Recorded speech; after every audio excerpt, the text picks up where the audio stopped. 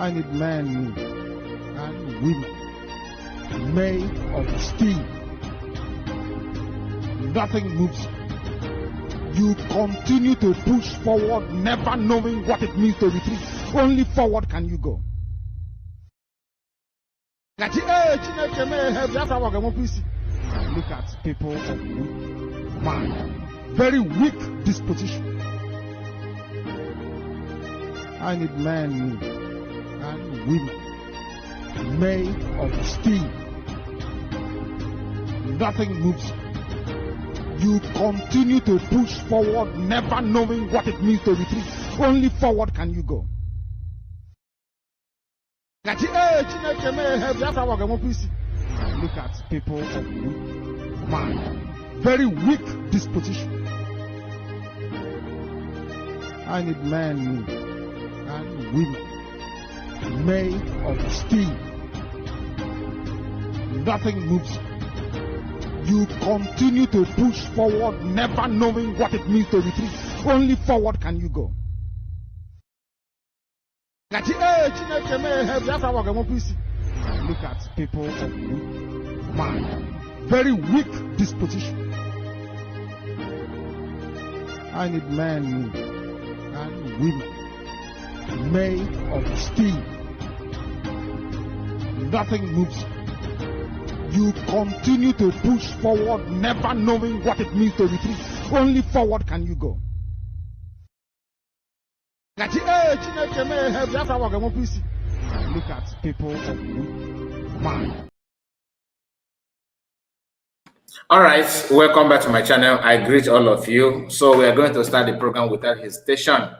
Yeah, I scheduled the program to be run hours ago. All right, but unfortunately, something happened that hinders me from coming the way I scheduled it. Although I did not even put time, I just said let go live. But I was thinking that I would finish what I was doing.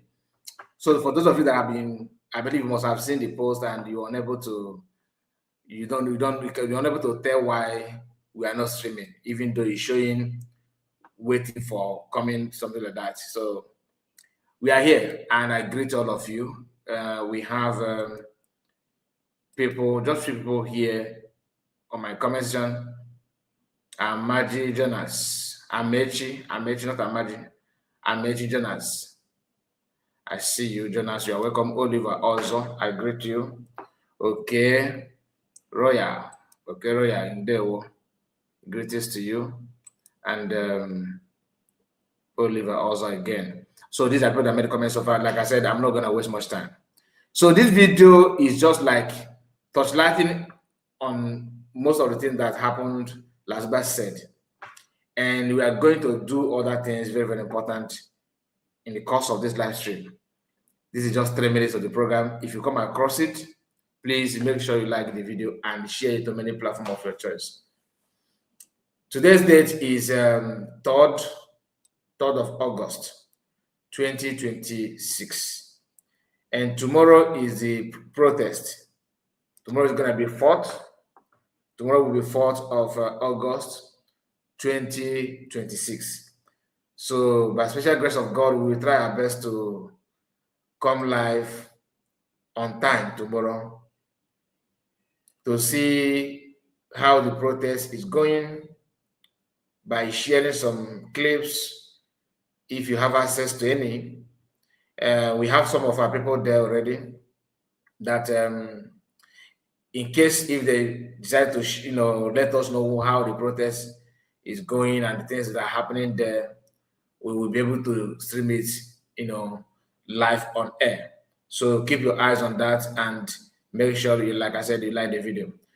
So the video that has been trending of Lasuba discussing what happened between her and Mazi Akwa, there's a kind of mixed reaction, and we are going to react on it not like how other people do, because one thing I want you to understand is that Mazi Akwa himself and the Lasuba cannot be trusted.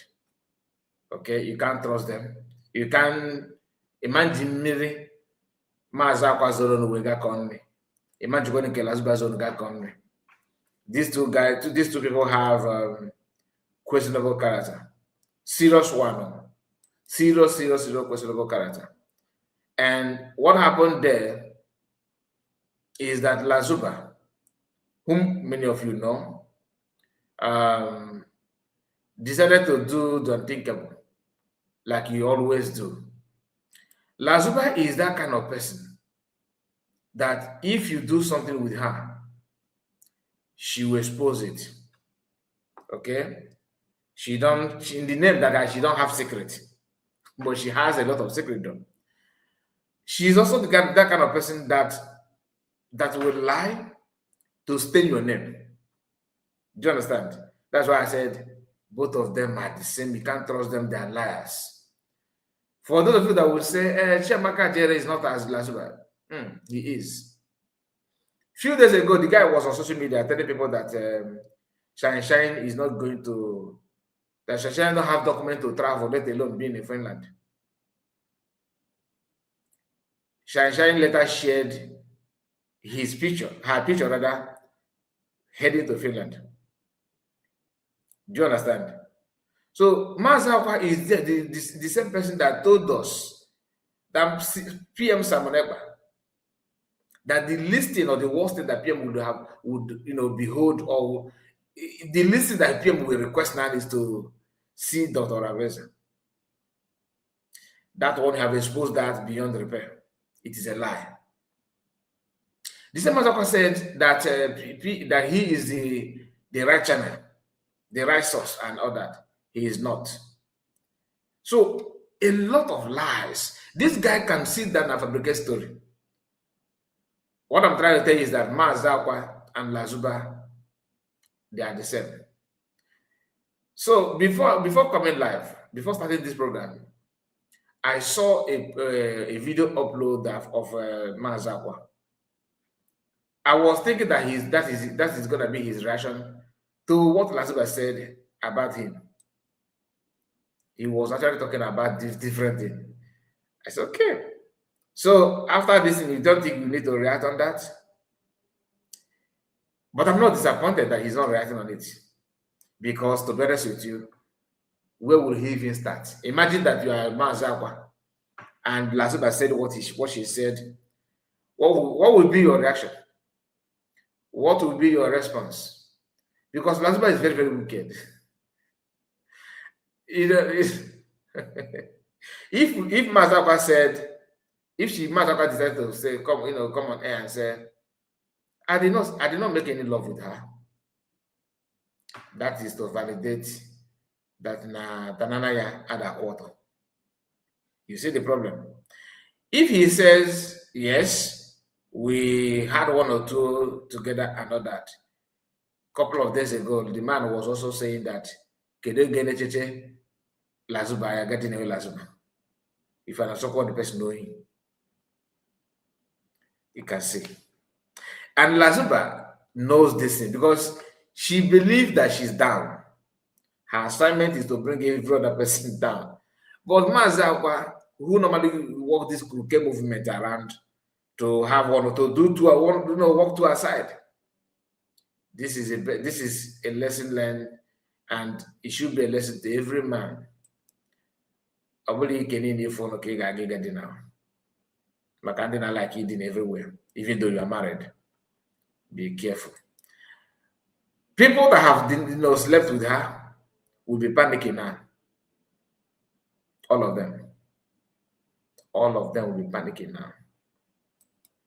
Also, that she also have a reason why she is not happy with the master prophet. That one is coming. Lasuba deka oye dina loyara. Idina oyara. Ige dina wo Lasuba. Idina wo Lasuba. Ige dina wo oyara. Imagine that you slept with a madman, a mad woman, and that mad woman somehow having partial contact upstairs. So the person can say something that looks like she's normal. In another minute, she'll go off track. That is Lasuba for you.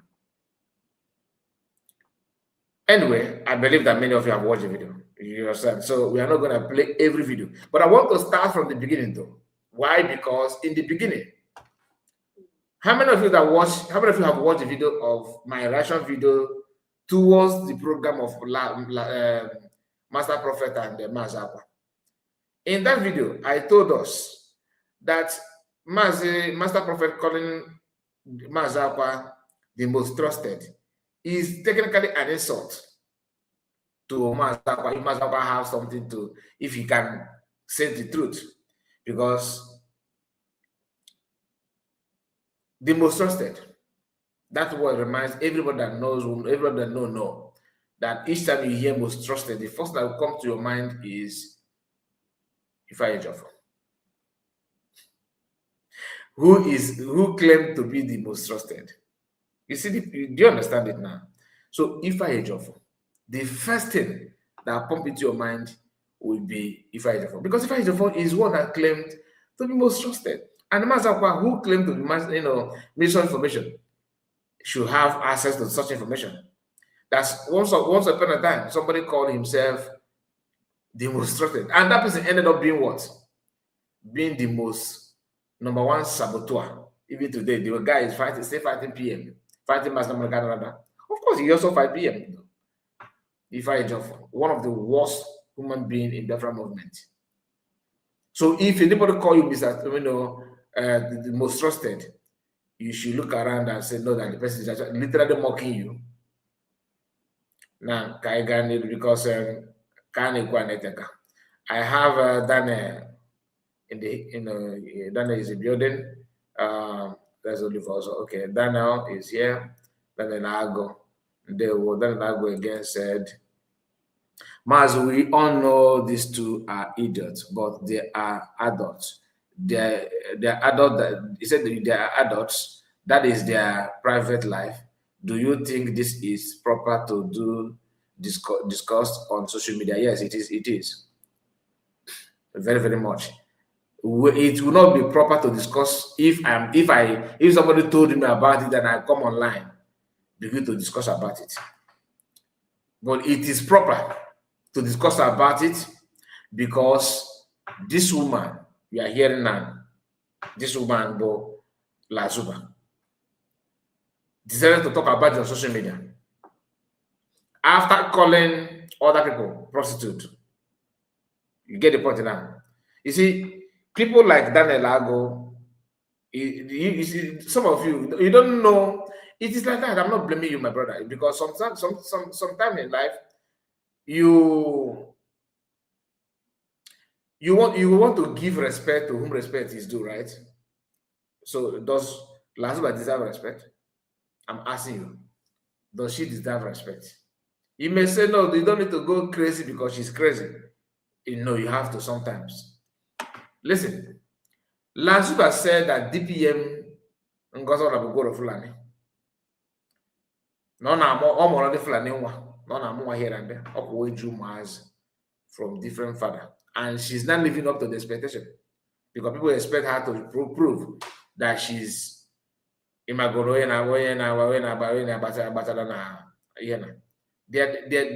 adult doesn't. What are you talking about? What are you talking about? Is it not Mazi Akwa na agwa na DPM boy mkpụrụ mmiri? Maka ibu na mmadụ boy mkpụrụ mmiri. Na mmadụ boy na ọ boy mkpụrụ mmiri woman. Ọ dị ka ndị a jide ọtọ mma gị ma ọtọ DPM no ma fa gba na social media. Fa ga-agba ya. You said again, Mazi, you repeated the same thing. Daniel Ago, are you for back? Because this you sound like Ogen people. To be honest, I'm not insulting you, but this your comment makes me, I kind of pause somehow to recheck your name again. Mazi, these two need to be fully ignored for life. Okay, I hear you. That's another person telling me not to discuss about them. Okay, somebody said, if it is said, Mazi Ndewo, and Lasuba don't deserve any respect from Biafrans. So why you are contradicting yourself, my brother? You said that these two need to we need to ignore them fully, and you're here saying that you don't deserve respect. Okay, please, Oh, two of you are making me confused. Should I continue the program or not? You want me to continue the program or not? Let me know. CCC Obaka said, Arumelo, the original one. They can even marry each other. That is their problem. They are both grown-up men and women. And I don't understand. Do you think I'm here to stop their marriage? Is that what you think I'm here to do? To stop their marriage? No. It is not my business. It's not my business. Okay, let me ask you.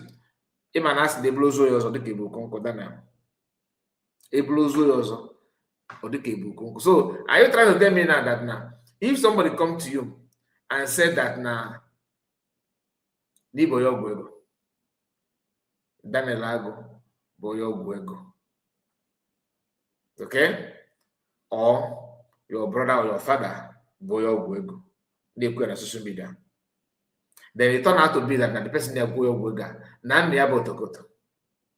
Then when you want to talk about Nan Yabotokoto, the same man you should know that this is a private life.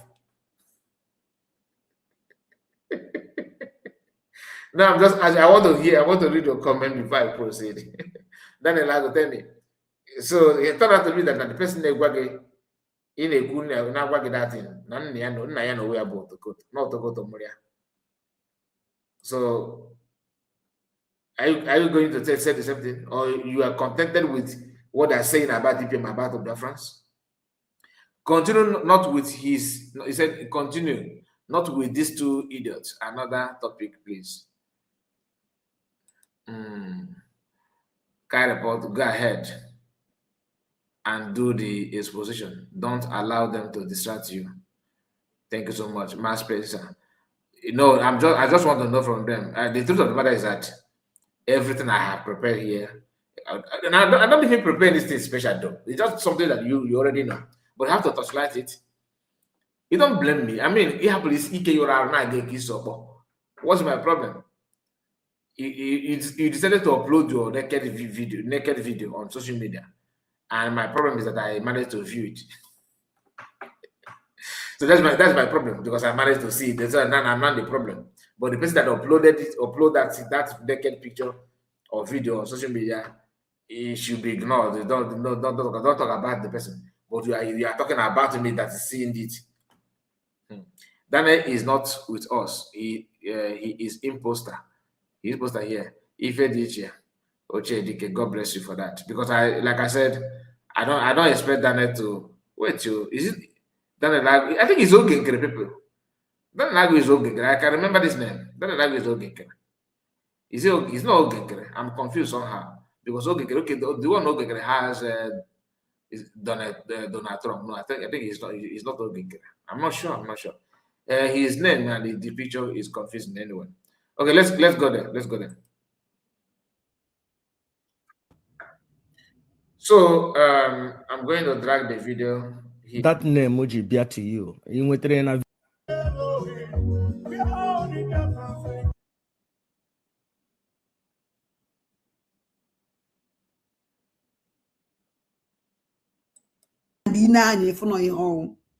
because all here from just one group of criminal vanja bagodu break you go do man ebenda seje na mind nanda horo ndu cholo ana emem ana atomota, because if oja atomota that na ana me enwete ha o wana me ana enwete ha from the reason why umu ikolo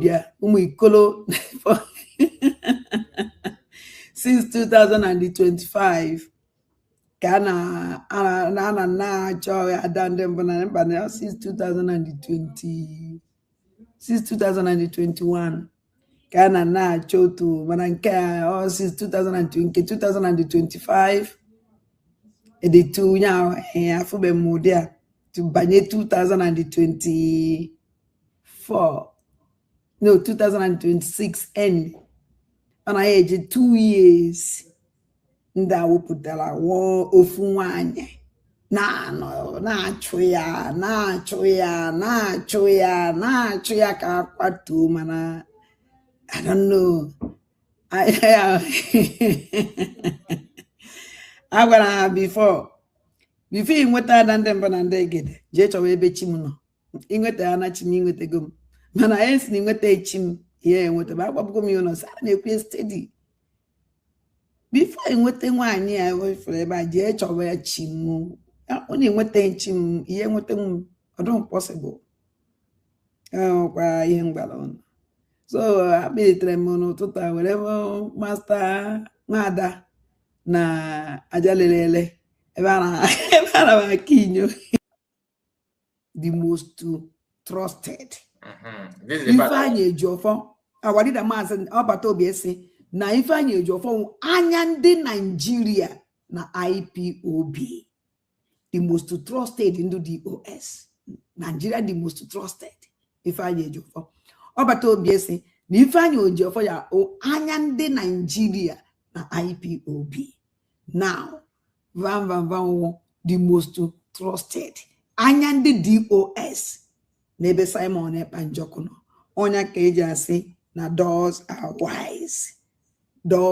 wise after ka atụzi Simon Ekpa Njoku nga aya dị anụzi doors are wise and this criminal a na-akpọ Nwada this Nwada wee kwuo okwu a one day that na doors are wise okwuru onye ọ na-anọrọ ya okwuru several times so ọnwụ na ọba ya the most trusted o nyere that great name o kwesịrị inye because iwu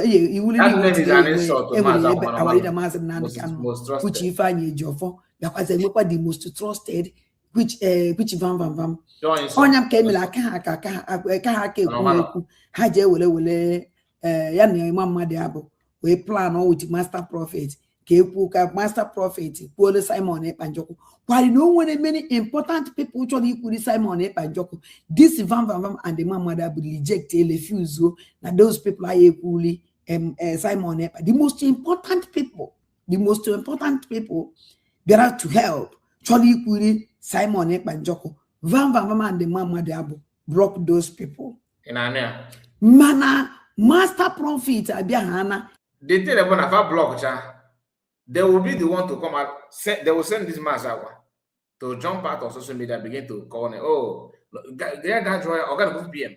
No, but he make the call for battle because no, if you make the kick they have concluded. Yeah, one group because they believe that you have to knock at their door for you to get CPM. So they are the one to give you permission to CPM. And when they reject you, they will come out, they will tell people that PM don't want to see you. They are the PM.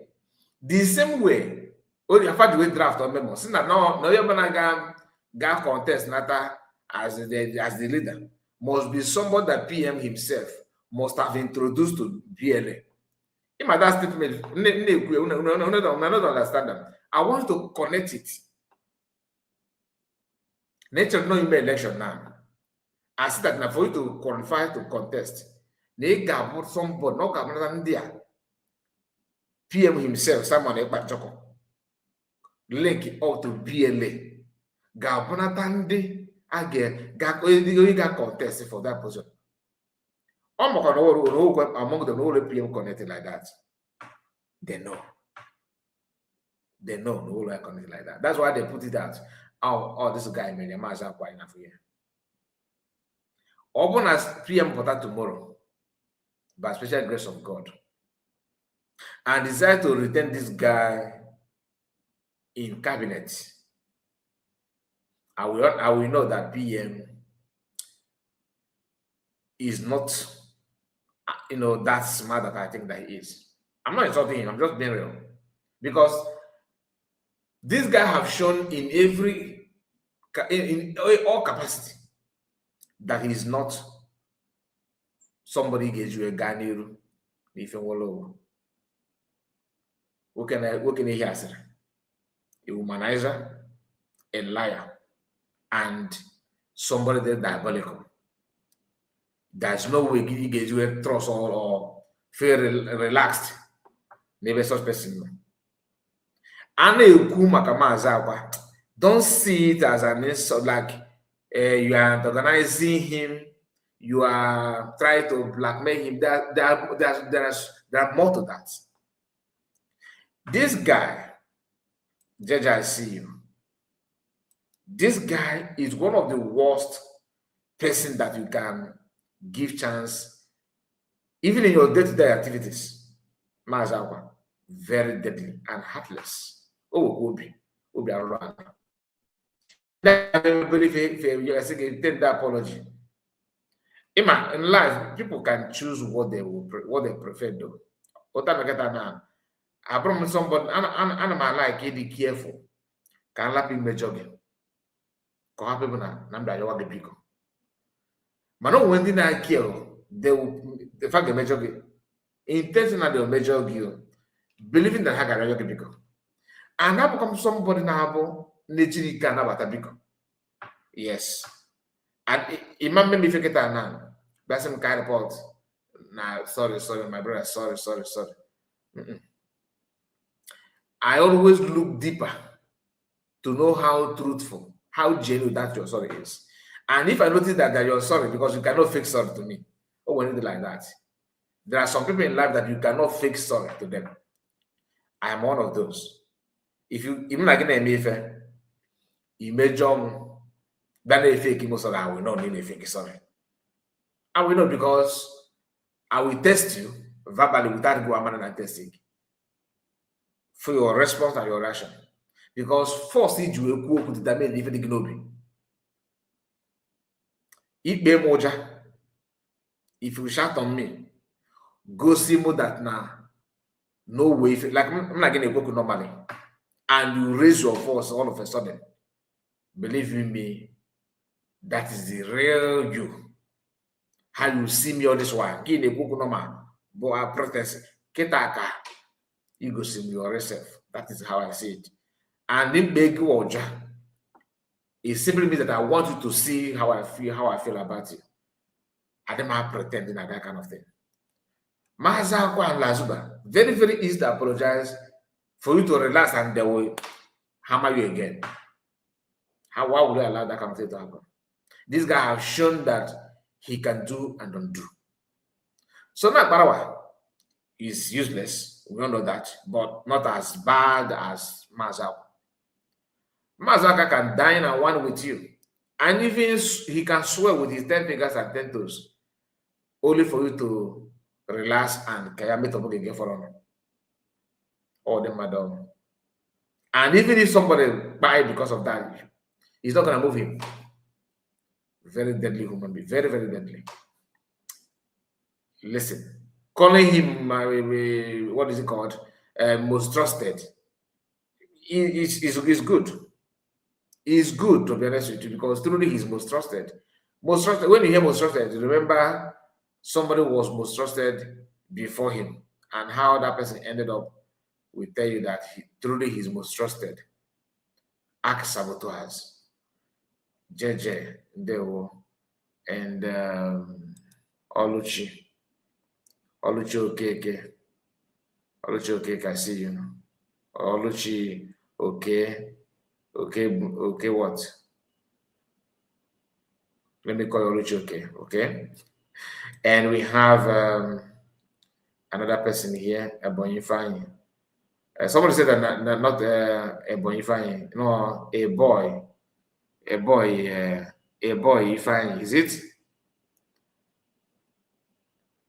A boy Ife Anyi. See, please, are you the one that put that correction last time? That is a boy, but boy being B-O-Y. So I want to know, are you the one that tried to correct me on that, about this name? But I was busy.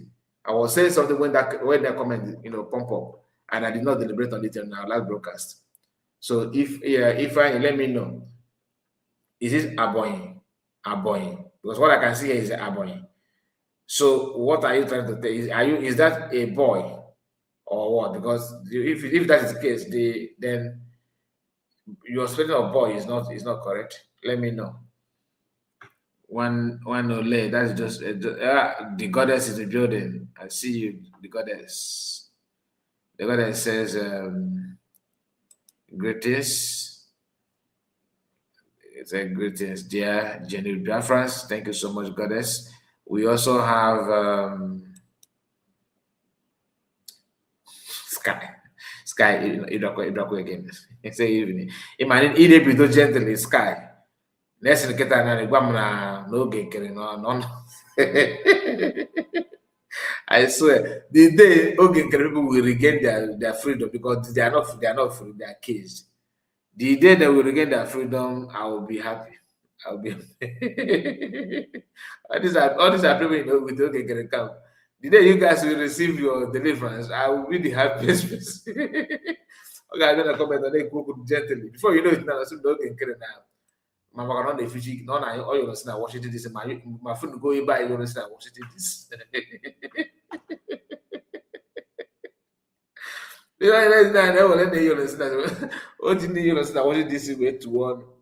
Sky, I hope you are okay. Please don't comment rubbish, please. I'm begging you, okay? Respect yourself before backing.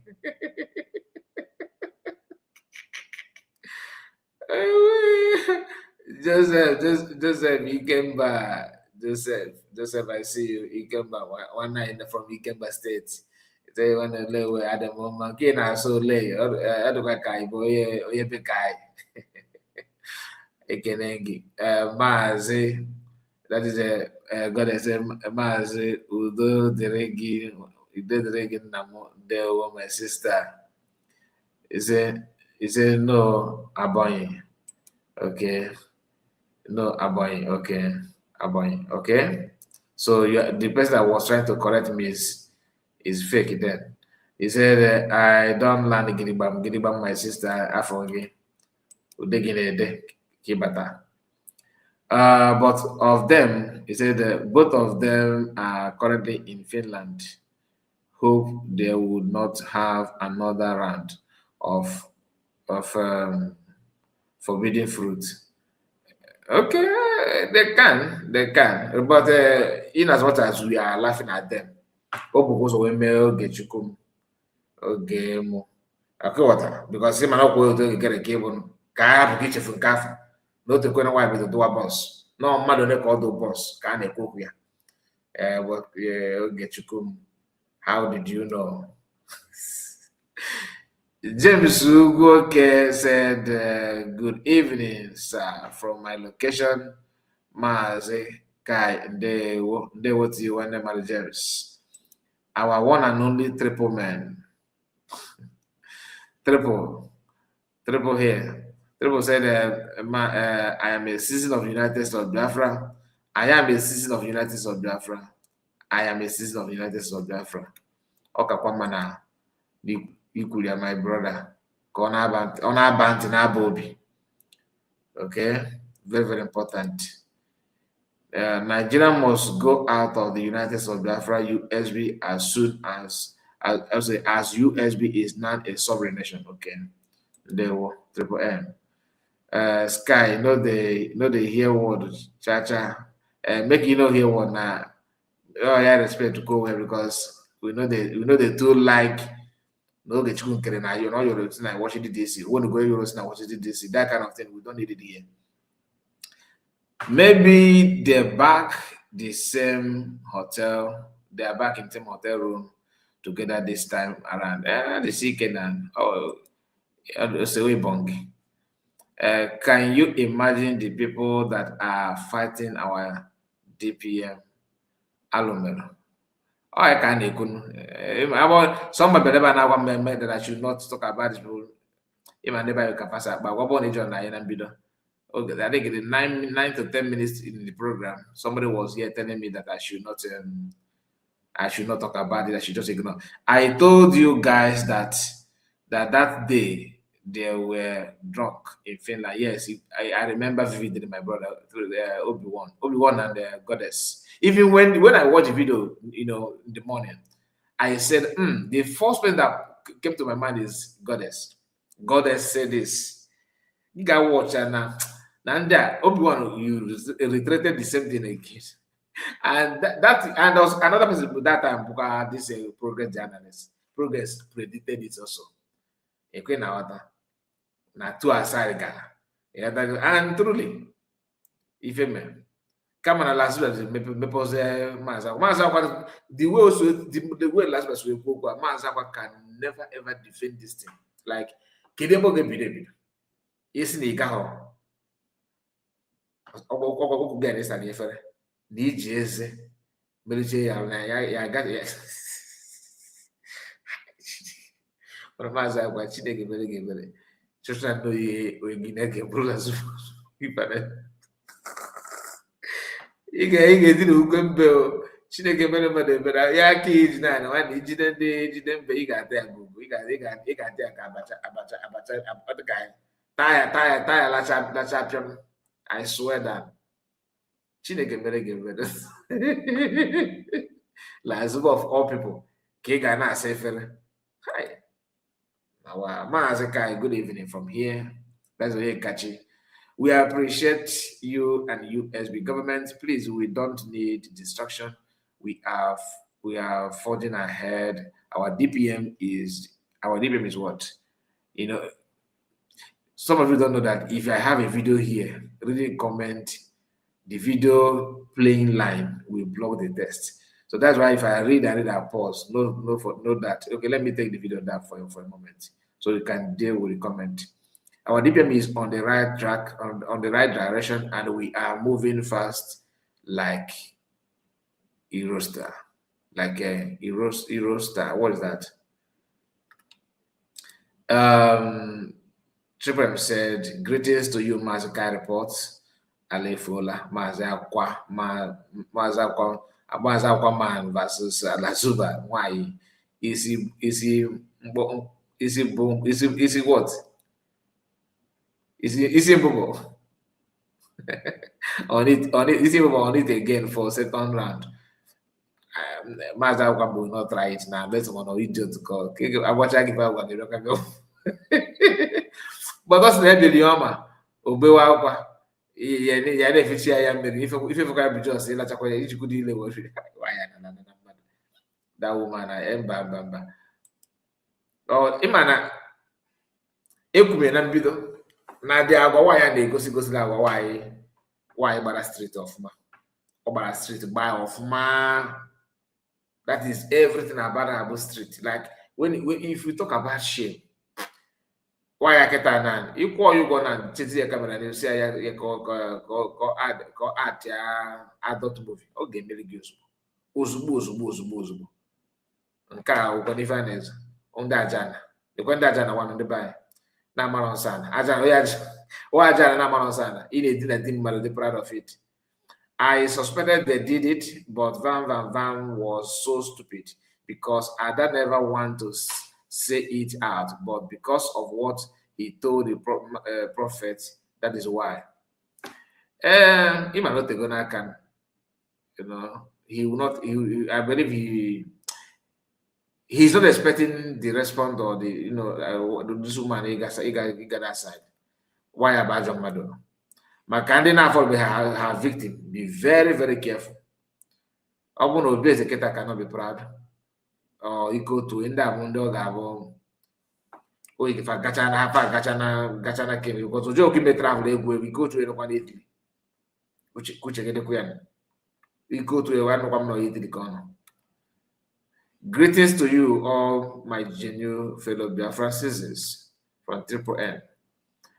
Guys, kindly hit the like button and share the podcast widely. There we go.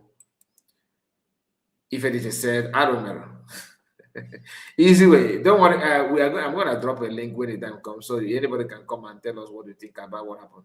Mazi Kai, Lasuba does not have anything to talk about, but he actually has something to talk about. This, like what she said, is part of it. Why the lele? Why this can copy? No zabana bozo. Imokwana if on the memo one day get different. No matter how bad, if it's no way up as a man, if it why they go. Case we say about never leaking a cure on a care, my God. You can a care who Just few weeks ago, Kain and everyone are go be Germany. And he did not refuse, so he did not refuse, so no one na he talking again. I'm on my wife on the one because why must everybody be the exam? I'm a father. What are gonna do? I'm okay. Na I'm going to cover. Manu no more cruise go dig. Somebody will never come. We can't go against. And man, and the dinner. I want the dinner and I will be in. Honestly, Lasuba is cost 100%. All people that met her has issue of weak, weak by digging. In our time, I'm trying to just now, as if I know. If you get now, just something they will cap. Mobile message, in the comment. Weak by digging, which is true. Why must it be like that? I live food. I love food. Why they tell you? And good evening, my brother. Upon all these things, some people will still follow them. Before my brother, that is Obi. Before. All the good time marketer. That's one thing about foolishness. No, more about car reports. Okay, no, now if I USB the people ajambene. You don't mind in gossip. All I need from you now, follow me, trust me. That how to get is what me coming live every day. I begin this. Now the international committee will now watch what I'm saying and say, "Oh, hi, my people, you guys have suffered. Okay, I will give you freedom." Emmanuel Pataku had me that seriously. I will no. You got follow to people gonna say, "Mazi, right on." Another thing, you got phone at 1 or 2 guys say, "Mazi." If you know why you can not call about it got someone about some Mazi. Ride on Mazi. That is life for you. No matter how stupid you got for the god they got no original. So I'm not surprised. So if you regrettable few period of time when you're equal to a spanner. No, I'm still regretting it because if I'm going to imagine you would somebody mad your spanner. A madman. Ikoto is a madman. He knows that he's a madman. He knows. Obreze, I'm not I didn't make a program all last one. Now this same program, Obreze join the program. Damn, could not make sense. Osmo Obreze ne kuchu can aspect the work quasi for to tell you why I would not respect anybody. Obreze working on my for I suppose he need to be ashamed of himself because anybody that want to listen to what Lasuba said, we hear voice of abuse. Or to tell you, okay, I am 70 years. I'm in my 50s. Always some of you know in your 70s and 80s. Can't believe it. Like in Kibe, I can get the quarter. We believe to nke bi eze dizọpọtọ rọpọ ka ọ dị ọ na ya ị nọ na ịkpọ na program Lasuba ozugbo nji ị na-ekwuchi okwu Lasuba sị Mazi adịele ka ekwesị master pro ka ekwesị nke bụ eziokwu eyi na ife na-esere gị ya na ya bụ na ya gwara ya ị ga-egokwe ya bụ ga plan here n'ike na akụ ya ọkụ ya gwa gị n'ike na akụ ya ọkụ. Why belong on a camera? That's it. Like God forbid. Man cook na platform again. Because anybody dragging the video, he got no voice. Because she did not only insult herself, she insulted womanhood. Every woman cooperated before now. And she not only women alone, also men. Because if it did na mmadụ na anụ animal na animal anụ ọfịa ife dị iche na mmadụ na anụ animal our ability to think and retain information. This woman like it. All half anụ ọfịa and half mmadụ. So maka dị na-ekwu na nze na onye anyị na-eme program na ọnụ na-agwa na odina na bụbọ ka ifere mere ya na-agwasị gị na-eji aka agwa gị na ike na aka ya ọkụ ifọ na onye ka na ọ bụrụ na ọ dị na gbagwa asị gị na nke a gaa n'ova nke a wozi nchaachị ga-emepụta n'ebe ọ nọ ebe ka ị ga-ebido n'ebido wozi. Reason why I'm playing this beginning part, I love this beginning. The comparison moment I was spot on. I give it to her. But I dig out of videos of a Jofo and merge it with what it like. The insult to Master Prophet this guy named Wall of Brain. Bo Ajere, Wall of Brain, Mazi Akwa. Anybody calling you the most trusted, that word, most trusted, is technically telling that you are a saboteur. Okay? On an insult. Whether Mama it should be an insult to you. God has a sinner. Yes, so she carry acid with it. Yes, so she carry acid with her. Okay, Ojue it would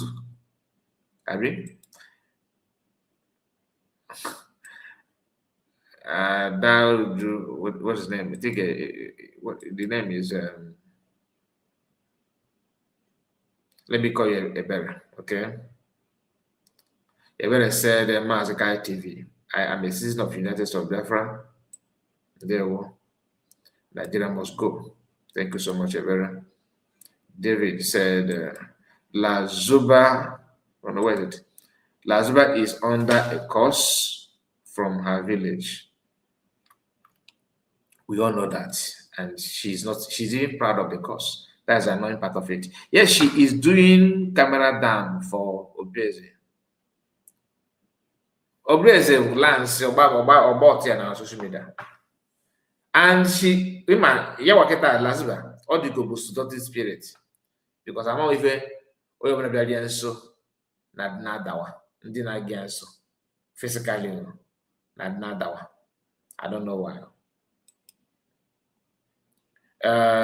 Thank God she is not with USB anymore. Hi, if you are 100% right.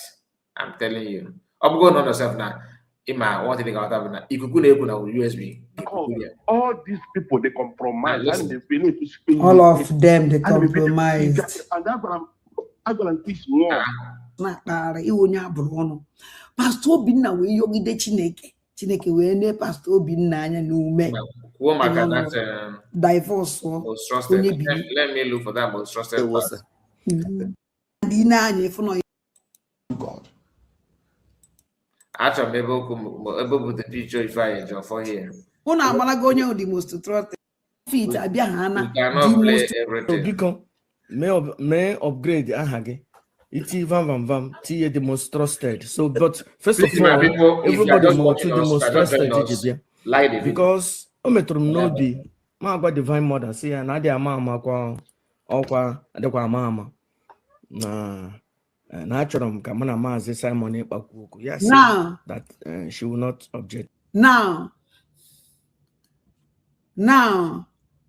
on Afuga the most trusted.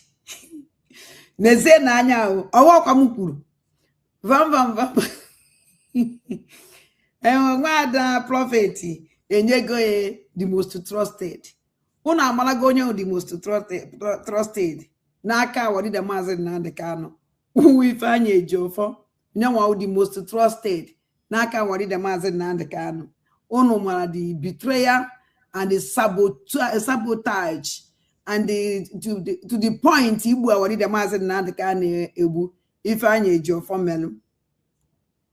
Now Ifeanyi Ejiofor the most trusted wadi the Mazi Nnamdi Kanu.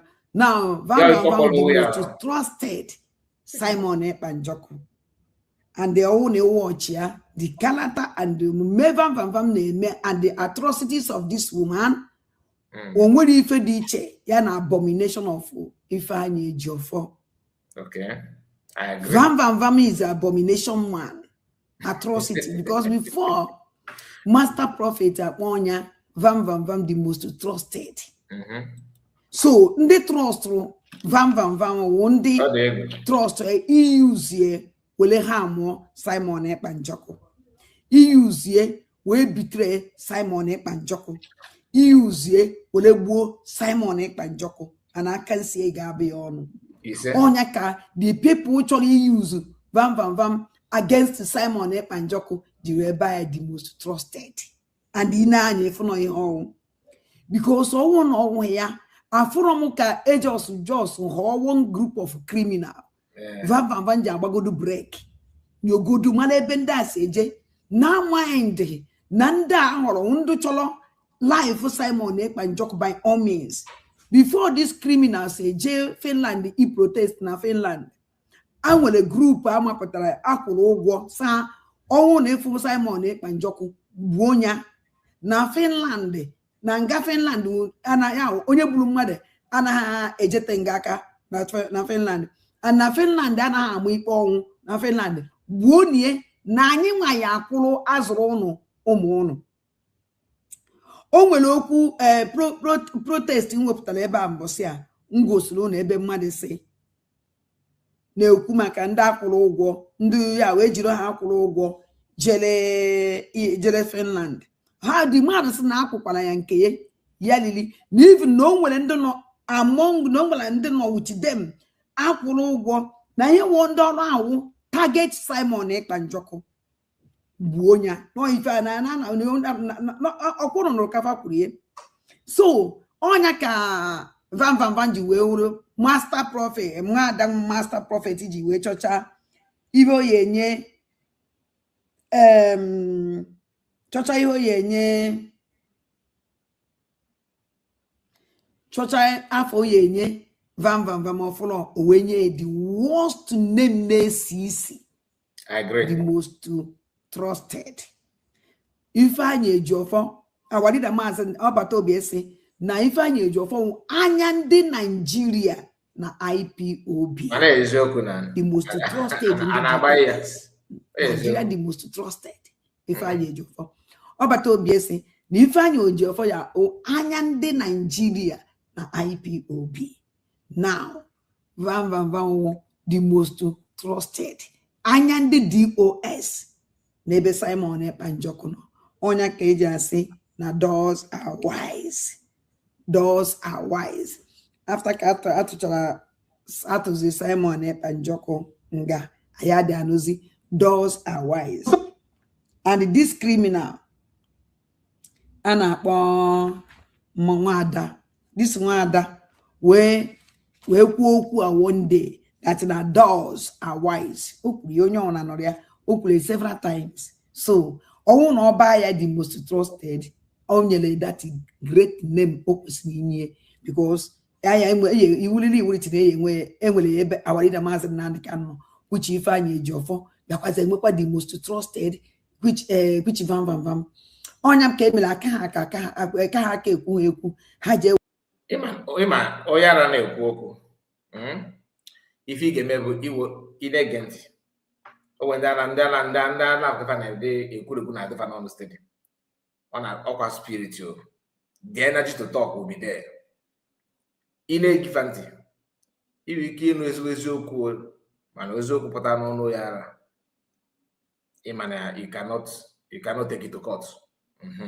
But nke iji bụrụ mmadụ imego compare imego checks and balances ya na ya so mata na ife asị n'ọnụ ya rapụta na eziokwu nọ ya mana ọ ga-abụ within yourself.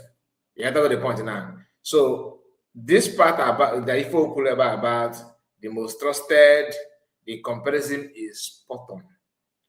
We are going to play it again because I want to play a video of Ifeanyi Ejiofor. Of course, we did the video of Muhammad and I give credit to her for digging it out because I said it that day that if I na Master President na Mazi Akwa, open Mazi Akwa wuche. I suppose him na aka usa batara na no drop. It is not clear that Mazi or Master Prophet himself and all these DOS in their Patakiki Bazwa, peace, all of emergency peace lovers are. I don't come against peace. No more. I'm not saying people should not make peace. But peace, okay, let me tell you. Let me just ask you, because sometimes we don't know how to put ourselves in somebody's shoe. Give an egg now. If let's say that there's something between me and you, Namna we are friends, and I provoked you, make you fall job, make you feel not like you. I'm saying I make peace. I'm not going to say I make peace. Igaju Ogima Moa. I will go make buy. Okay, man, before for me to say that, I have to tell you, my brother, don't be angry. I provoked you. If I'm to make you and I'm not if you do that, I have to explain myself no matter what. Then I will say, I am sorry, please don't be angry. If you get now, that's the normal way of making peace. But for me to say, nah, okay, Chiku, Kebino, okay, that good na Bemoketa. All of a sudden, put the phone, plug in the phone, that good na Bemoketa. On saying, Mazi, if I guys get a gozy, you should come now. Summoning you to come to my place to apologize. Or put a match like I did or did like that. Because that's the Loma. If you want to make it, if you want to make that peace, Emmanuel ties really some more ways or where they know so what we today on a camera like that. That is not for you to pay. I'm not saying you should pay restitution or restitution pay, but you are doing what's supposed to do. You also get about the people and offer. Or get about the nation. Man, all these people want to tell us, oh, somebody by the right, somebody by the right. If truly they are regretting it, in this court case now, I expect to see them. Although maybe you will see them tomorrow, maybe next tomorrow. Okay? But Master Prophet himself, supposedly, but Kantakano himself, supposedly, or kind of Israel. These guys have not even feel that there's no sign of remorse or regret. The primary purpose of what they're doing is they have noticed that there's katakata somehow. And no when they now outside in the claim they are not giving them Ochibifagago. You know, get it now. Oh, when they now acquire Ima, or from USB BC, but all people naga. If about the problem, we can go, but people can naga. Ask no you're gonna quarter way but you're give a portal from USB. Where do you intend to go? That's if you can answer that, that means you are ready to leave. Manas, if you don't answer this question and you choose to focus on living, as if living is difficult, it's not difficult. You can go, my belief in me, you can go. But after Kepo Kedebi Naga, there is a lady called Dorothy. I don't know where Dorothy is now. But why are we not hearing Dorothy say, Dorothy Asna? Why are we not hearing that? I don't even know that anybody called Dorothy until she left. Before God, I don't know. No way in answer Dorothy na the USB government until she left. And after she left, I'm yet to hear that Narubi Nade, I don't know who if I were a meeting, Dorothy Asna. I don't hear that. Unlike the trouble comma and Bryce no comma, that they are claiming that they don't want to really declare Biafra just to appease people that are not considered as a criminal. So make it to make sense. If you don't like or you are skeptical about Ogekere, you have seen that Ogekere is not the right, not getting it right, then why are you backing him up? Or why did you back them up? Because you are no longer backing him, right? What's changed? These are things that they don't want to answer. So Master Prophet, on the other hands, and people like all these guys are playing on their intelligence, harnessing these people mindset and their well-being, using it to build their own self, pretending to love PM, but no, not at all. But one good thing is this: PM personality is not being managed by anybody. He's not managing his own personality. So time will tell. Time will tell. And please, if you are just watching, if you are just joining us, make sure you like the video. Very, very important that you do. So we have Mami Ngozi in the building. I see you. He also said something here. Vam Vam Vam and the Ejiofor are the same. 100%. Goddess said she cannot be in our midst because the Spirit and Holy Ghost fire in our minds, in our midst, we not allow we're not allow her to strive. We're not allowed to strive survive our presence, period. Okay, that you not allow her to survive in our presence, I believe. Then he also said okay, Lasuba lied too much. Though Vam Vam Vam and Ada what? Their daughter is the same. I'm not here to defend like Vam Vam. No.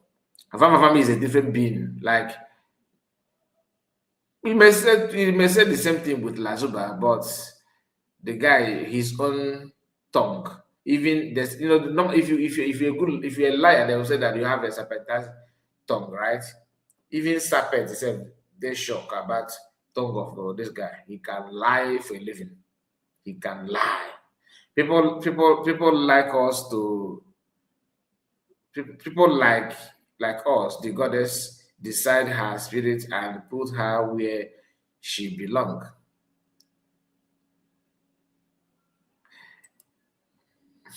This serpent was a time bomb for time, but goodness, but goddess, detonated her bombs. You are calling yourself like that. It detonated her bombs. She knows that. She knows that because she understands that na abo ma na oye foekia oya fe recognize oma ike guru because okay, so the comment is much, so let me just quickly bring it up. Bam. Okay, let's continue hearing from this guy, this Lasuba. We plan with Master Prophet. Master Prophet, Simon Epanjoko. While you know when many important people actually put Simon Epanjoko, this Van Van Van and the mother will reject refuse. Now those people are equally Simon Epa. The most important people that are to help Charlie Kuri, Simon Epanjoko, Van Van Van and the mother broke those people.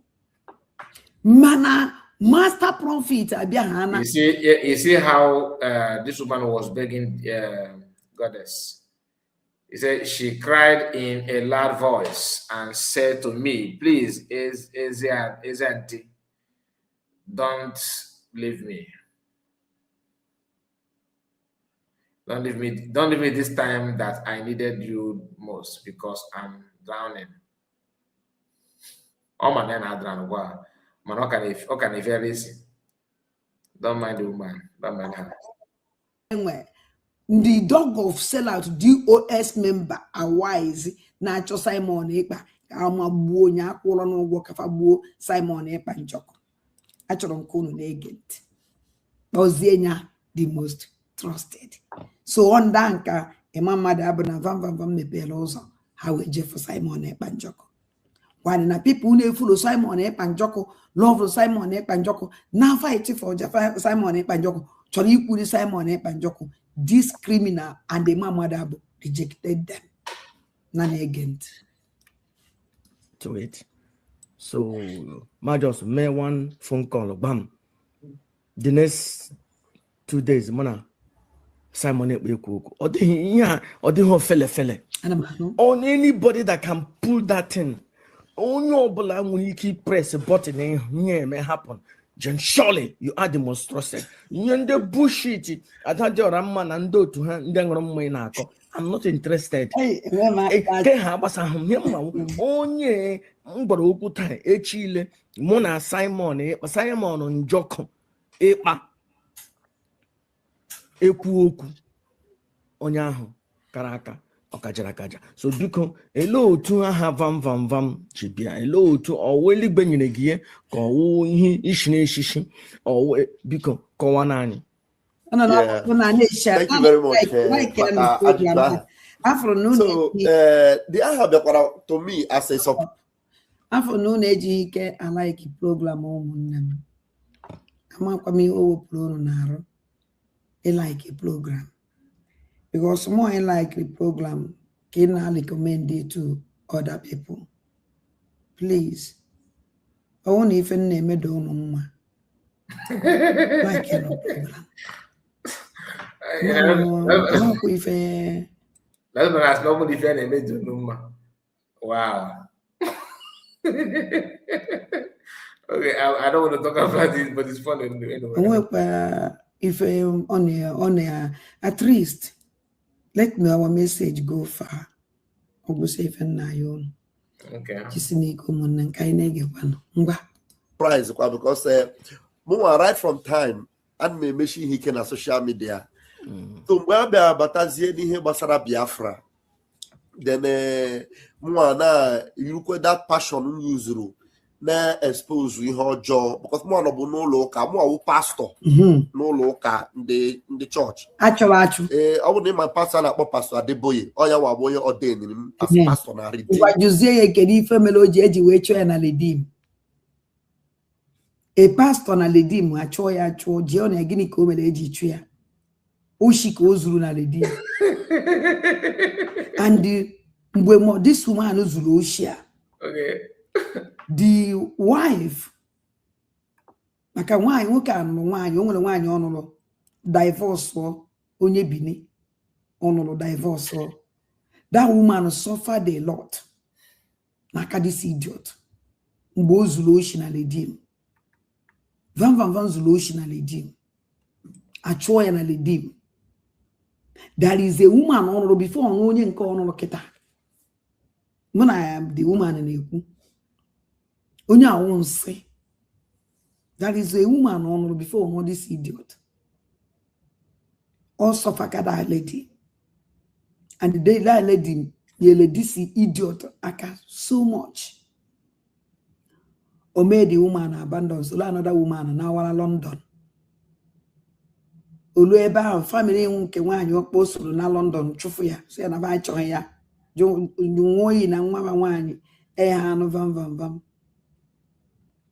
ha ṅụrụ iyi na nwa nwaanyị ha anụ vam achọ vam elu ana ọgbara ọsọ gbanata ịtarị wejeze kuchie nwunye mmadụ nwaanyị a vam na kịta anụ na nwunye mmadụ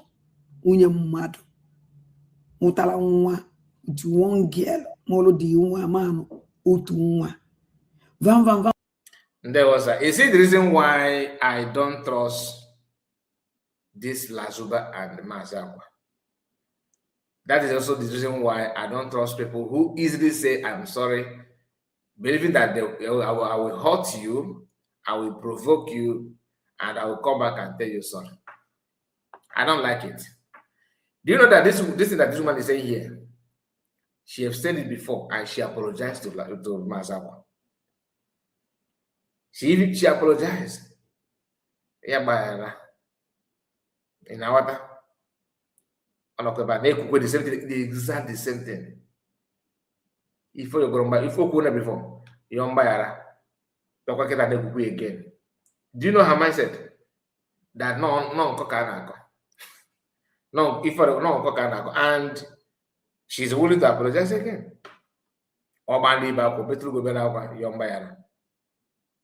People like that you can't trust them. They are just playing on you. They believe that they can, use that kind of to trick you. We happen one year to be ime.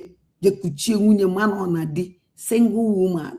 Happen when or would jem kuchie nwunye mmadụ. Abomination. Ndo mana na aka akụkọ. Na apụta na social media. Ndo pastor emelo dend.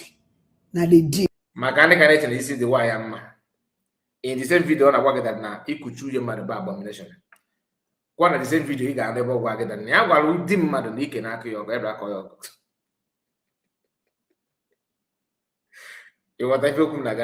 So when you talk about her madness, don't think that it's just because no,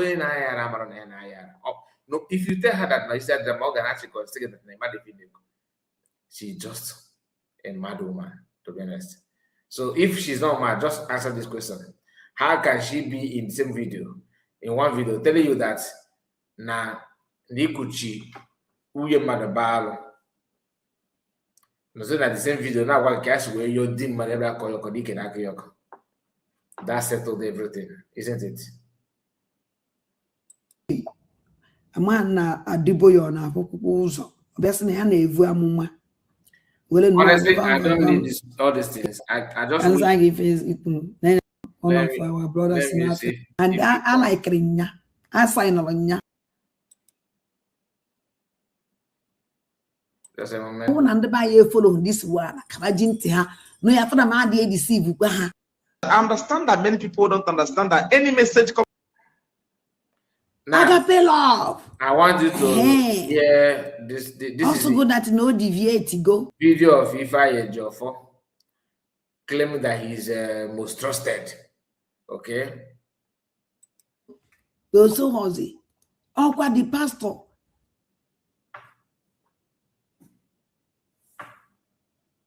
Hey, children. Well, if you are following my shut up. Actually, the most trusted. Vam. Engineer the most trusted. Then do the most trusted. My updates. I've severally admonished in line with instruction from my client. And what I can tell you is that I understand that many people don't understand that any message coming out from me is coming out from Namdekano. I must say it today. If I write any word, I'm saying this because I know that tomorrow somebody will record what I'm saying now and keep it for him to see. Any message coming out from him, from me, but this mouth, writing update, is coming out from him. Don't add, don't subtract. I don't even subtract. So I encourage people to pay attention to my updates. I'm not the kind of most trusted. You can write it down. I am his most trusted. Most trusted. Note it from me today. I'm saying it publicly now. I am his most trusted. Everybody who close to know about that. I am his most trusted. So anything coming out from my mouth, I update or write in my update. It's his words. Okay. I don't need to add to that. And if you're following my update, hey, shut up. Something can tell you, can the buy own and the buyer follow this one? Imagine her. No, you have to my dear deceive. No, and when the most trusted, now dog of our little master, not the kind of dog of a sell out a lawyer, Jimako. I just went the most trusted. Now 100 men and the women dog of a sell out to call vam. And also now when the pastor in the Yagapelon can I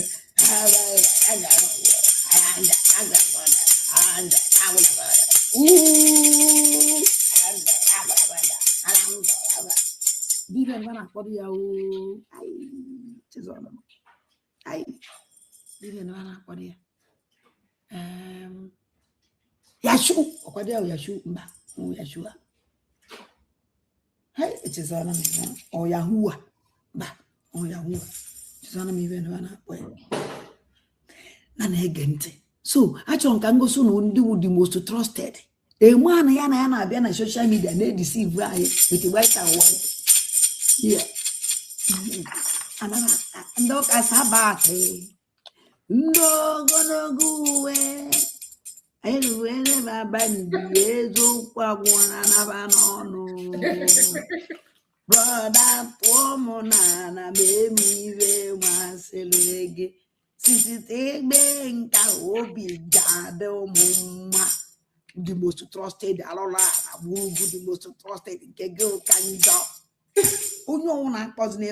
from today, the most trusted. I like this name, Omaka, because who is Wafa, Obono Tie, Carolina, Anabo Gakalo, Gakalo, and Agente.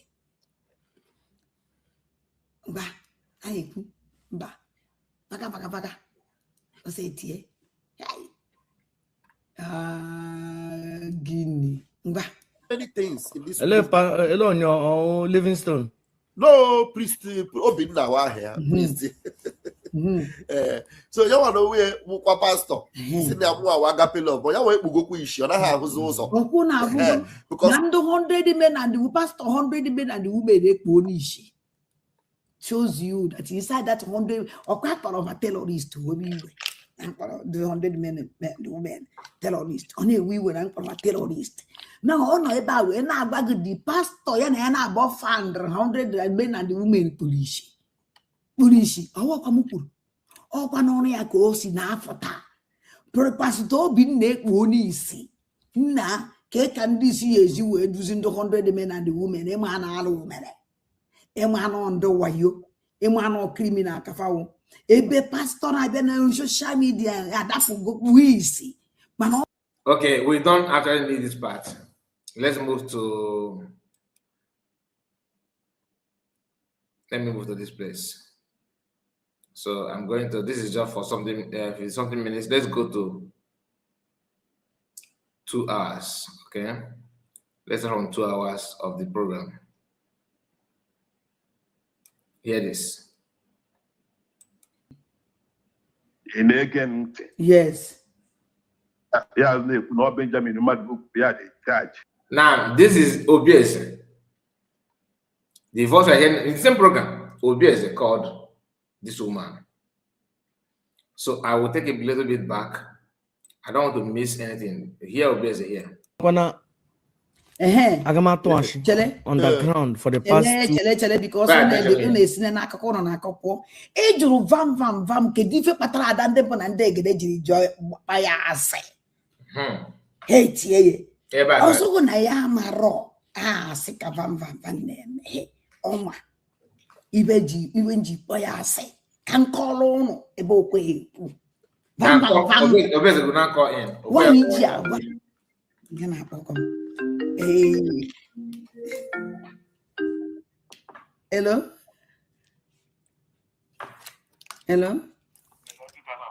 Anna bye. Anna bye. What if you chori? Yeah, even chori ku eba hope. Okuru stupid people batara do na do as a look obsessed question. Like us. Because more than one Kabonyan they got. And I know him. Yes, I'm an Yeah, more than one Kabonyan, the more so when those stupid people draw a jalu that you that day. Okay. That I do more Joria can not over by my great obvious of one, more humble, or more obvious. So here you that jalu that the Bobatania platform. Obiane ku ESL. So we just say ESL on it here, and when make him understand. Oga kawa wuni uma this ESL now on you kumakia. Because someone when man where ESL then and even said the Biafra United for the program. Obe people man we have the ESL basis na Biafra. Very indirectly, we enjoy that question. Yeah, we divert here to Benjamin Madu. In again, yes. Yeah, no Benjamin Madu, yeah, they charge. So, maybe I say, the second question. Yeah, the follow-up question. Yeah, but what's the also? When he came on with the he didn't even say, okay, say happy because now. Yeah, area I think I was the security side of the only for one idea, yes. So, yeah, we are about to have a stupid question. nke mụnwa jụrụ mụnwa amaha nke Freeman jụrụ ya nke mụnwa jụrụ ka m kwuru okwu ihe ọ gakwa na that video ha ọka dịkwa delete be the video mbe delete be me ana me delete pe the video so you will say that question aha and you that you put say that this program email today you may say 1+1 you may say plus and minus email when I say the ESN on the preach that time they will say the Benjamin no matter book akpabataziri na keme tusela tuzie ya ajụjụ Benjamin no matter book na and I also with ESN yeah thank you with the ESN as I look at the plea yes no Benjamin no matter book the judge yes you know when you check I'm going to teach you with that na when you check meloche yes now everybody have got ESA na Benjamin no matter who go in charge and even the ESA no na lo now thank you very much Chimugoze yep all right Franco Koye my brother I see you nice to have you Elevate Energy I greet you Elevate you're welcome like I said, like and share. If it that is your 4 parts. And oh, hey, that's a better. I see you, Musa. There we go.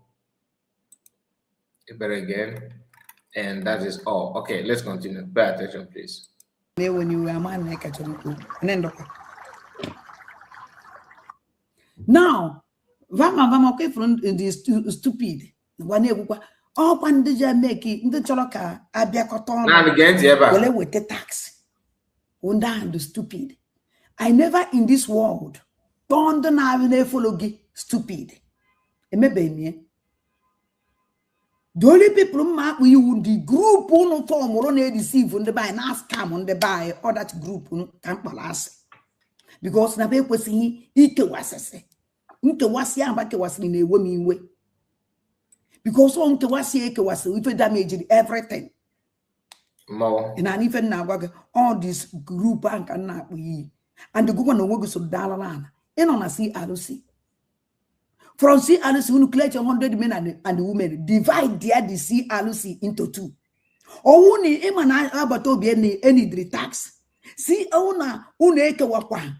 From CRC, kewa pokwa 100 men and the women now, unukele. At least unu all together. Unu ye with this, unu capable, you with this tax here. You see, I don't want to talk. Actually, can I go to Gajuju? But I only get my program this night. Idiliana, your conscience will beat you. I can just say, na program today, any day, any day, bamba. Any day, Docasiaro, no solum chia, and agent. So get you. Hey, actually, on Kansa Gajuju. Master Prophet, you go good in the Seremanaganapo. Vam Messiana, Nema Ro. Why ye jet was it? In women, a women way bono. Even a women bono, unubia, unana pasumi way. And uno man a mean secret. Vam Mumbai, but a Finland. As long as I'm lodged in a Sukoso hotel. Ni can come or cogo biarium bong gay. Isn't me jabia. Vam checkata. You cannot go and the worst part of agent young one with an age, Chenny me. And the Vam make balance that name a patamakana, a yatam woo. Poor. The first night, when I gana bokuchala, I call way because someone I gana boselo way Finland. I yes a chazoku way Finland, where for gonna Finland and forget being a dowiru. I can even want my baby. Biama kogi. Sigan nada otherwise Ibera Akwa. Well, I can reach all of my jil and a chakoganya, a benne which I ganya milli. Vam ya came at Chazelle, no, I conclude, well, finish you who I are. I see you. Only the following day, what I disappoint. I will for the following day. Second go maha. E koala mo ibe na agba kabuto kogide kochichicha nsugo ka e karia. Vama vamo wele ru ni ime anyasi mbosi ai ka haziri ru na anyasi aha bia. Vam. Weleje command weje na restaurant even go that day ni 150 euro. Mana gana aboje eri ma mai egolo mbotoro mai. They spend 150 euro when eche e batan no e biakwala. Vam wechichicha ngore. Will no walk down white time men go also to one chamva kama we massage rago. A massage kapano mo ho man tete ka mo zu pool me be na massage. Wo cheda mo no woke no. Amanna o duzie no omume. Mo va mo we be me go. Atalangata angbongabu eriri ngeri onwe ibe ma alacha. Ogworo ma no chakwo hi kense. Kamana na nwoke oje meghari. Amanna onwe hi ibe achi. Ntana nke na imoloko gboda. Okwa na ese. Ebi mere mu high ya no we no na high tension. Ke bia ze ka mo my tension down. Vam. Nwele kponyizi odogwu. Ka onwe ma kpon odogwu ka obinye odogwu ekwe ebinyi. Onwe me ka odogwu binye odogwu ekwe ebinyi. Onwe onwuru wantete ma mekwa ibe kwesighị ime. Na wuru na odogwu binye. E na kwa achi. Hey! Odogwu ekwe ebinyi. Vam. If we don't produce selense o, don't selense go kwa excellent. Bodo budum. Mana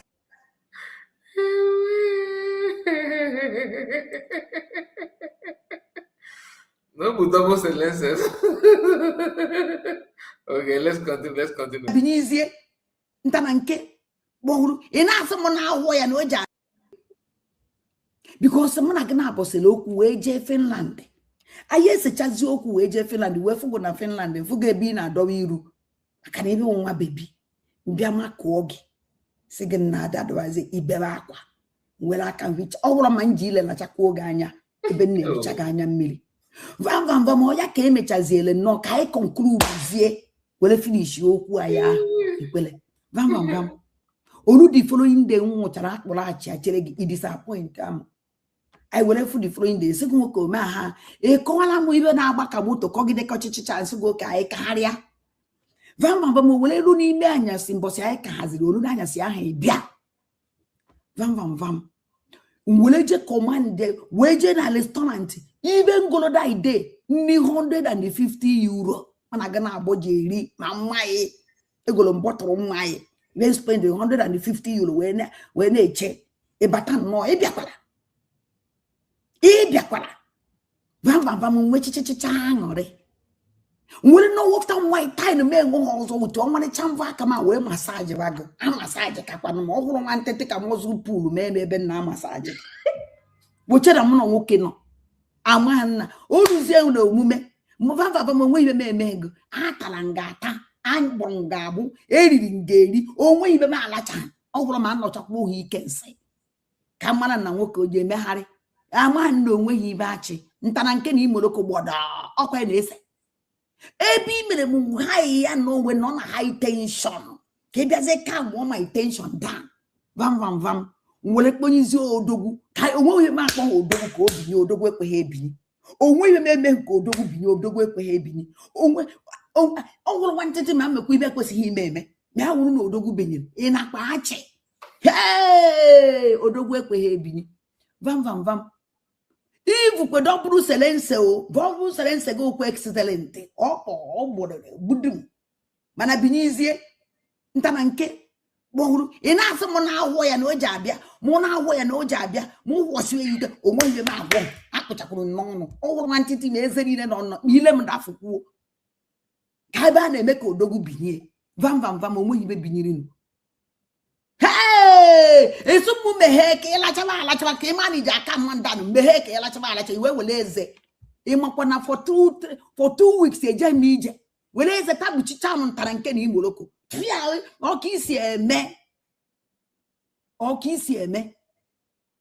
vam bia ke pasicha m no iwe that night imakwa na achufuru ngo na hotel a asungu vula akpa go scoot come iri akwa go onwuru nwantete magbo na otosi na that room we puo vam ebe na esen that nka na ewu ni iwe rota Number 1 we just spend ego me doing hozo. Number 2 we teach na won amana nwoke. Mgbe m no odogwu go ATM asị nataka mana ibe ya eme. Hey, gini. Aman no we ibe achi. Imakwada mo vuzu pool emekatakwo no onu lebe m, onu lobe m. Owo nwantiti me eze niile dasase ya. Oya na ese. Icho ha igbaba. Oh, imani ewu ka ewu. Iche na mmele secret. Ejikwe video kwere nye video. Owo na ima nke marakwa. Kama ni ibe mere no that na kan change the phone m kan chezoro each save the video. Iji gwakwa ga eziokwu. Owo na nwele idea na ihe aka ụdị akụka gba ime ya wee save sie nyike wee gba ya na social media. Ya pọtọwa nnukwu asịrị ofu anwụ obele asịrị izu ụka na-akpọ. Vamva nwere ibe ọzọ. Ọwụ ya na-ese. Bịa be ọwụ ya na-ese. Vamva ọwụ ya na-ese. Ifu nonsense enwere uru ọbara. Iwere no ogburi ehi, ogburi ehi. Enweghị uru ọbara. Oh, anyị kwekwere ka ngwa nkwuo mụọ o nwekwara meni ana ka mmegodo reserve aka na ya abịa sanka mgbe ị bịa ṅụcha iyi nke a abịazie nweftazie di prove na ihe ndị ọzọ so ya n'azụ. Na ani be na agwago ya na-esere m na go asụngụ bịa nye mbọ nke igbaluo the first day you disappoint me. The second day bịara bịa onwe n'ụlọ ịbara tara nke go wụsara na amị. Onwe ibe m ekponyiketa mkponyiketa otu ahụ n'ezi. Ikorobịa dị ka gị onwe ife ịfụrụ. Vam sọnsọ n'ọnụ ka ị nwere ike. Eluzie na mgbada ebe nwoke ji akpa ike onwekwa ibe echi. The thing na-ewe iwe na ọ na-eprovoke. Ị kwesịrị itend apology to me. Ọ ka m ji wee send you out from my room that day. Owu na ma amụ ezigbo mmadụ nwụ ịkala ịgba ọtọ wee fana that room a I push on out naked and ezigbo mmadụ ada ndị mba na ndị egene. Ọpụ na obi ọma m niile ahụ ka ya afọ ka esi na hapụrụ n'ime nderi maka oyi karịrị akarị nke ọlọgụ taxi burugu na njekwukwa ụgwọ Chineke kpọkwa aga ọkụ ibe ebe anyị sị na ịmana ife na-ewe m ịmana gị ife na-ewe nke iche na ọ naghị ewe iwe onye ka oyi awọ ọwụrụ ha firi wute edo o wute ka m onye na-ese onye na-ewe m ị na ibe na-agwa gị ngwa na-ekwukwa Maisa prophet agwara ngị ibe na-esere m na vam and e mana nke ga-ekwube m ibe na-esere m na maka Biafra ya amana ibe na-esere m na otoro ya agbagbu unu niile. Ngwa 2 or 3 ways. Inugoniana.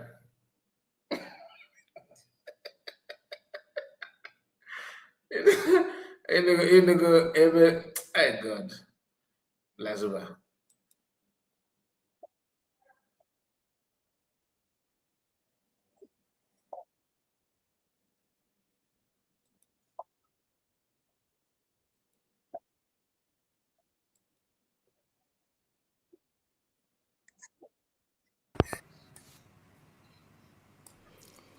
You have to understand.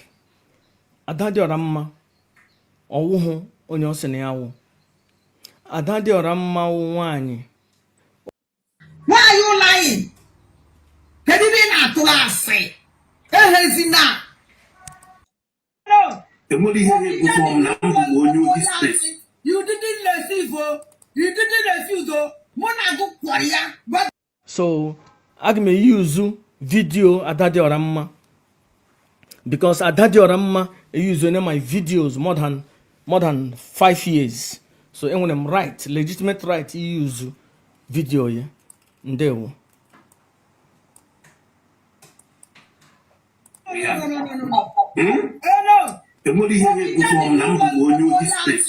didn't receive. You didn't refuse. Mona go kwaria, but Biafra says you come and tell the truth. On a mother be na Germany. Obi Germany. On a mama beg it or can't talk with video need a gumbel. I have the whole evidence to go see Nambian and I beg na Germany. Obi Germany damn boy. Now that be begging na Germany.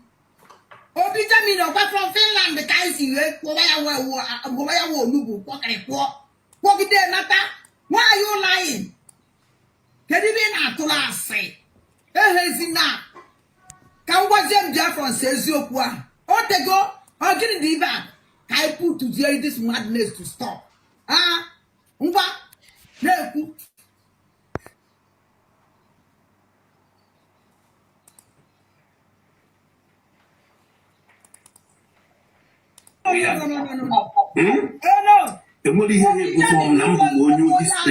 You didn't receive, you didn't refuse, Mona go Korea, but their Francis, come and tell the truth. On a mother begging at Germany.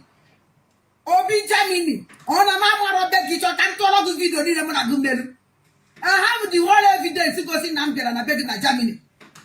Obi Germany, damn boy. Now that you're begging at Germany. Obi Germany, from Finland, the guys in where Lubu, what can I walk? What did they matter? Why are you lying? Can you be not to last say? Now. Can what them Japan says you qua? Or they go, or get the back. I put to join this madness to stop. Ah, what? No.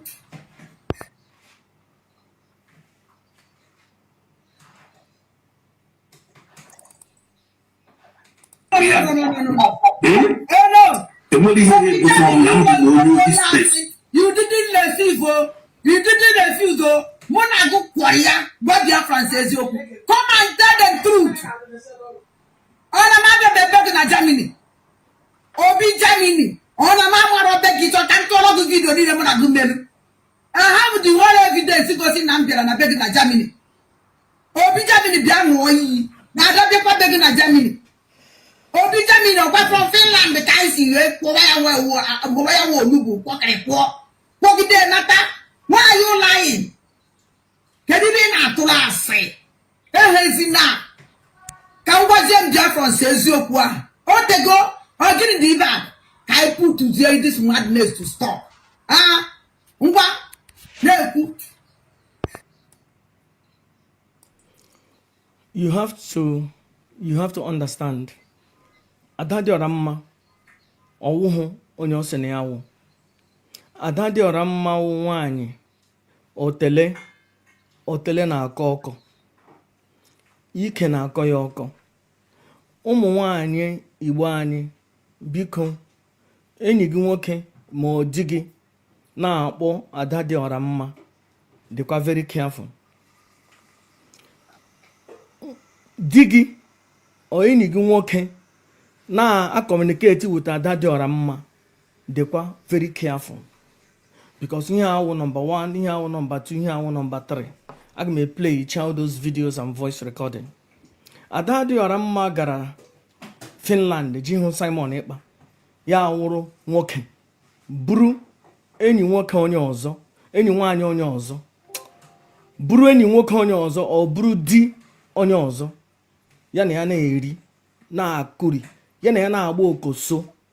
Ebe eji na ha ime ije eme ihe gbasara with Simon Ekpa. Ya wụrụzie ịkwọ nchịkị.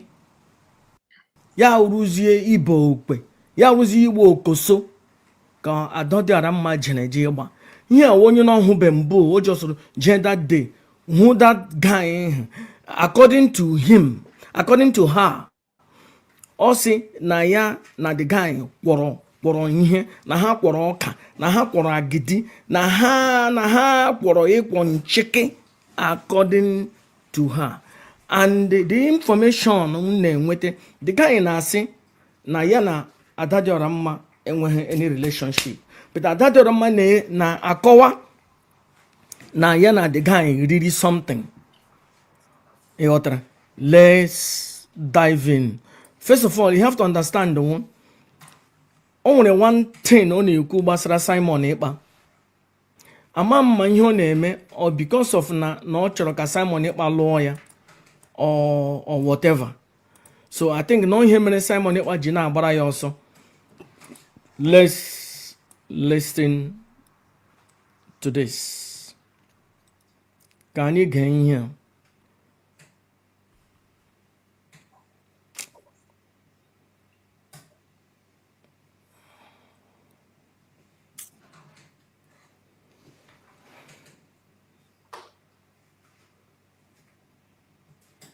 Kwasim na gama achọ ihe achọ again. Shoot. Yeah, genau. Okay, I've seen what I'm looking for. Let's go in. Can you get in here?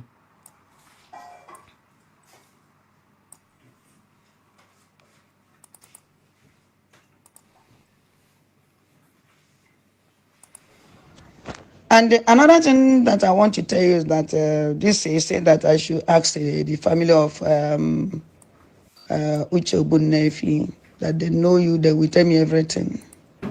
You know what you will do? Just call her mother, his mother, and ask him. I mean to say, I have we discuss with them. Okay, can you call Uche's mother? Can you call him? Can you call her? Another thing that I want to tell you that you should pack your road and go and be with your kids. You have 4 kids and abandon them. Abandon them. And you tell me now that Uche is a trouble somebody. He's not a good person. And you abandon your children. Leave these children live without mother. Go to Spain. 4 kids. You abandon them. You abandon your children. You go to Spain and live your good life. Oh my God. My dear sister, go and pipe low. But let me tell you something. Ask about me. But if you try that you are capable to crime, I tell you, just go to, I don't know, anywhere that you are going to go and build your muscle because you're too small. You can do whatever you want to do. If I tell you that I will you, I'm a very mad woman. You're too small. If you need a platform, I will give you my platform. I don't know who you will say that you will call. Maybe that person have a small platform. I have a larger platform. I will give it to you. So you use your platform and come and tell you the world how you manage to abandon your children. Your children. Now you are coming to claiming that government is paying which is the money that government is paying him. That my dear, go and pipe low. I don't want to talk to you. I will just stop here until you come up. Okay? Thank you.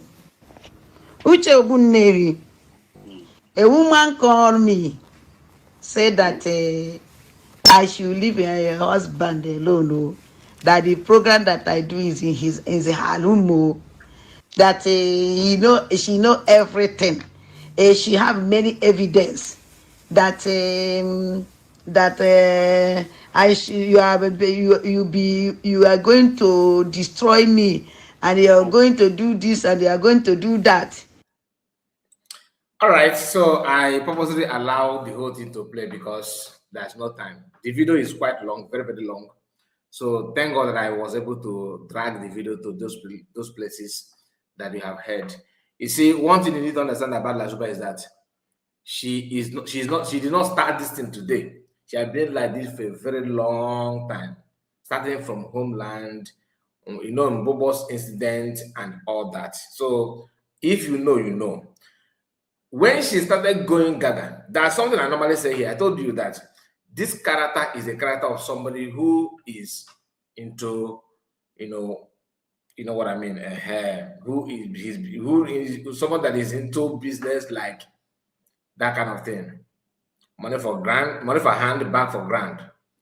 People without shame, no honor, no dignity, because that is one thing you must write off in your life for you to do that kind of business that I'm talking about now. You must write off anything dignity, anything. In fact, you and shame will not have anything, any business. You can see it written all over her. You get the point now. They talk anyhow, they act anyhow. That is exactly what this woman is giving. The vibe that you are seeing for her come from that. I told her that a woman in her age, keeping nails like that, I know some of us already know. Anyway, Master Prophet this morning reacted to this video. Okay. We are going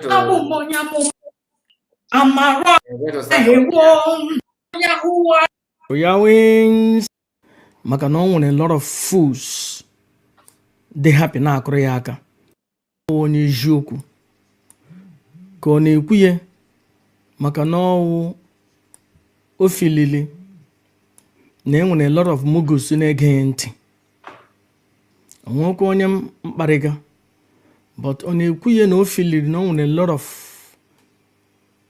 ndị na-enweghị brain na-ege ntị ka ọ na-ekwu ya maka ihi na ọjọọ soro na character assassination so that that is search and destroyed. Onye ọbụla bịara on her way ya destroy onye ahụ maka na o nwere a lot of fools dey happy na akụrụ ya aka na-epromote ya. Then ya wụrụ otu ahụ at the end of the day 100% of ndị na-ege ntị wụ fools. Akpọga mma fools asịghị m na ha wụ ndị iberibe maka ihi na ha na-ege nwanne anyị nwaanyị ntị bete m akpọga m ha ndị iberibe maka ihi na ama ha na nwaanyị ihe ọ na-ekwu awụghị eziokwu na ọjọọ ka anyị jee gene saga ya na ọjọọ ka anyị jee waste our time then ha na-ege ntị then truly they are ndị nzuzu. Because imana na o nwere somebody ị ga-waste like o nwere ndị shi Biafran land a time in a week na cost ha 4,000-5,000 euros 4,000-5,000 naira in a week.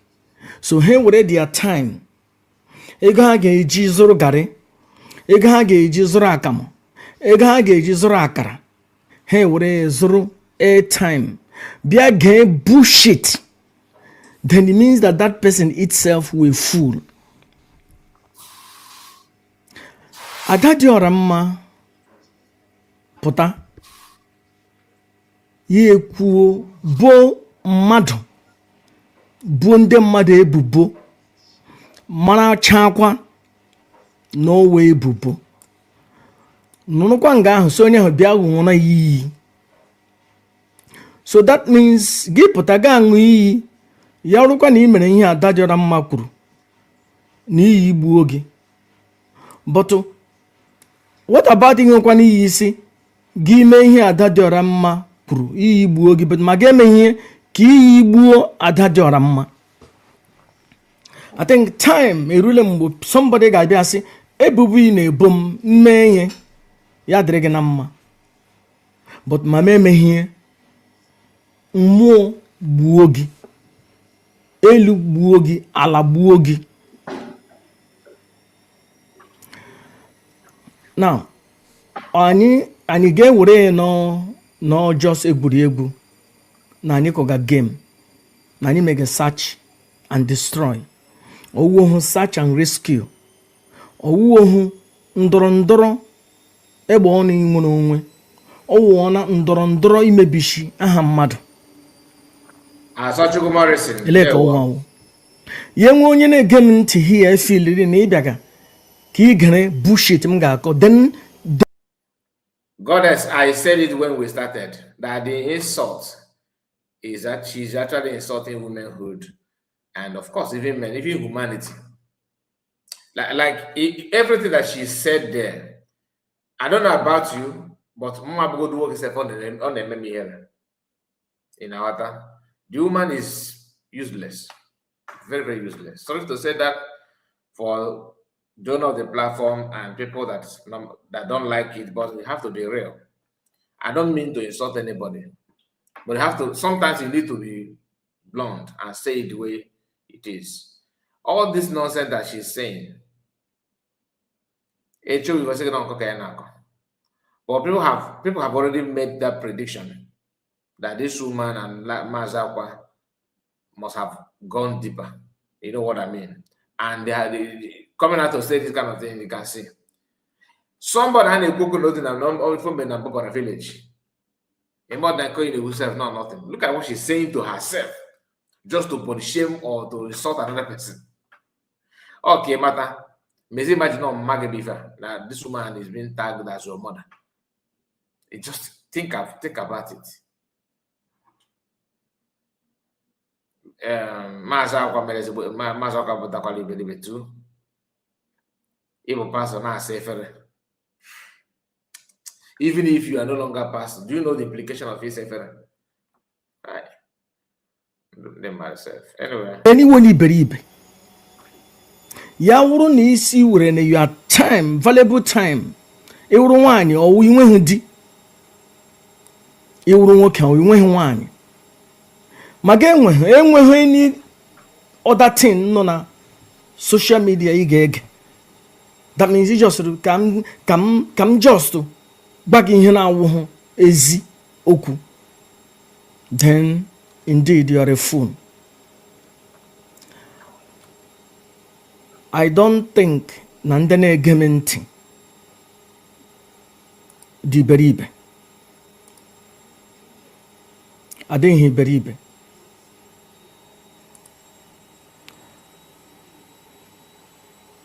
In hundreds of our people, each time I did your Ramma make a program, I know her live. Sometimes video now 100, 200 gigante.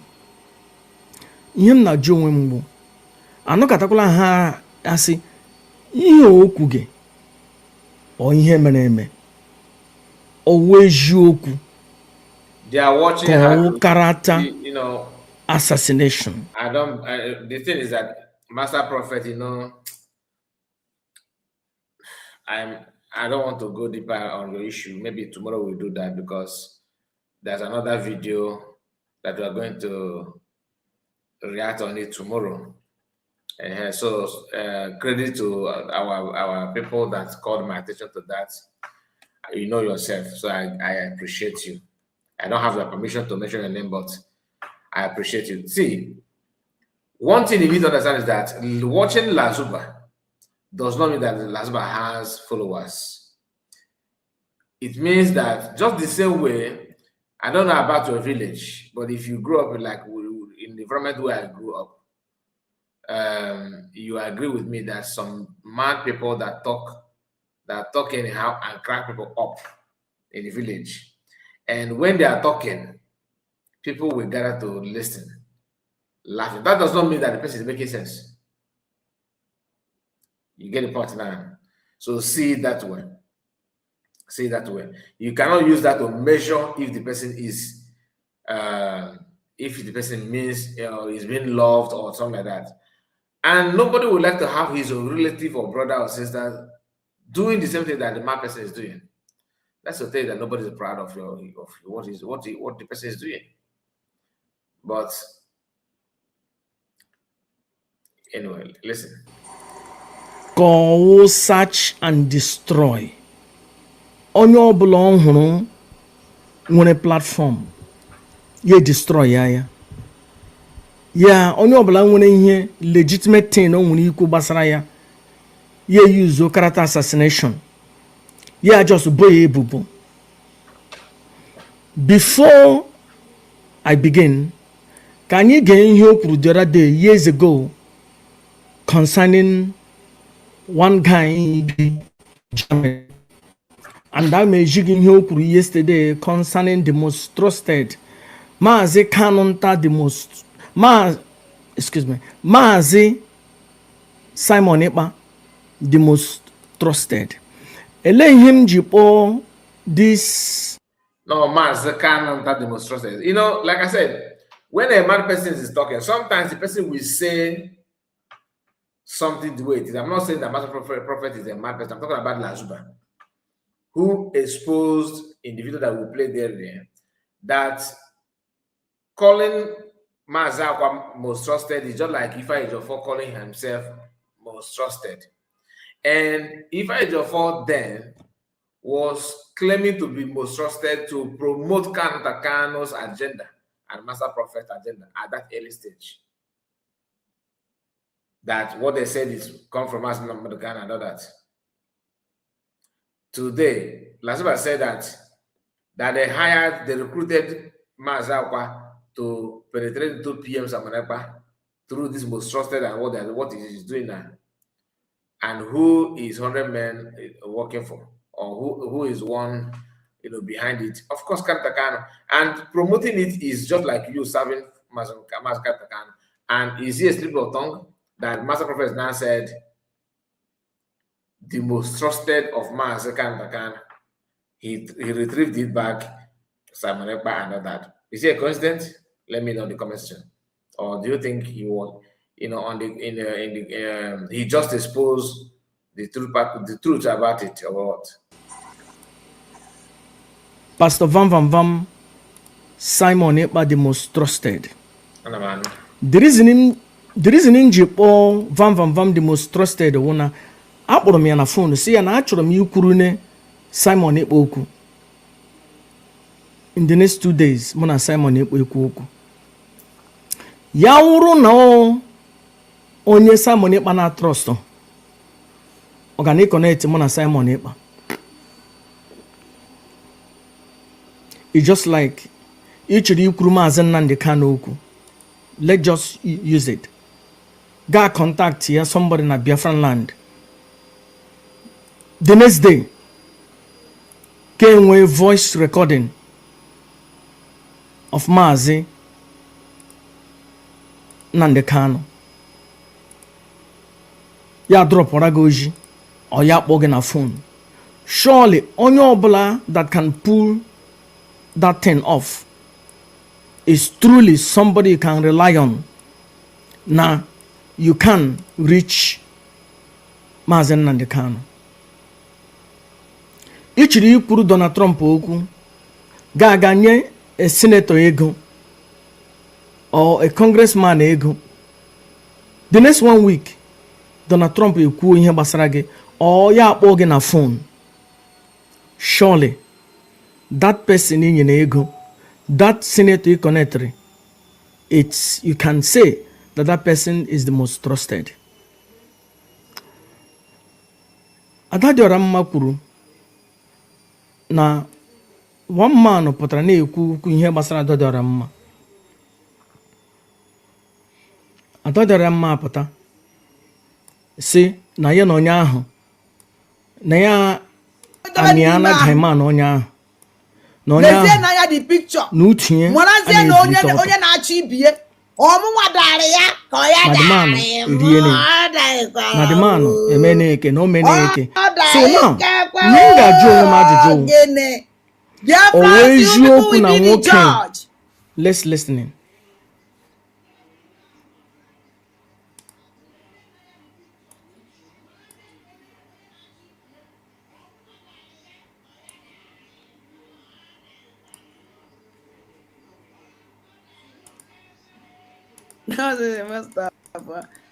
Na even I this evening what makanda batanda no even I no get out solo nchia program kai na eme kai the ton ga ikulu da solo nchia program kai na eme na abani a so as na mo stop so just ibata ina church solo nchia kai no n'imi o na bai dear friends Georgian this picture ko no fuka the picture de kai na ege fante picture no wa full evidence. No, ozugbo m na-esi Peter na Finland ka ọ na-asị m obi ajụrụ m sị dịkwalụ m nke m nwaanyị anyị fụrụ ya onye akịta Ngoziọra bụ eze ji this picture. This very last year, I don't want to mention names. Egosiri so many brig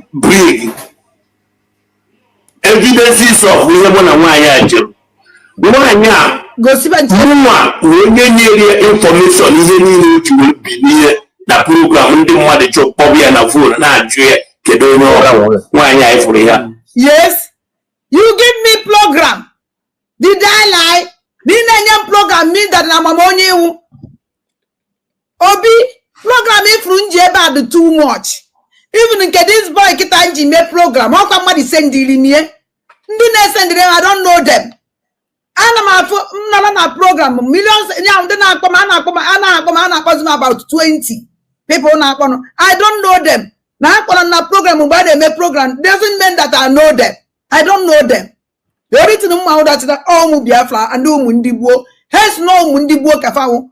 I know them. Now na program. Did I know them? Obi, did I know these people? Kaina nege kwante. I'm my handle one my younger sister, one year for ya.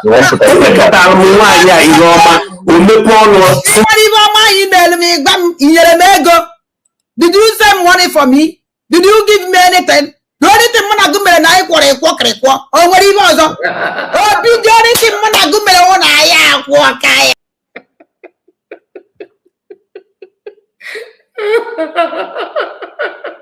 I swear to God, I pity someone now.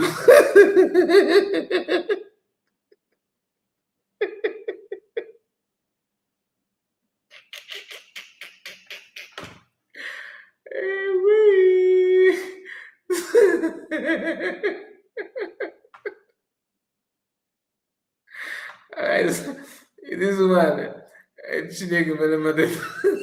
she didn't I will take it back. I still have blah blah blah blah.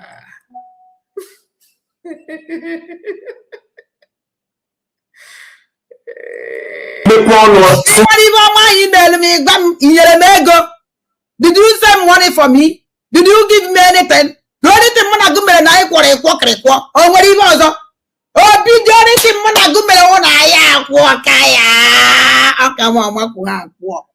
Ne teach nesia poya. I quarrel ya. Biafra mundibo. I quarrel Muna obi Germany aya kwokaya. Obi biangola Biafra yo kwada mana gada ba kwobe. Owo na mana ga kwobe biangola Biafra yi. Bia aya kwogo. I want baby mana game maybe. In fact, gini ka na akodiva. Nane gente. Us near send the gola our COS this picture. I they come. That you might know that you love me so much that you can even die for me. You know, I am Africa. Monday they make my video call morning and afternoon. I get private. Everybody got this man away low here 1 naira. In a video call, gave you not one video call morning afternoon. You know why I'm not working at phone morning after getting a video call. I call getting a big on a side again. You go to also get that. On another side again. Oh, camera down. But why? Oh, yeah, give this doctor spirit because working at this week. This is why I can add them surprise. The good man's Akwa. Church and no ye gaga go this woman. No, I got it. I got it 2 weeks because no getting no just tired. Nah, if you never watch this. Anyway, I find a struggle. Quite a cuckoo. I don't much charge you now. I don't know. Self-defense. So simple. No matter than I got a man if on a trouble if in a man you do not cross your mind. It can kuna butos or second a man before that so much than Ajana. Not only freedom, much of freedom number that too. On a chocolate freedom number because it all second not gonna care. Nah. Honorable cabinet member. We believe. I want more than I these people. Okay, let me quickly go to the comments before we continue because I have some people here with us. Where's my camera? Where's my camera? Excuse me. It's too down. Yeah, better now. Esther, Ndewo, I see you, Esther. And Ben, Ndewo, Mazika, Imbedoma to you. We have, I start from where I stopped before. It's a question, not can skip a message here. Is the question. Okay, let me go back. It's true because Achalugo said that I'm a very yeah.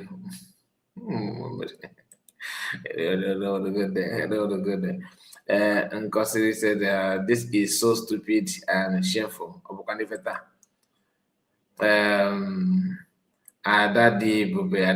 This is pure madness. Madness in the highest order, my sister. Madness in the highest order. Madness or the madness is a question. Good evening, one name, Madam Dewo. So let's go back to Asochukwu. My brother, I greet you, sir. Doing great, thanks. USB Spirit is on. Asatina Dewo, I greet you, Asatina. Greetings, great reference. Dewo Asatina. Dewo USB, he said Dewo USB citizens. Asatina is in building. Asatina, I see you. Dewo Mazaka and Dewo to you. With the love emojis. Yes, Ifeanyi Ejiofor wanted to use the most trusted trick to get attention of their friends. Official said greetings to you. Oh my goodness. As in wife, I greet you, Mazi. He said the Mazika and they one day what to you, sir. How is your family? I hope all is well with you. And they will be our friends that from as and wife. Ben Chooks is here with us. So it, I don't know, Ben Chooks, maybe you can put another comment. And God bless you and your family, Mazika. He say, and yours as well. As and wife, is one man. Justin, they were Mazika, they were to you, one of my way. Justin, if you're going to go, if you're going to go, if you're going to go, see, when we are talking about the bubble issue, honestly, I was thinking that this woman would be panicking or something will be going in her mind. In our between if you and bubble issue, can't get the. The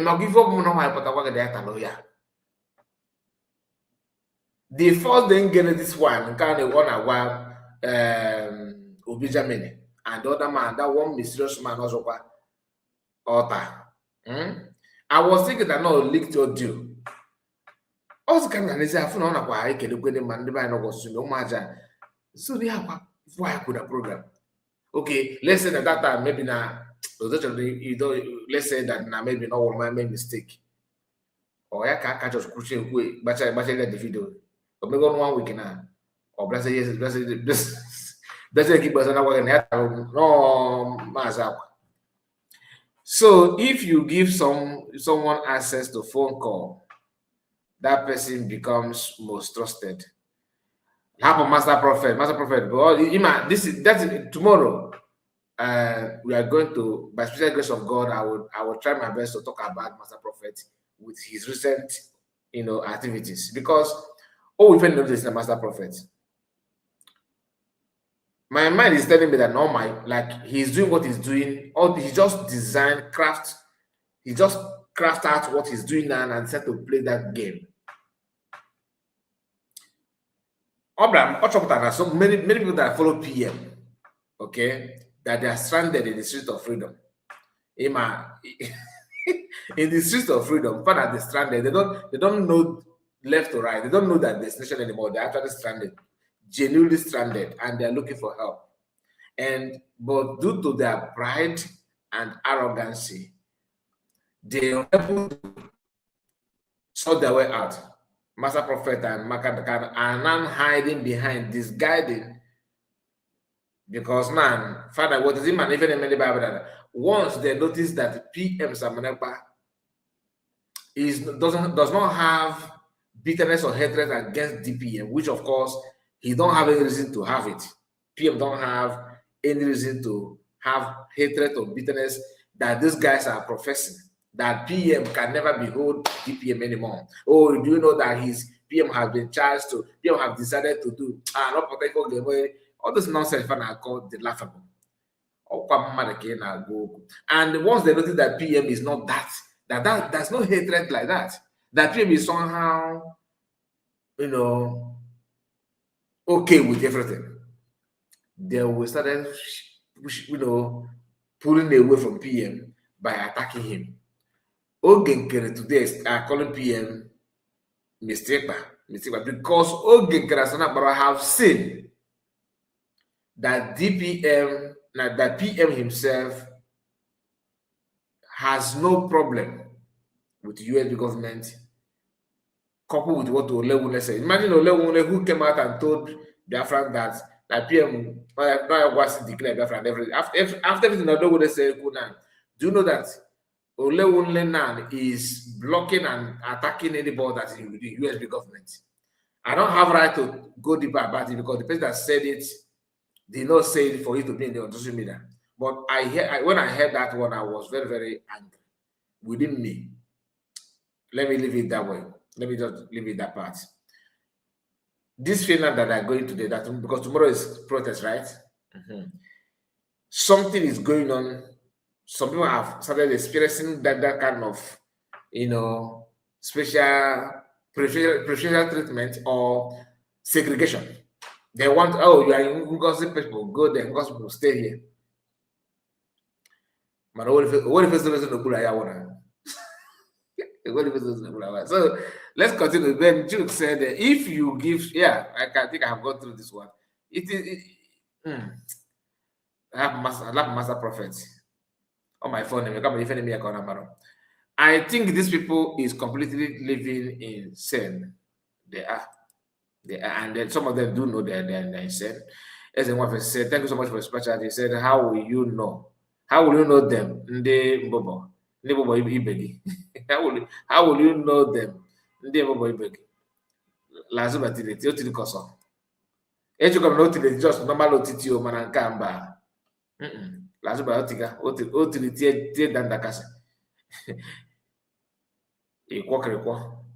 Oh, master of Akwa. With onu akparacha ya. Ima ana man na awa akparacha chekwe no just njakiri. Okukwe ni ekita na ya wachara akparacha chebili Mazi Akwa. Uja akparacha chebili Mazi Akwa.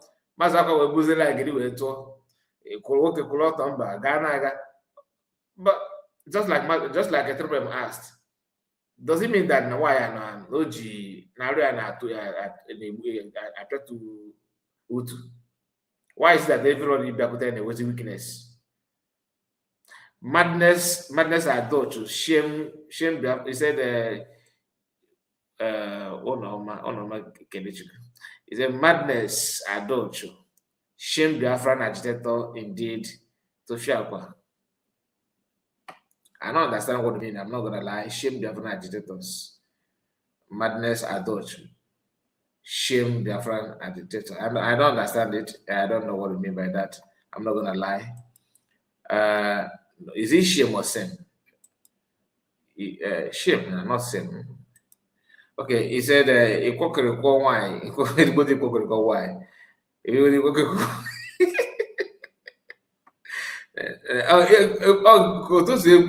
why am I? What's that na ogo neku go this latest one. Na gwara na ike na aka yoko. No, if you take why me pon go work ike na aka yoko. Like people or this why pataketa go work say na ike na aka yoko. I mean, is it easy? I don't think so. Yeah, let's even why I got what that kind of thing. Yeah, maybe. They can go. In this woman, they have to be careful. I know who did it again. Those of you that have gone there, like Obese, and then now in America, and make America than in Europe. If one your third leg, social media. Maybe no, I can go to na Obese actually shift because farmer wow corner there. When you go on if you want you broke the not like a granite. a man that Chineke will cheat you because why I won't take granite to go outside. If I if I can get, I'm telling you. It's already now. Mazi, you don't hear it. That you don't hear it, that they make video call morning and night. She does the same thing. She does the same thing with Obese and equal to exactly. That's what I'm saying. That's what I'm saying because you look at Obese now. I don't know, and what did he get you? They didn't work easy with that now. Or that, or ime to ime, ko ime see a kid nowhere. Oh man, that. Why am I calling? That why young game like yeah, I feel like the neighbor. Why am I never yaj? The way they GM. So anything up now, anything up now, cafe. It's all you believe, but I got the thing. But in every and yeah, all these so desperate. You record them there. Anything. A block man be fair. Again, Abraham, first again, they go jog me, no go why. Well, now the kid go why say yes. Oh, no, the game no ma. Oh my is. If on a kita kama tayo go ani na gacha. Ika desi na iki na mad the first communication. O ba na te wo go la say ipu ga Akwa make examine the possibility of Guinea Euroko. Why it because but as I said, maybe Obi want to show her the Otito.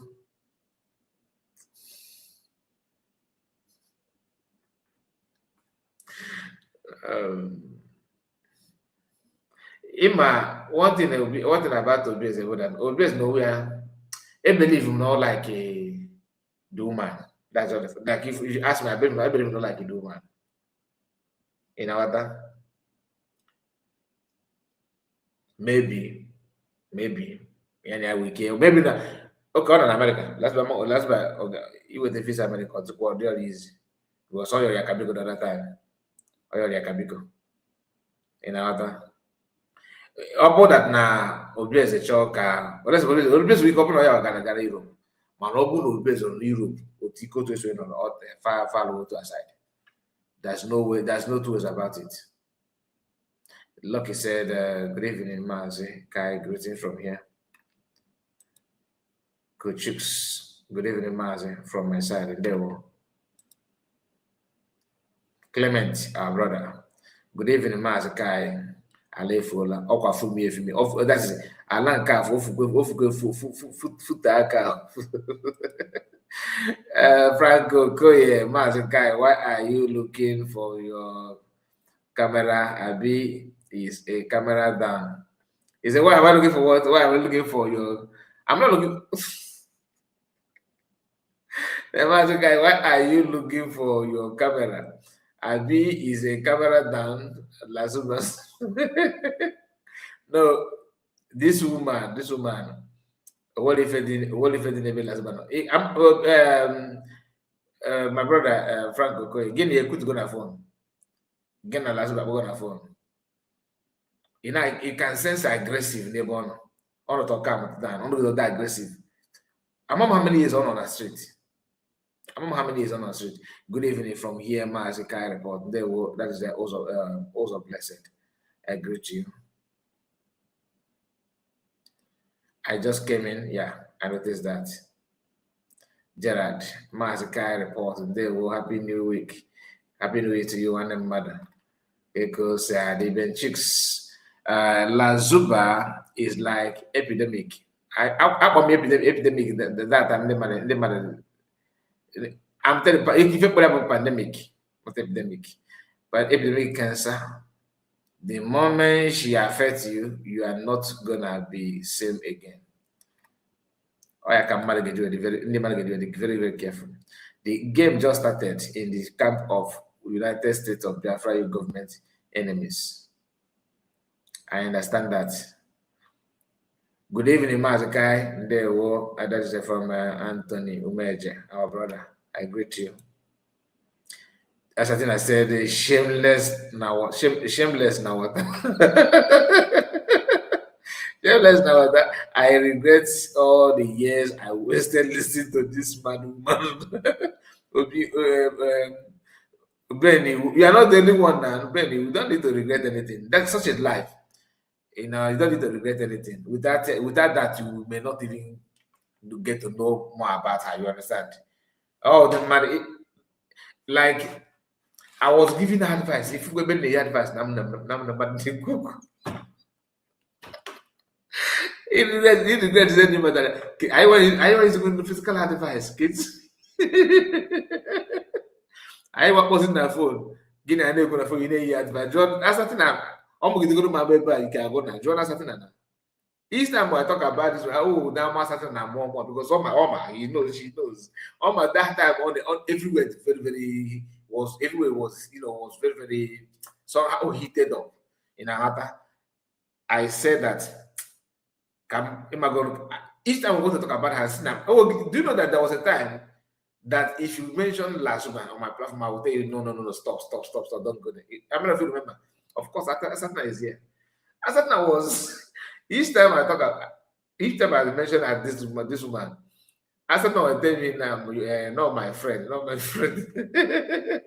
I was thinking, no, why buy? Am I going to when did that she's going to repent for where?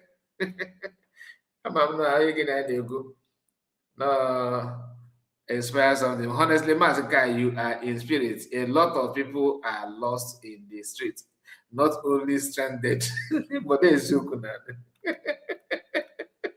so many are lost in the streets. In the street of freedom, people, many of them have that they are stranded. so many of them.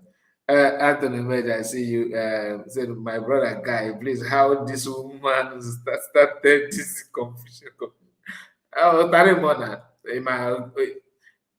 see, it could be the Nico Eggman Juleju on Abu Potasia. And Eggman don't even know how to respond to this woman. Could you believe that the program that Master Prophet just finished a couple of minutes ago, Eggman was on the comment section. He cannot even record the video to defend himself. What is he going to say? I understand that there's no way. This woman, why I can Eggman my well brain? I give it to her. Why he gave Okumaka Eggman? You understand that if Eggman said yes, Eggman not a problem. If he said no, because Okono, it simply means that now to Yakolo to Oko yes. And now why I could even know what is he going to say? Up that what is that now? Get that book up. You have Jackie and what again the daughter. You see, I actually know to he can actually give that call. Okweteo, Yaga prepare China, Gauza, Barasha Chebili. Now, to listen in the bed, what are you for? The whole night. In the morning, you wait to your man to did something because when I go to France now, or they make sure you got company and that goes to what Progress the analyst was saying last year. Progress the analyst was saying that do I had if I mean no conji name me on a body, not other gaze on aga. Progress was saying that everything will the other now. It's because when I go to France. Or the boom to corner France, or maybe not near for now. Why no way record this. Or we come on a bed or not in our because I not maybe to get one person in France probably okay why I get my flight from France to Germany. Iga margin Imana there is book of flight, book of package up back 2 weeks now. And why is it that Omokane had okay because no man is proud to stay with her. Oye ke gane oge ke chana go got go to face mask buchiri jali ko ina ga space. Zuru ga na kokoro mepe mabana na ru. Otocha ya bonso mapata. Ikuze blase ke ko the first thing you go in Maria because someone na base meet. She knows that they are best. Ya could you will wear Jim nearly now costing Madonna. Because ya can trying to use the so-called love. Would say now was a madonna. That should tell you everything about her. Oh my God. He gets also Obi Gemini as no about flights as cheap as I am. Even now I only figure about because what you like I will look at your walk up. Go up and go again to see looking at hide this. I can't do a cool game with this program. See that no anybody dinner this woman is capable of eating Oyara. If I sometimes people did not find that cruising one at the street. My West Bay, you know, to get okay. No, to leave me one email can be cake most of most don't do this. Okay, don't believe her. If you get umbo kemere na aba. Fa igana fa gana ga every umaka na umbo ke tuli man around. Fa gana some people that's not the ritualist. Na bra to the menalia. No if you have fa I don't know. But at the end of the day no work really. So area Lasuba I get in a warrior as simple as that because the shame more than in a lawyer or Lasuba the same thing. The same thing. Before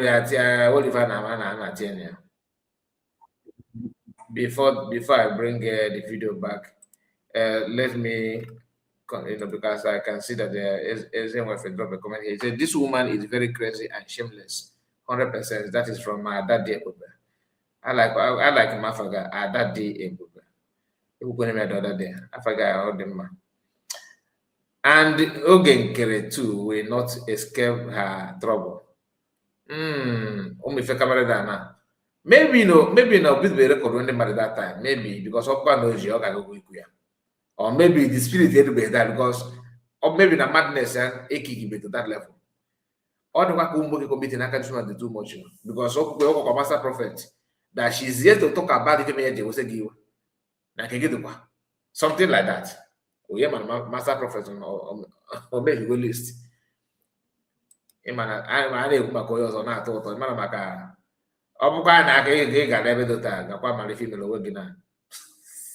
Lasuba is really a forbidden fruit. Look at the idiots that are challenging our amiable DPM. I don't think that she's challenging DPM.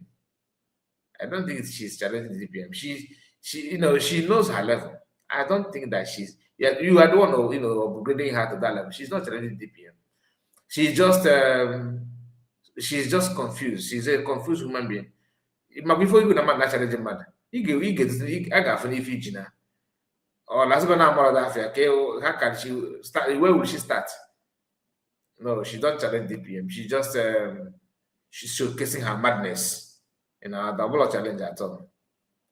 As and when we said, okay, Chukum, okay, how did you know?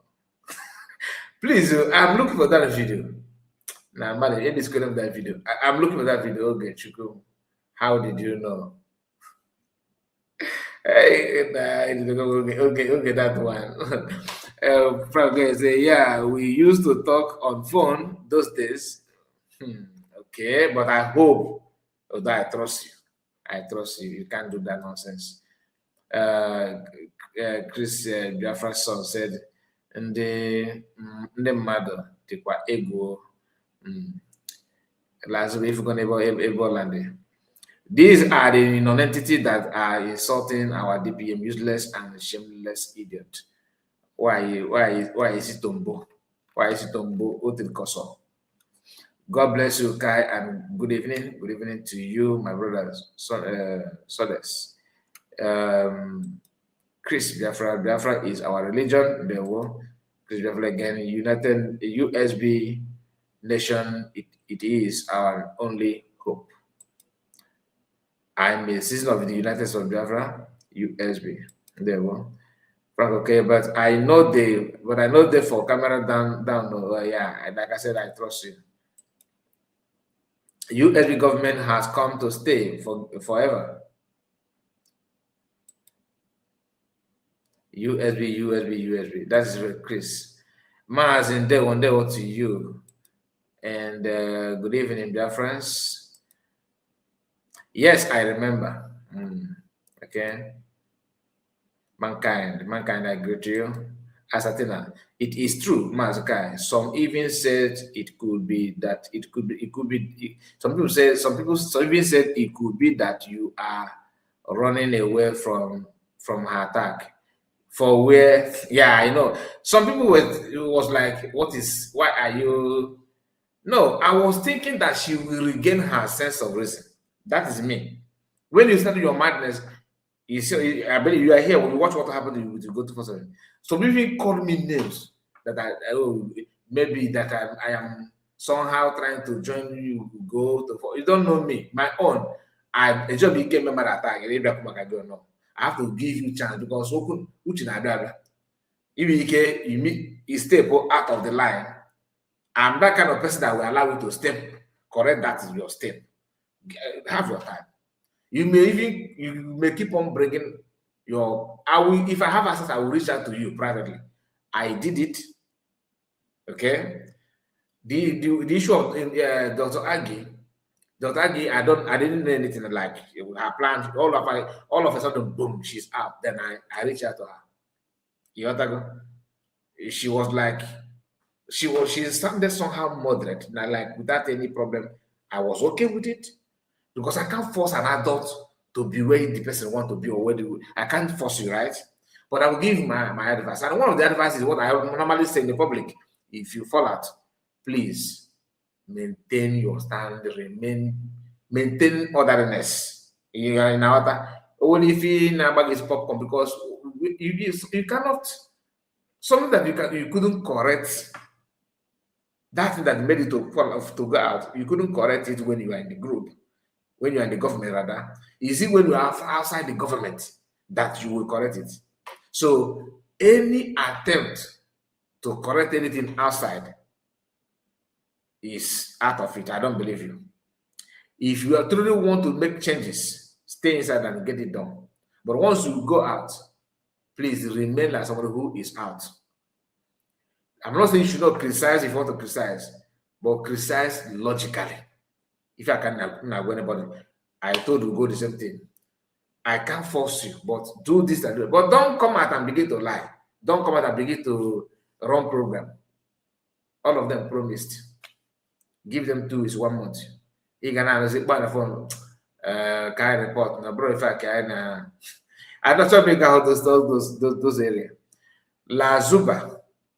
I was that one. He promised me that no, I can't work on Ngozi Fiamelia.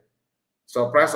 Do man later came along and began to ask, began to pretend that na Troy. No, I just can't the group. So what? Meaning that I was arguing with another person, not to you. One of the arguments that I was having with, not argument per se, but conversation is that since you want to leave USB, just maintain peace. Be yourself. Because you cannot tell me you will do better outside. I said, especially it's not about you, it's about Biafrans. Allow Biafrans to watch government to handle it. That Biafrans cannot support government if they treat you bad because people love you. In our unlike in our that time, people love everybody never like this woman. Just maintain peace. Do not push for yourself. Allow your friends to see how government treats you. They will want to ask government or anyone. In our like nobody did like that. I say no. You gotta fight for herself. You gotta fight for yourself. How? If you go. If next not visible, opposite say some negative stuff to kick my mind off from the whole thing. So but online, because I culture, but online, Naza Boko Kirikiri and no I say no, I'm not like that. What I want is what I once I see this thing and I felt that this thing is good. Open of them may advise. I will check the environment before I talk. Or someone don't worry. Don't worry. Don't and say, okay, if do you want my advice? First thing you get me on social media for 1 week. Now they get suspension. what you need to do, stop talking on social media, go out of social media for 1 week. Thank God you told me, because all one I did, if you know social media, the whole you know the platform you have just to help Biafra, no blow for anything, monetization, anything. It's that 1 week is okay. Go off, or even 3 days. Go offline. Then when you come back, you can be talking other things without mentioning suspension. Because that the government themselves will even call you. Now government will call you. Or say now this advice you get an I walk on. Mama can I wait for social media. That means the family going on. But if I have no way to do 1 year now, are you dragging anything with anybody? So the argument was not comfortable to her because I was trying to let her thinking that not somebody reasonable enough. I'm not no why not retire at the street coming and I don't know. Also again but frozen back and a video kind of so kita kan what I come no. I know if I'm going that I'm gonna walk and Mazi Akwa. Boy, I didn't know catch massage one year. Na for na body. No, you're coffee, yakos noggin, no policy. Why, Baba? Anyway, let's hear Mazi Akwa for the more. Information eziokwu niile ihe gbakarịchara n'isi ihe gbakarị last year eji m wee mee more than 12 program ya na ole mejusi efu boy nwe nwoke na m ogosabo nwa dị ya because of na m refuse to sleep with her in Finland. This evil woman no. This idiotic man na-akọ ife a jugomara ọnụmaka social media at that time. Oh, kind reports. No, they are in the no, somebody na Mazi come na Wamogo. Who knows? Man, if you go to take how long now? No. You didn't receive, you didn't refuse. Monago Quaria, Babia Francis. Come and tell the truth. On a map of Germany. Obi Germany. On a mama of Becky, or Cantolo video, need a monagumelu. I have the whole evidence to go see Nampia and I beg in Germany. Obi Germany, Bianoi, Nada beg in Germany. Obi Germany, or from Finland, the Kaisi, where Nubu, Walk there, Nata. Why are you lying? Can you be not to last say? Ehezina. Can was them Biafran says you qua? Otego, I'll get in the bad. Can I put to say this madness to stop? Ah, Umba, no. Now, what you before because in Amonia as of December 2023. And I put a final. Or we get a match in February. So now on a Finland the 2023 you need to this rubbish question. For that one a Finland Kaiselie. For that one a be a Kaijere now will a babala akukwo. Awesome be an abala akukwo. Emela I invite the bank I say for that. But you know cho. Muna ontola say or on a Finland. Kakamana yesi. Or on a Finland. Ebamina for town na Germany when you holidays na Germany. When you holidays na oh my for one of the two see I'm in my get that. Obi another person. Those of you that know Obi, is this Obi? This guy, who is this guy? Because when you look at this picture, you can look at the closeness, the intimacy over here in the picture. But I'm a boy. Neze ne Lasuba. Udi hanatia no kwan na dimba. Man if no na dina even no na dina like in make I na go but it's no na. Louis is never working number. You know, machare. I don't blame you anywhere. So this guy here, who is the guy? Those of you that know, if you know, please let me know. Who is this guy?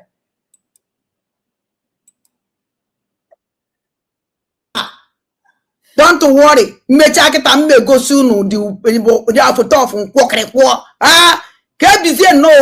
What our brother is making is that this lady here or this woman here that they call her the Orama have denied that he doesn't know this man. Never you one day come ready again, even we be a church. Man, I got robot from Monday. Vam. He dress Mazi be a church. Nah, they say and only dress as he be a church. And then after months later, he got a happy cause I get for what a case in Italy. If it can only be a mad woman that would do that. What a case according to you. That will be a church. Or Kokoza go, if you know what a career with Olonia, he said, no, Konako every dog. From there, Bona go look according to you. Aku was alone or Egawa. You are not by the own. Finland convention, Finland protest. If I name or Maka for PM come a good. Aku tak a DSM, make any book kitchen the pattern. Fanaba. Now they create awareness.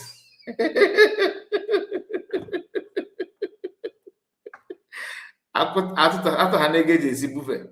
Those then we have a macro 1 year. From Meche have a free. It could open government in exile or they declare a second bar. Many the matter in the streets in Europe matter now freedom, no freedom, Biafra. It can go a wall again, Kegua and not like Kego. Yeah, mommy, Zuluke, something like that. I know that I walk good Biafra in 1967. Finally, flag I go to dinner over. Then free food, buffet food, my only answer in buffet, serve yourself food. Ghana, it was our kutu each and this pattern. But because I'm not going to give people gaga if it was in a year or twice in a year. After as a carnival. When the fellows.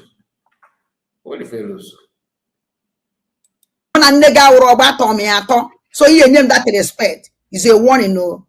From anywhere that they just met at the convention, but he's trying to establish that they have always been together. They have known each other. In fact, they planned for this Finland that they were going to be together, even in Finland. But at that day, Orama had come on her program and denied it to the whole world that they only met and took picture as a normal Finland convention participant. You don't understand. Shut up. Also, that na money plan. Amani emekwa nkezi ka yesi plan chazie.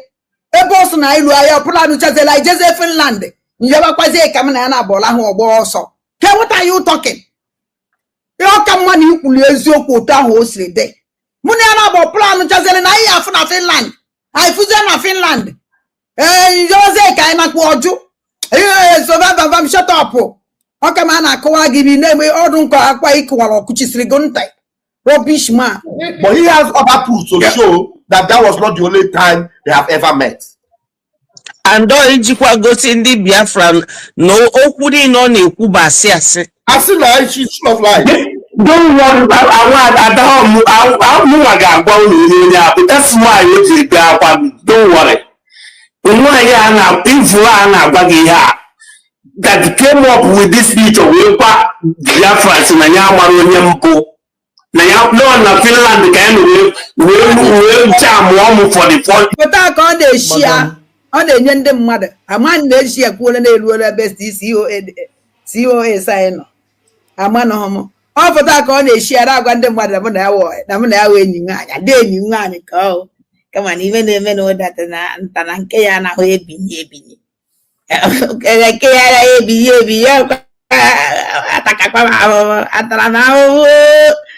hey! Canada get this idiot on Agwa Pamono need I not this time and I'm without as a program.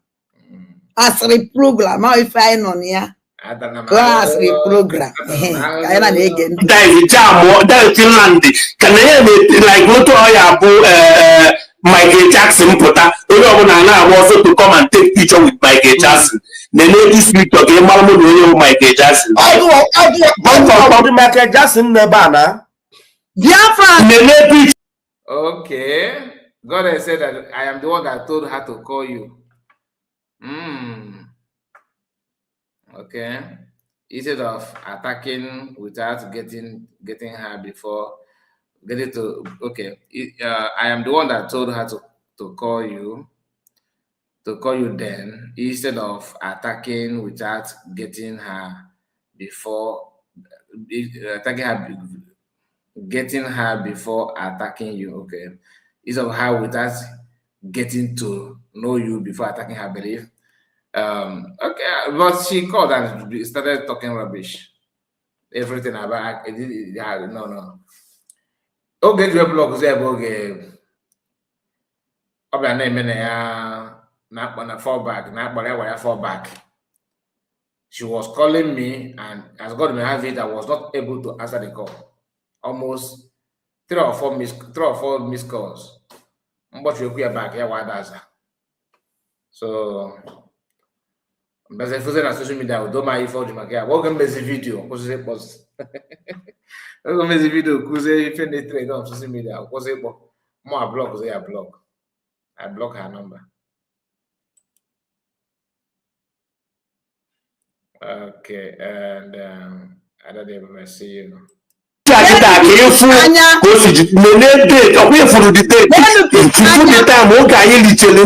second day because on the first day I dodged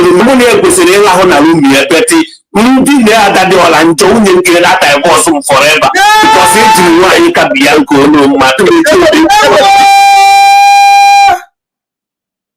hey, Obi gwanụ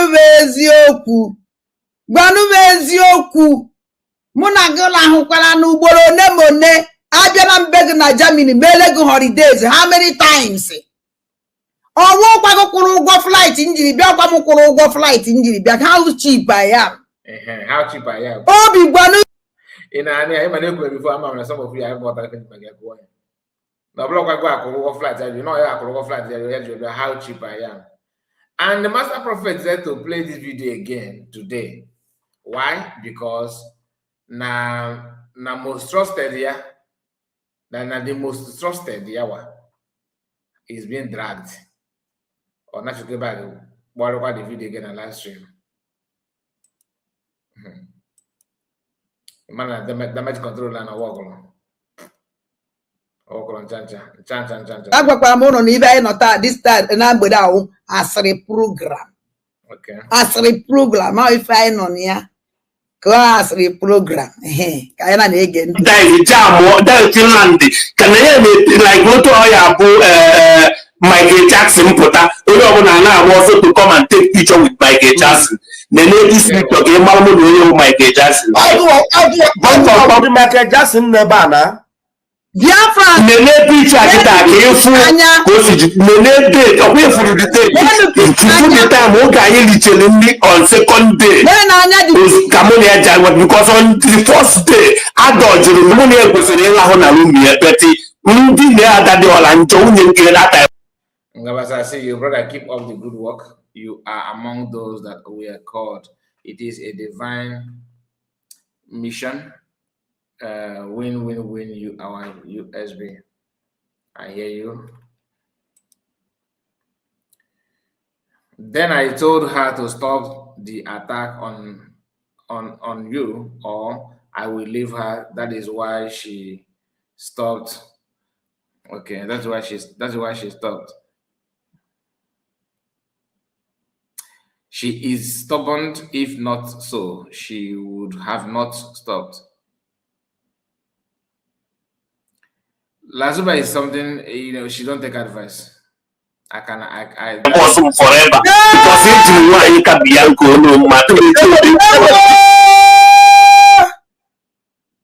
hey, Obi gwanụ eziokwu. Muna gola hukwala n'ugboro nemone. Abia na mbeg na Germany mele go holidays. How many times? Owo kwa go kwuru ụgwọ flight njiri bịa kwa m kwuru ụgwọ flight njiri bịa. How cheap I am. Obi gbanube eziokwu na abia na mbeg na Germany na ọrụ go holidays. Abia bụ nwunye ga ị na-ekwu na egwu na nwaanyị obi. Ọkwa na beg ka anyị nọrọ. How many days? Abia nwe 1 week, 2 weeks, 2 weeks holidays. Na abia na nọ na beg 1 week. Every 2 weeks holidays and bia na beg. Every 2 weeks holidays and bia na beg. Why you deny? Grab your France the truth. Obi Germany. How can bia na beg na Germany? Why you lying? I will plan in Finland. I don't. What are you talking?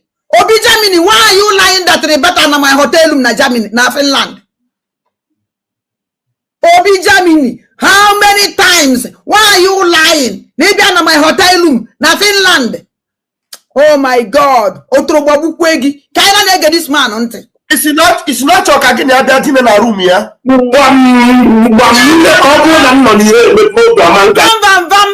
Asiko de he. Muna ala. Na lunye. Mana the problem na nwoke ya na ebinyi. Oya nwa udori problem nwere. Hey, eziokwu. Oya no tata we ikwu eziokwu as the program. Oya o. Solo nchia bi ndị Igbo onye ọwụ na chiwochi. Kono na abaka ka iputuzie na this mad na stop. Keziokwu da ni na potassium today. Ka kudoreze ya won better ya wu again. Let us end. I don't know why it's having an issue. Anyway, the video is not new anyway. I'm gonna end it here. Because it's okay. I'm gonna end it here, my people. We have to wind down now. God bless all of you that join me. I know that some of you would like to comment, right? So I'm gonna drop the link. Let's just welcome a few people before we call it a day. Obi-Wan, you were here before, but all of a sudden I don't know where you have been. I don't know if you are still here. Please, the link is here on the comment section. If you are one of those that like to jump on, join program with intention to show nakedness or something like that, do not try it. It's warning. Don't wanna eat your car. Don't try it. The link is out there. Please join me. Let's make your comments. If not, then we're gonna wind down day one.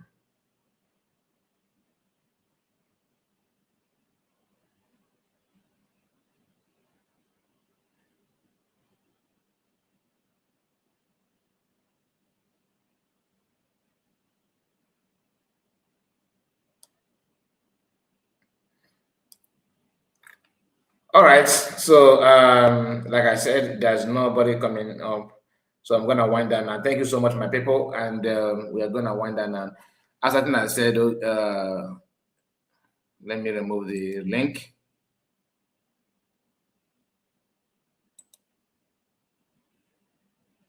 All right, so we are going to wind down now. I'll send the link and nobody joined, so that means nobody have any comment to make. You can imagine mad people. That's Gabasa. See you. Ben Chooks said, Brother Kai, this is exactly the same advice I gave her. She turned me down. She turned me down the same, my dear. She turned me down as well. I've sent the link already, and nobody joined. I removed it. Okay, some of you are watching from behind, I believe. I watching from behind. That's Madame Origin. Okay, the link is here again. Madam Origin is asking for the link. Lucky Jude, good evening. Mazi, greetings from here. There we go.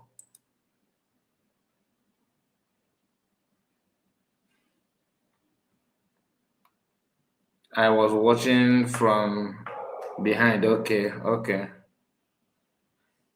Not only you, even Goddess is watching from behind. Vision Master is watching from behind. Is that?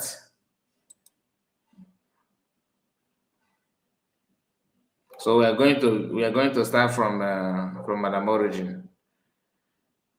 Unmute your mic, ma. You're welcome. Oh, yes. Mazi Kainde, we have my marriage.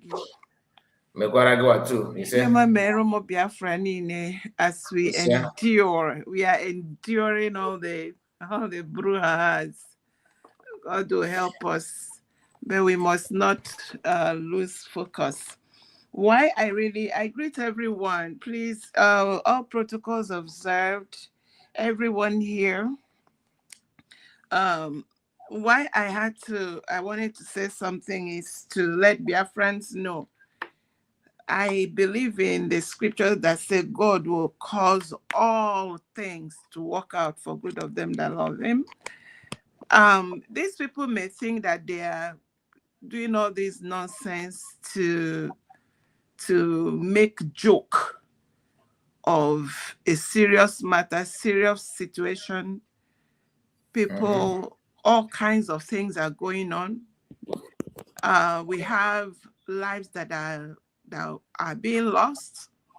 We have a country we ran away from that is doing everything within its power to scuttle or to undermine the 50 million people that voted. And we are here, someone doing, it is what it is. I'm not here to, endorse or, castigate or, make light of this nonsense. But we have to be acutely aware that people like this exist. And that is why everyone that is well-meaning, that has brain in their head, that feels that our world has been destroyed by people like this should wake up and stand to stop these people. It will surprise you to know that it is people like this that are Minister of External Affairs in the place we ran away from. It is people like this that are given top positions in the country we ran away from.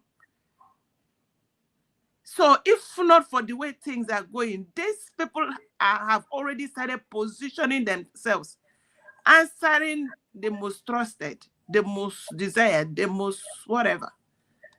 It won't happen in the Biafra we are building. And this is to let you all know why we must stay on this course, stay focused.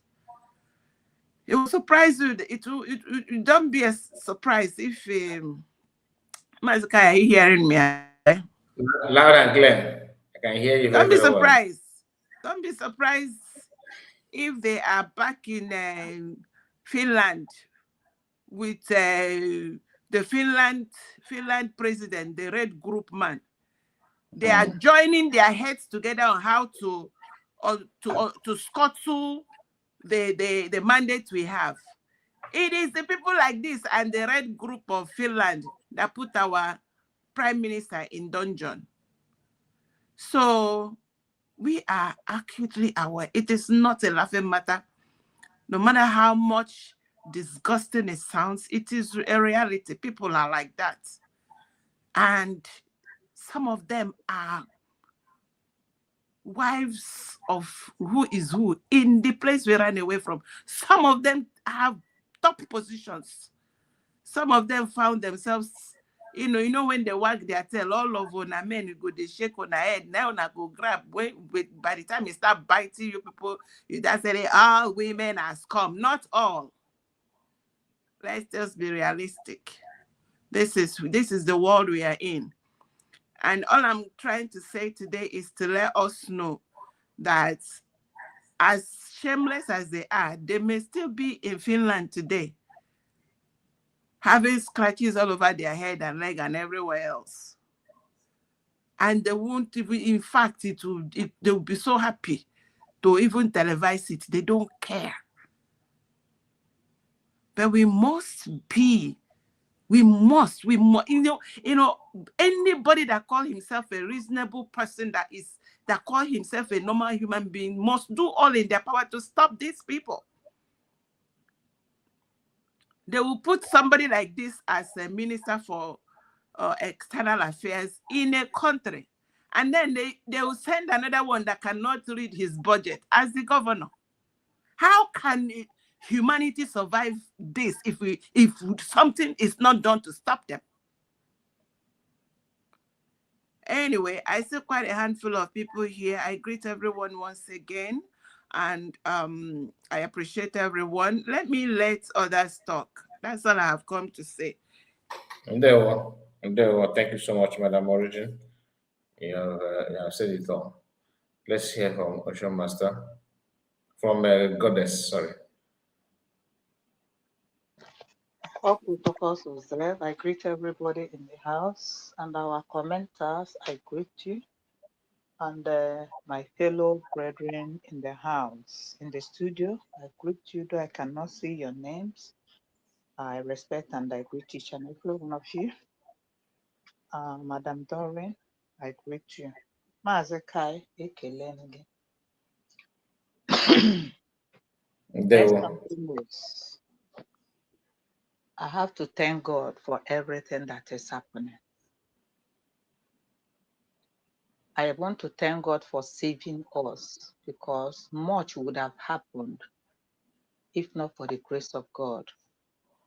I want to use this opportunity to see the magnitude and the love of God upon us and upon this struggle. God allowed things to happen. And Obuna Chukwu Abataronija, Ogarede messed up. On Mazi Kai, I thank you, because only Obuna, the Spirit of God is in us and is leading us.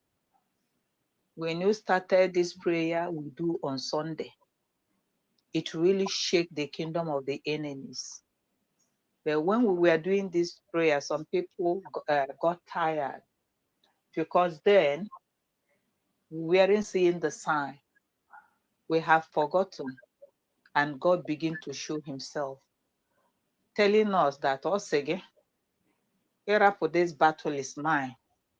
I will fight this battle and you will hold your peace. Master Prophet, Ibo Nyangoroma. Ibo Nyangoroma ụwa niile nụrụ onu gị, Master Prophet, Ibo onye amụma Ibo onye aṅụrụma ụwa niile nụrụ onu gị. Mazi Kai akwuru m sị na Master Prophet na ọ bụ onye aṅụrụma mana unu ekweghị na ọ bụ onye amụma. Kịta o gosigo na fa niile bụ ndị aṅụrụma Biafra nụrụgo onu ha. Mụ na onwe m bụkwa onye amụma. Amụma nke m dị iche iche. Anyị niile nwere ndị amụma. Amụma anyị dị n'iche iche. And I want to say again, thank you for saving me. Thank you, my God. Thank you for saving me. Thank you, my God. Yes, exactly. Thank you for saving me. Thank you, my God. Thank you for saving me. Thank you, my God. Ọmụ amara ihe m ji bụ abụ a, for Chineke saving me. By this time, I would have been among them that were being messed up. I couldn't hold my head high or my mouth to talk. If I knew this woman is saying, Hanchani nebu truth, because I'm in it. Une when you know manipulation, une when you know egwuregwu, une when you know just ka ekwuo. Nke a bụ, thank God for our genuine mothers. All the shameful, on a pain to my bone. Nwaanyị ọbụla na-asọghị ifere wee pụta n'ama kwuo ka ya na nwoke si gwurie egwu. Mara na onye ahụ ezughị oke. Ọ bụ the chaff in our midst that God has separated.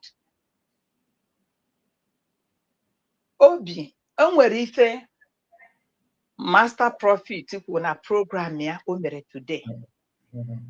Mgbe ọ na-eme ife a, ọ sị vam bịa ṅụọ iyi na osighi otu a wee mee. It is not a joke anymore. Enwere ife merenụ before ha agawa this visit. This lady, ọ mara vam mma n'ebe ọ dị egwu. Mgbe ị gwara nwoke sị ya na ọ bụ onye amụ mmiri, ọ ga-atụwapụ nwaanyị ime. Mgbe ọbụla nwoke nọ ndụ bụ nwoke, ife o ji bụrụ nwoke nwa anwụọ emegharị arụ.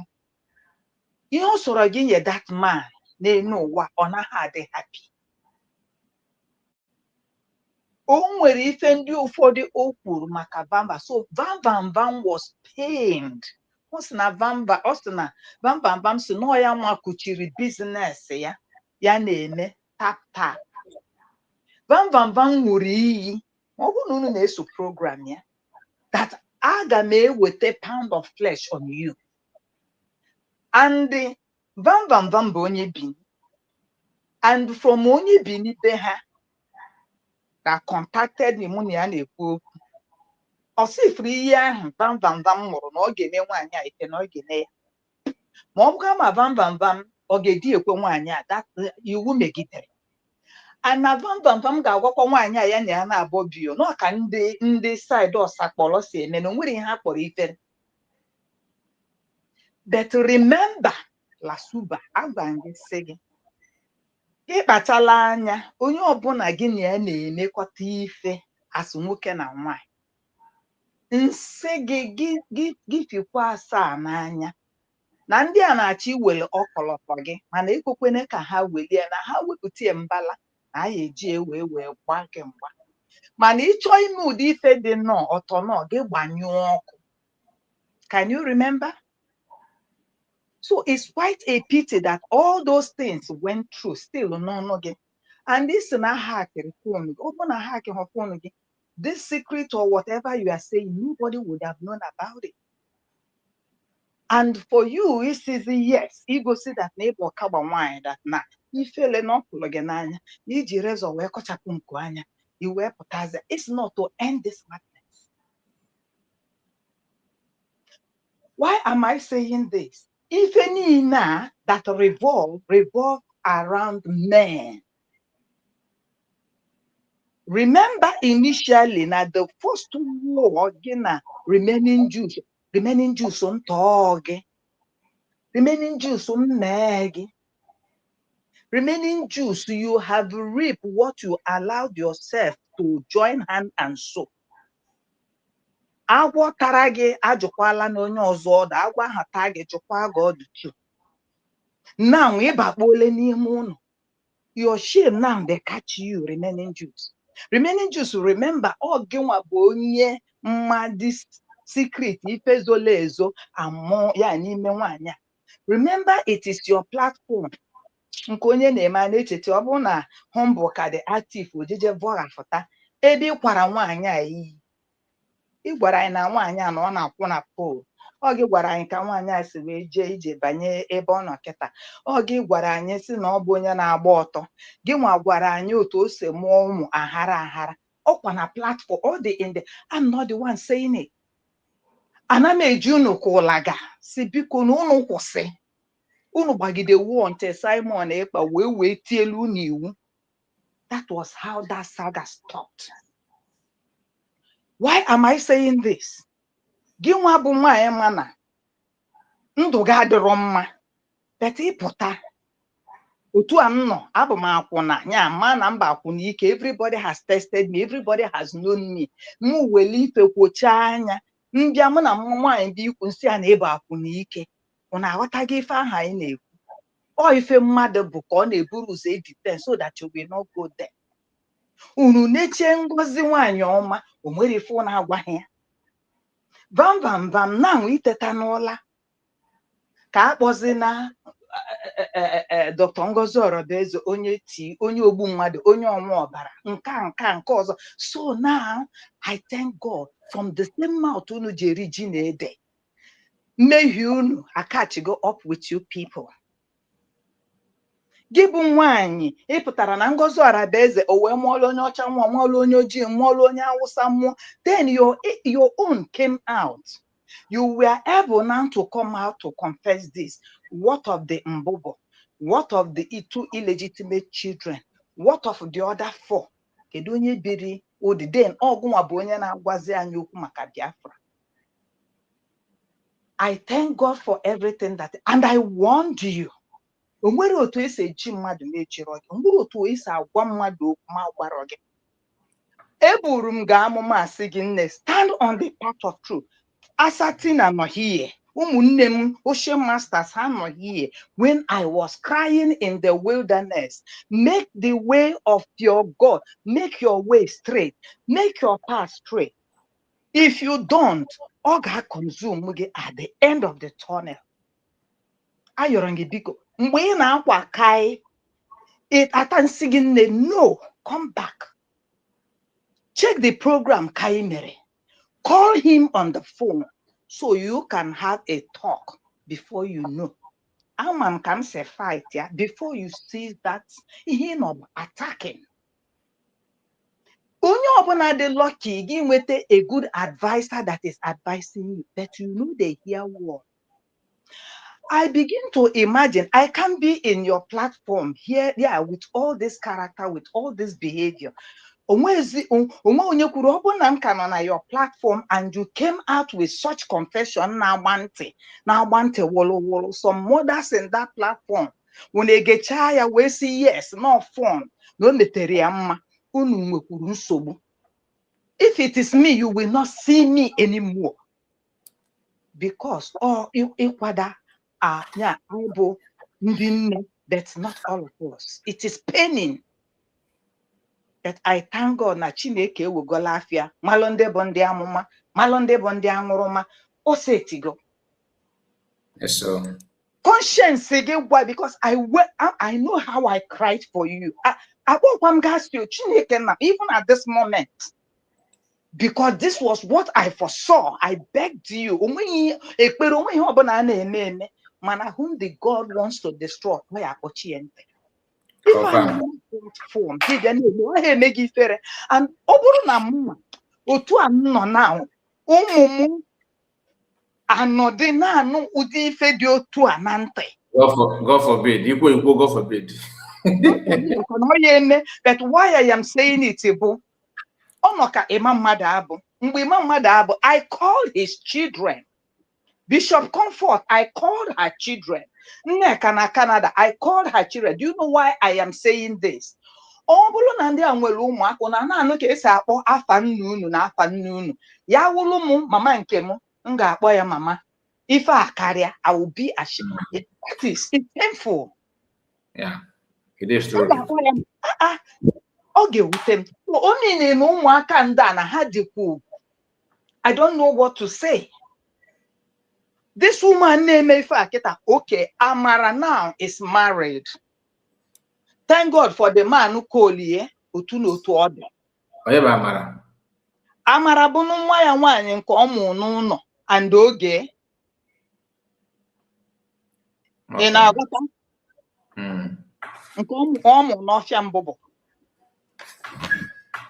And you left it for your mother to take care of. Then Amara now on Madonoria, and they are hearing about this woman. Amara, how do you feel that your mother is portraying this kind of thing? Okay, you are about 40 years. How do you feel? No, you are about 40 years. Okay. It's almost about 40 years. Yes. I'm 11 years because. Ọ na-asị gị na ya bụ triple G, na ya bụ ibiri achị. Ọ na-anara edikode ife. I am Mwa. I have become a child. My child amụkwala nwa. Ibiri achị. Ibiri ka a na-akpọ okenye. Abụ m okenye. Amụtago m nwa. Nwa m amụtagokwa nwa. You understand? Okay. You got again now. It be that church, yeah, grandmama. Yeah, triple. Ọ na-agwakwa gị not triple. So 3 generation ya nwa nwa ọ mụtara na nwa ọ mụtara. Okay. You understand it? And why I am saying this, thank God for everything. Onye na-enweghị ifere enweghị ifere, but onweghị onye bringezere your sin out. Gị nwa ji ọnụ gị. And you have crush for handsome boys and handsome men. Enwere ife a na-akpọ ibe nwanyị ugwu. Eziokwu na o nwere advantage and o nwere disadvantage. But still, onye bekwara ugwu nwee this kind of crush, that is, ife onyanwa bụ nwoke aya agafete ya ọgbachi nkịtị, ife osokwala gị mee asụ nwoke nụlịa ọ ya na-apụ n'ilo. Bet ka m jụ n'anụ gị, ọ bụrụ na ọ dị gị otu a iji ọnụ gị si na mgbada gị na-akọ gị ọkọ, obi onye a ifele emegbukwana m na ọ na-akọ gị lịkọlịkọ na iji eze gị wee kpee ekwele nwoke bambambam wee kpee gị ihe o kpere gị na ije ha ọrụ. That is not joke. That is not play. I'm telling you. And if we analyze it, if we discuss it, nothing. When I tell you if I have a joke or the beyond joke. And this Obi admitted na batara na ya hotel room. Obi achọghị ikwu na gị na ya na-elife nwoke na nwaanyị. Maka nke ọ sị nwunye ya, ọ sị kedu ka ya ga-esi wee hapụ nwunye ya wee bịa gị na ya ime ife. If we go know the truth, maka ndị na-asị na ọ joke, it's not a joke. So Obi want to hide something. Mana maha na gị na onye nwujuru kai afọ ọpụta. And mgbe faje Finland ahụ with Bamba, a whole lot of things shows. Kai ọ bụ na ije Finland and I happen to be in Finland or Obi-Wan or Ocean Master. Yes, we know we've been talking on program that intimacy is different from non-intimacy. I don't know whether I understand what I mean. So,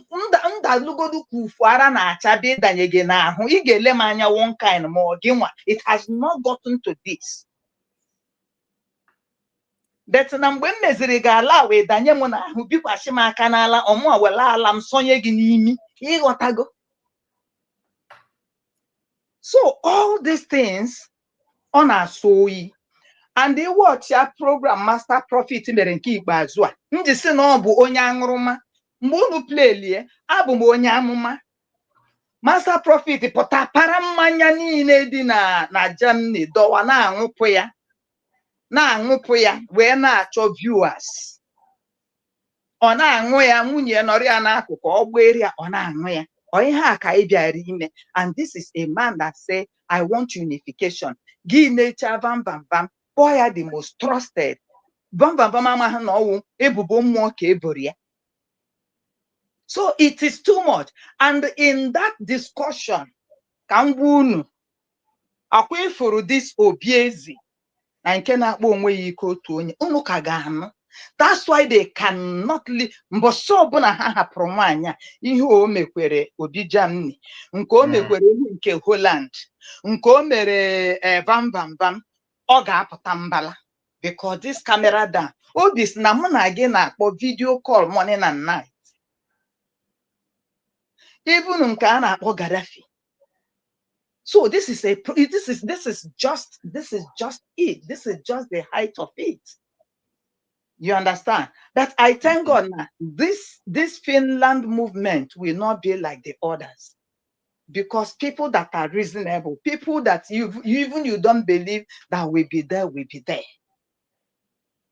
So if you imago all these things, I won't just say thank God for saving me.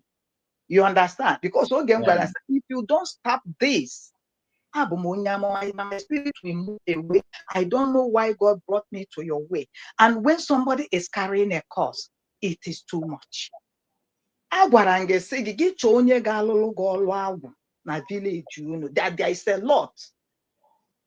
And Mazi, I remember, let me just round up. Master Prophet na that video nko mere today.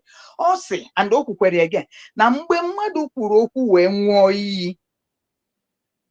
Onye ahụ anwụ, ọ bụrụ na onye ahụ eme ya wee nwụọ iyi, that is onye ahụ wee nwụọ iyi to exonerate onwe ya, wee call to other person that is going to happen. Mazi Kai, one time you made a program. In your program, this onye efulefu anụnwa na-akpọ Biafra Unite. Onye mecheche Biafra Unite na platform ya tinye na mmili ọkụ ebufutie anyị na-efocha anya ka na-efocha ọkụkụ. And the issue is also, how can you be talking when you mask your face and you want to be a leader? Ibu sabo. So ọbụ na ị chọrọ mask yourself. O mechere Biafra Unite ife okwete na ọ na-eme. And also, if I want to get at you, I will go to any length to get at you. Yeah. Then, in your platform, I know say, onwere ife bụ command and control, listening to somebody. When this war and this attack was going on, Mazi Simon say, let this attack cease. Manya, stop this attack. And everybody listen. Even mgbe afulu iru Biafra Unite, he told everybody don't, and it remained like that. Mazi Kai, if you can remember when she made a program, Oboro Mebubo, Mwa, that has been, Ifunanya, stand there for you, both thick and thin. Obo Mebubo, say no Mwa, we put a picture Biafra Unite. Oboro Mebubo, Namobo Amosu. Oboro Mebubo, Namobo, a monitoring spirit. Or what if or say na remaining Jews say ya anything to do with me. Yes, na remaining Jews onyamuma, and they been not that barana remain like the way we are doing program. I know what I watch. Move for quite helpful. My boy, I say ada. Remaining Jews are there. But in what I see, if one I got to, because onwere otu a ga-esi wee reach nwo ya up. Na nwa akakwala afufu. We told your mom, Chineke bi n'igwe ma. Biko nye ya contact m ya kpọọ m. Na ọ bụrụ na onwe ka m ga-esi sendịarị ya ego, biko ka o wee zọwagodo onwe. Ọ bịa nwe ka m ga-esi sendịarị ọgwụ ka o wee zọba onwe. Biko na ụmụnne m onye kwuru ụdị ife dị otu obi ọcha m. Ha bụrụ m ebubo, o wee sị na remaining Jews say na mụ bụ nke na mụ bụ nke na. So ịghọta ife na mme na program, I cried. Ime program wee kpọọ m sị m nne, is there anything like this? Where golo onwe m, and I cursed. If you people can remember, eji m onwe m ọ bụkwara na ihe dị otu a no ihe m mere. Ihe dị otu a dekwara m dịrị mụ na ezinụlọ ma ọ bụ na ọ bụghị ya, for both of them ha agaghị enwe udo and they will be exposed. That's why ọ na-abụ apụtakwa na-eme program masị onye nọ na comment ife na-enwere isi na comment ife na-emarọ dịkwa careful because emara onye ị na-emekọta. Let me stop here because a lot of people is on the program. Mana ndị so anyị that time ihe a niile ifu nwaanyị a na-agba chirichiri ọ wee eziokwu. Vamvamvam anọ na nwaanyị nke mbụ efulefu. O jikwa ọnụ ya kwuo ogori ya moto na ọ ka na-akwụkwa dị ego moto. Vamvamvam mgbe m na-akwụ maka sukuta na ọ na-esi ebe ọ nọ were sukuta na-aga UK. Ọpara m sukuta ya baa na train. O nwere ebe ọ kwụsịrị ọpara sukuta Tom and Jerry. Amaji ọ bụ na ọ na ebe ọ ya chigbuo onwe. Ọkwa inu gị eketa akwa. I am not gossiping. So nke ahụ abụrụ. The family of the girl wee sị na ha chọghị iji anya fụ vam. That you people have had it. Nke ahụ gakwa. This one ya na ya na-abọ na-enife, a married woman. Ị na-aga di ya anọghị ya, ị na-aga apụ na-aga eri mbọrọkị ya. Ontere tụwa ya ime. Ya nke ọ na-asị my wife. Ịma mgbe bam ihe ọ na-asị wife. Afọ nwaanyị etoola ruo ọmụmụ ya see picture ebe o sekpu ana wee na-enye nwaanyị ring. Ị gosi ha anyị before. Ọ ka nwaanyị chọrọ ịmụ nwa. To tell you the dubious character that is in this guy. Yes, also na bụ pastor ordained by Adeboye. Mgbe anyị na-ekwu na o zuru ya na onye ori, anyị na-ekwu ọ dịka ọ basị. O tinyere aka na offering money.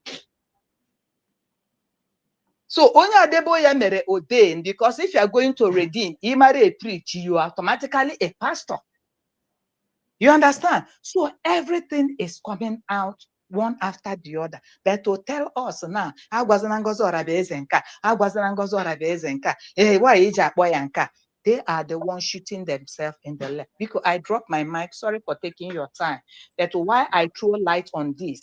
Kamada potanache ni ife anu anwanya adara na ekwu ebe a no joke or no imago. No, that's reality. And for you people that is going again, be careful. Thank you. God bless you, goddess. You are not taking our time. We just want to hear, your own side of the whole thing, because Lasuba, a lot of people have experience, about Lasuba, but Madam Origin, thank you so much for your submission as well. God bless you for that. We really appreciate.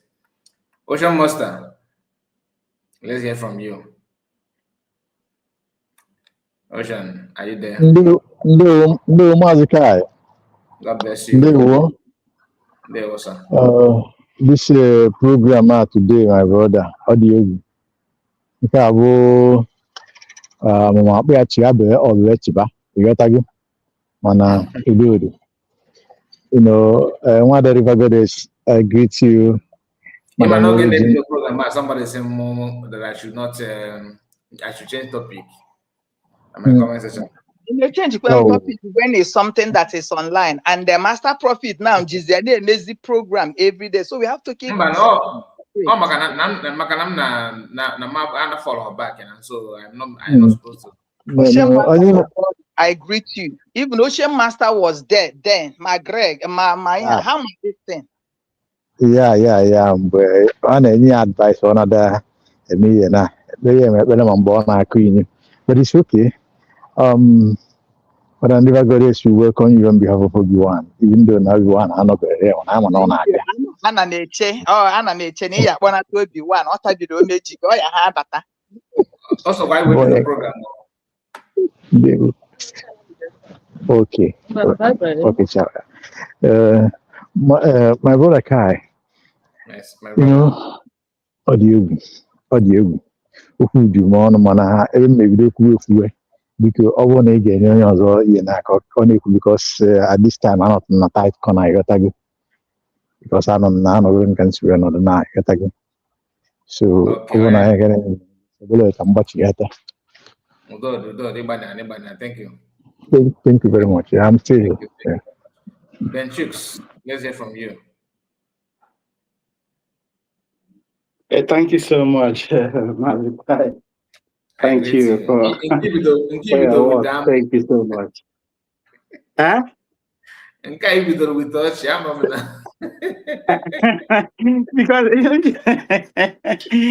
sometimes it looks like a spirit walk together. To be honest, when you are giving your own ordeal about the advice you gave to Lasuba, that same thing happened to me. Okay. Yes, that time cabinet in suspension. Yeah. I called her personal. Say, detail her some things. There are some things not supposed you could public. There are some things not supposed you could, Like everything when a level. So this woman to say, hey, more happier. Now my here name.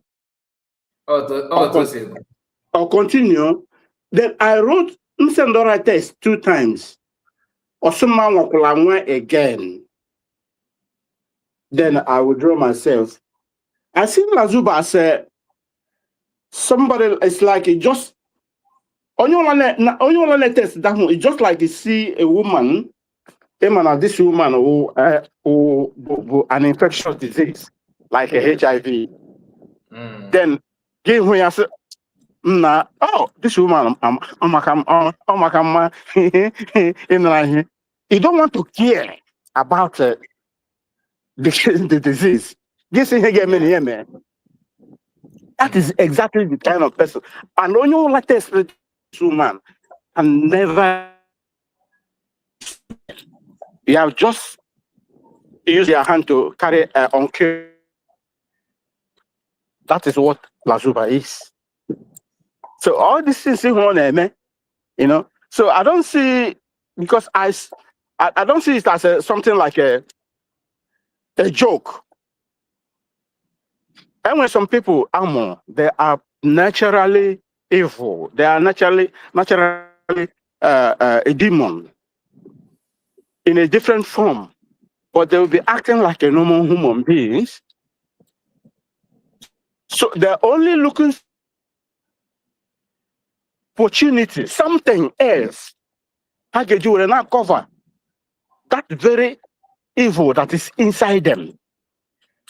So this woman happened to see that with Biafra movement, Ankoya as a weapon in order to get rid of many people. Chondoga will get in kingdom, you know. But it's unfortunate that people doesn't know about him, you know. But where I'm very, very angry is where this man a master prophet, you know. Akwa Raphael, the most trusted one. That will tell you that that word many abuse. The most trusted one. You can imagine somebody wanile mana onya evil. Wanile mana onya unproductive element. Wanile mana onya a demon. He na a master, he na a trusted one. What is it? What can he trust in from Aquaman? Can any element he get trust on him? Is it in all his lies? Is it in all his allegations? From what angle? Because on your number OJ connect to PM, then he become a trusted one. I keep on saying my word right from beginning that I exonerate any of these people the closer to Mazi Nnamdi Kanu. None of them, even one element from them. My brother, I can't trust any of them. None of them. All of them, none. So the thing known as this movement, we are in a different phase now. So nobody should look at them. Nobody should pay attention on them. If you are just following them or just listening to them, you know, you are completely disarray. You can never, don't pay attention to any of them.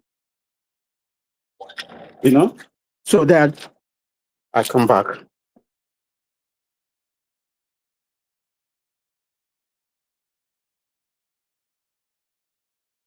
What happened? It looked like he said I'll come back, which means he got caught up. Yeah. All right. So quickly, let me add this, Mazi Kai. See, like I said, why I had to come in, because it's just to let everyone. By the way, Madam River Goddess, I say hello, Oga Benchooks, and everyone else. And Madam Margaret, I saw your write-up. Continue to do what you're doing. Thank you for the receipt. Thank you for going to Finland. Thank you for spending your money. Thank you for coming out every day to make sure that this mandate, that it is not stolen. Thank you for being different, because it is a few different ones like you that went to Finland, that have their brain in their head, that know the importance of what you went there to do. That's why today we have what we have. So thank you. We can't thank you enough. Mazikai, Madam Margaret that comes here every day that you gave the spanner is one of our legends. We thank God for her. So when you look at all that is like today, you see there are a lot of people, well-meaning Biafrans, are trooping down to Finland because something is at stake. And today, you will still see this woman. You will most likely see her in Finland. You will still see Vam Vam Vam in Finland. The question is, what is in the mind of these people? You see, when you look at when they are talking all this nyanyampo that they are spewing out from their mouths, pupu at the same time. When you see them and hear them talk, it's put off. You just feel like it's too disgusting. It's too if you ever, because of that, not address them and not stop them, they will end up. That's why I told them that when people like me say I sold my sleep, is to make sure that we don't replicate where we are running away from. Because where we are running away from, it is people like this that have the mouth. You see why they are talking with confidence. They will call Ngozi Orabueze all kinds of names. It's because they are being supported by the place we are running away from. They are giving them big money. Because when you look at it, go and check. This is the same people they plan to blackmail our real leaders. They are the ones that a lot of them that, if you look inside now, apart from this one, this one so that's open everything on internet, there are those that walk on the ground. Well, what are the people that are buying people? It is people that are humans that have deviated their lives. They have sold it to the devil. The devil used them to do different things. From buying and blackmailing people that didn't do anything, that wants our world to be better. To if you leave now, you people see why the other one, when he was calling Prime Minister Simon Ekpa, it was almost like the voice is like whether he will use her voice to honestly, these people they are underminers of truth. And I don't know if as we are talking now, they may be doing about their business in Finland. And Finland, Red Group, Finland will use what they are doing and what they are saying to judge our real leaders. Shame on them. Because if people like this, it is people like this that Finland use their words, use what they said, use what they did, plus Nigeria, that the whole world have seen that Nigeria is a black sheep. Nigeria buys its children. Nigeria buys its citizens. Nigeria who supports all manner of, from bandits to Boko Haram. Nigeria does not. So if Nigeria plus these crux of individuals, Finland is judging our leaders, then it is to their eternal shame. We are waiting. No, we are no longer, like, oh, no, we don't want to hear. If you like, carry yourself. In fact, I know that it will even be better for her if they are televising her doing what she's doing. It's no more. So at some point, it's too disgusting to even, we're like, you know what? That's what you have chosen to become. Be it to the shame of you and Nigeria that sent you and Finland that is supporting you. We are here waiting for our freedom. We are here waiting for our leaders to come out. We have real leaders. We have men with integrity. Men that want the best for humanity. And we'll continue to pray for them. We'll continue to support them. We will continue to support Dr. Ngozi Orabueze. If you like, call her anything you want. It is because in your mouth, nothing good can come out of it. That's why it is a shame that a lot, it is what it is. You came out to pretended that Anyway, out of the abundance of the heart, the mouth speaks. We are writing, we are making notes, we are watching. My lioness. Go ahead, Benchus. Yeah, my lioness. The problem is the kind of platform given to this woman at the beginning. Our PM and members of the government thought that he is a human being, that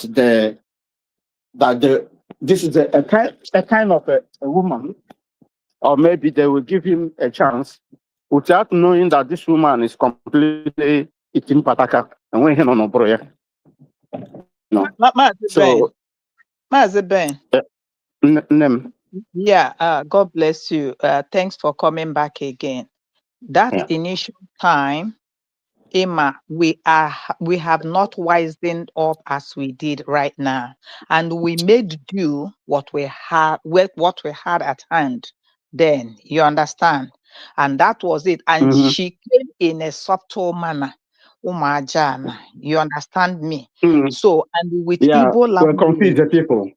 Yes, with Igbo language. So that was what happened. But Chineke mere anyị nke o ji bụrụ iche, the table turned. Thank you, sir. Thank you so much. So here we say this of that very platform where I get rid of many people. Many people were their trust. Yeah, and Hamana Oyana trust or this is not somebody you can hold at all. Even many again, you see the direction the water is going, but this woman, it cannot see the direction she is going. She's completely insane. I'm telling you. If you take your time, read that woman very, very well. You found out that woman is not a normal human being. That woman is extraordinary. She's not a normal human being. If you think that you are dealing with a normal human being, you are just making a mistake. But I'm sorry for people now, Maria, then they go into her. The moment they wale her and go into, then they are infected and they are gone forever. And onye ọbụla tinye ha nara ihe ya na that place be man. Never you're not gonna come back again. You are finished. You are gone. Yes. It's an incurable disease. Many people doesn't know. You know, she's an incurable disease. You know, many people are mad. But you see this master prophet, that game, yala Aquaman, na a play. Now, maybe some of them are in Finland trying to do more damage to their damage control. That they knows what they are doing. Mazi, it's not possible. Sorry, I'm interjecting, Madam Origin. Thank you very much. Nanyoma Margaret, it shall be well with you. Our daddy, like Mazo Luchinwa God. God loves us so. Before things are named, on a go sign way of escape. Thank God for Ndedekada, Simon, there will be faces that doesn't, because of this in her name, they now go. So these people will detonate. The fear of God is the beginning of wisdom. They can't do that because the faces they see it. That is the faces they are seeing, or the faces they will see is a different faces. Responsible faces. Listen. These people, they are evil. They have many acts. They have so much role to play. Their chances is if plan A, plan B, plan C, but we know how to neutralize them. The enemy deploy massive bombardment on the air. It's okay, you neutralize one. So this is what they are doing. Okay, Mazi, so Ben, you will see you will see the testimony of what's going to happen. Jeje be ya na nije nka enwego m that promulation and that go m struck. If ije nka ọ ga-atọ ha aja ọ ga-atọ ha kwakwarịkwa. Go and write it. You understand? There are time for everything. Ọ bụrụ na ị ga-master profit program o mee today. Ọ ṅụgide mmanya onye aṅụrụma, and in aṅụrụma truth is coming out. He's a drunkard. He's a drunkard. Otrolu light. There was a secret discussion between Adadioramma and Vam Vam Vam. Vam Vam Vam si na mgbe nwunye ya dị ime ka ya kpọrọ ya gwa ya sị ya chọrọ ịba nwa ya Nnamdi Kalu so that he will take after Nnamdi Kalu. Ada wee sị ya, Can you imagine? when you listen to that program, when I go hear another one, o wee sị ya or sị ya yes. So the woman isi petomanto wee sị ya ị na-enye ya that name aka Maazị Nnamdi Kanu ọkwụ ọtọ ịma ife o metere o ji na-aga what he is going through. Why do you want to now name him after your child? Unaka fube. Yeah, God is helping us. You look at Vam Vam Vam wee duo isi nwụọ iyi sokwa na okwukwe ihe dị otu a, and she said it. Oh yeah, but that in anya he's fighting onye abu nna asị no a special species from that is alien spirit from a world Chineke mana ha ga-adị onwe onye ya believe ye now is coming out. He attack Mazi, he attack Simon, and at the same time unu gay what this onye aṅụrụma or see that Simon ekpa na o na-achọkwu kosu na ohi kwuru nwanya na nwanya si na ohiri ya ya o si no ndị autopilot leader unu. A whole lot of things is coming out, but I thank God. That is what makes me so angry. Look at how he was even addressing the man. He said he is the most trusted one. Also about his prime minister. His prime minister. Thank you. But time I was prime minister prime minister not autopilot.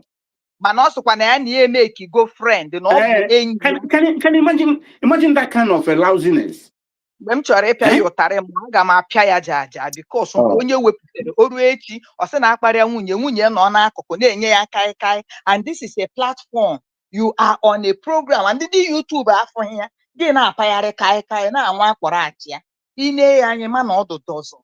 But God has a purpose. Thank you, Sam. Sorry for interjecting. Imagine prime minister and autopilot. Then you ask yourself, okay, this PM on a praise on your Emiliano, American. No, prime minister or the prime minister or some won't care. He is fighting a different thing, a different cause entirely. And also na prime minister pụta so na ya agaghị ịgapụ now mana ọ bụrụ na ọ pụta na ya ga-ejeze hụ ya ya na ya na-aba anọ now o were na I don't know how to say it, because if you want to boost your platform you come with Simon Ekpa Nnamdi Kanu Ngozi Orabieze or sị na ya ga-anwụgide kai until a ruo 500 views. So everybody on watch the program. When you wait this man the thing not there. He want to eat his cake and still have it. Yes, I know why I said this. He want to eat his cake and still have it. Upon all the insult, this man, everybody, not only me, everybody, every member of the United States of Biafra, he still stand on that very nonsense. Now commit to nuisance. But organ there now on nonsense on using our PM or as a favor another glory. And make people recognize thinking that we are fools. Time is coming. The day I get being, how I get being. Thank you so much, Brother Kai, for bringing all these vultures, because I see them as a gathering of the vultures. They don't eat. See vulture where there's something decade. This is where you see them, and that is their gathering. Thank you so much. Thank you, dear friends. I hid my mind.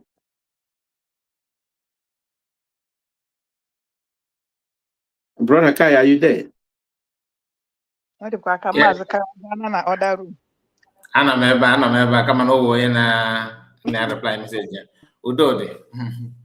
I'm going to go. So other guy got one down and thank you so much, Ben Chooks. God bless you and Madam Origin. Thank you. Goddess. Thank you so much. Tomorrow is the protest.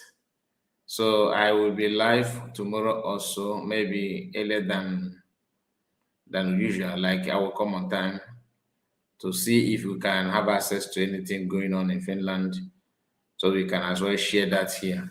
So please don't forget to be here. Maybe because according to the information, the protest will start at some people say 10 a.m. So I will try my best to keep the time. Please, if you are free, you can also join us on that.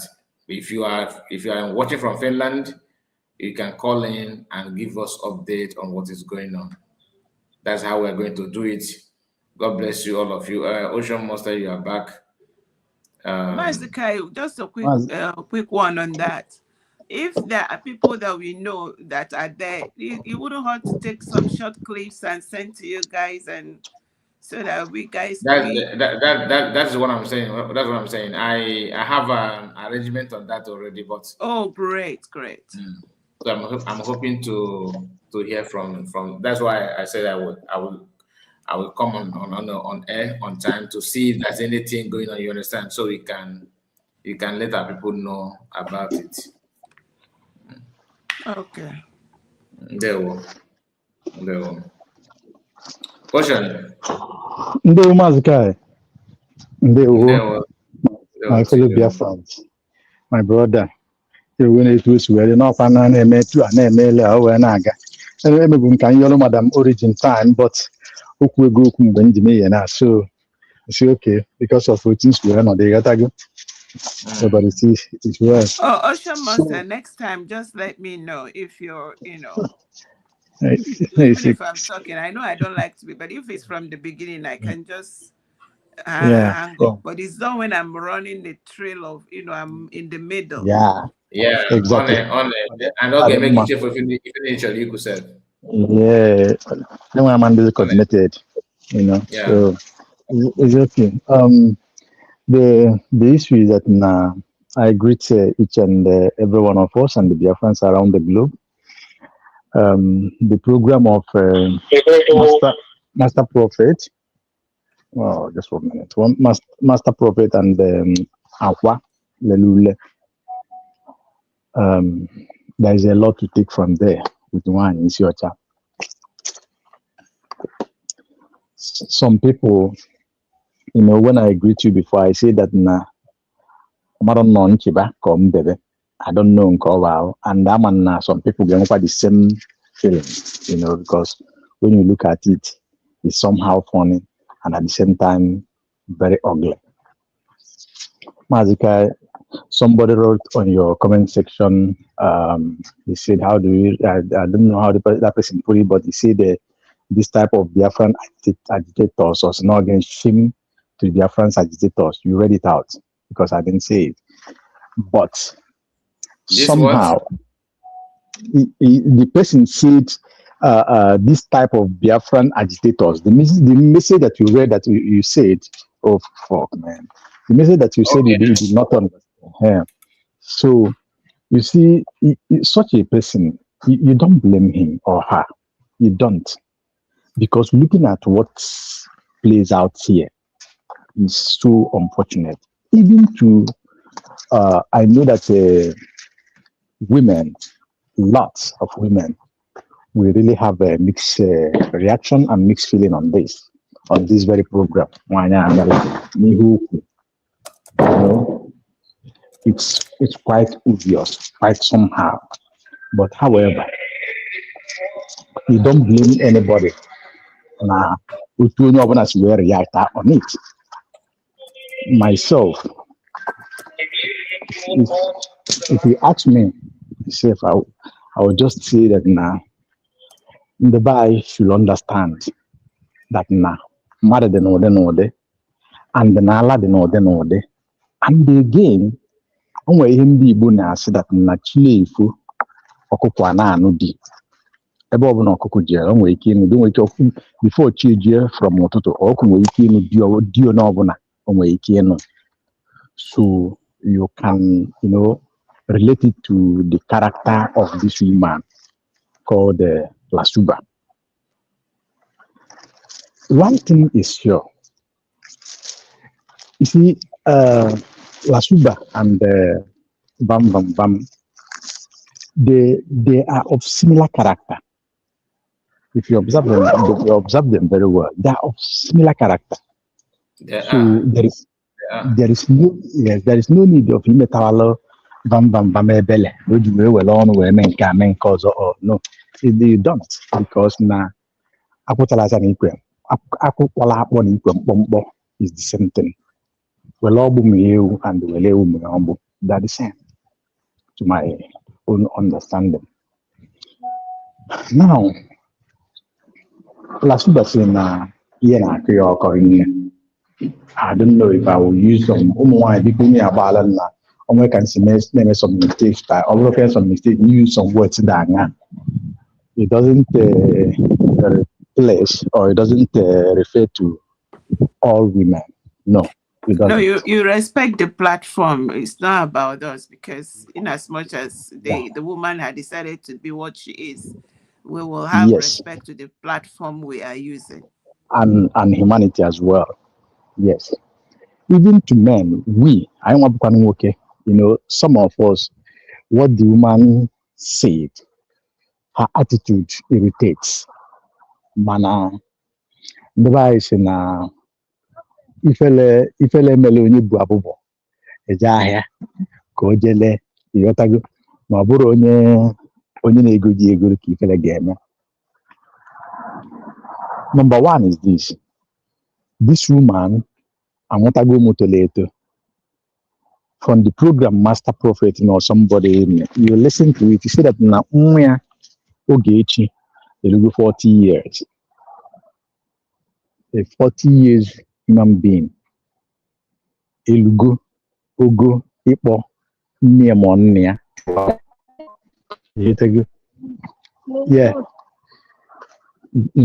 a 40 years person elugo ogo ikpo call nne or nne ya to order, which is very, very important. But if for that, they are not doing it. Because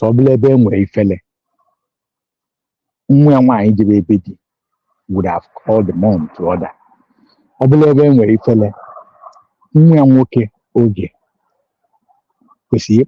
order.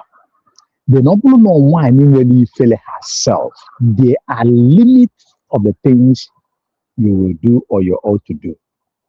But this woman, there is no iota of Ifele in her, and there will not be. For those who may expect that tomorrow, no. And I want to tell us, this type of individuals, they are people that have this kind of sickness. Some are sick, some are not sick. I've seen some people they like this Lasuba. That let me use the word that is I mean that they can never say no. Okay, in America, you will understand those who have multiple orgasms at every moment in time. They can't stand up, they are vibrating. This woman, her own differs. This kind of a person, nobody can control her. So she can do anything at any time. That is why you have on social media. And the bam being the same person, the same time with the same type of character. And if you look at it, like River God has said, some people may take it not joke, but it's not joke. Go and check their body language on the time as I had a protest or no riot. Go and check their body language. You will understand. And the bam a dispute or deny or the bunker that Nyaje for the woman in the hotel. Around 1 o'clock to be with this kind of a person. Now the woman and let us not blame the woman anyhow. Because the woman in her mind, go off ma. Woman in our Lord up to 150 euro. We're mailing okay, organize a okay table. She was on a very high expectation. But to her greatest surprise, everything dark and merry. And she's annoyed. Maybe Omaroko will see where at that time, or I see when you with the video. On a pandemic, but why another thing to go? Now to cap it. One they were powerful. Wine about what he hobble, you mean. As we G, that na, ebo no G no. One made a panakaki on a Ghana skate. Uji abugulu, Messi had a ball, but Marina had a ball, nebo now, Okbuki can Gasia. But in Kawani, well, over how many hours? The more the governor. This guy, I'm very home. You man was very, very annoyed. Now, was there Bamba, you was there for now. All was the Yami and Yam Mazaraki Agasabia. FLE Bienasa, Ogasa, Casey, Candos, Osias, and Nutrasiasa. Whereas one wine, Madaji. My neighbor's Sakwa.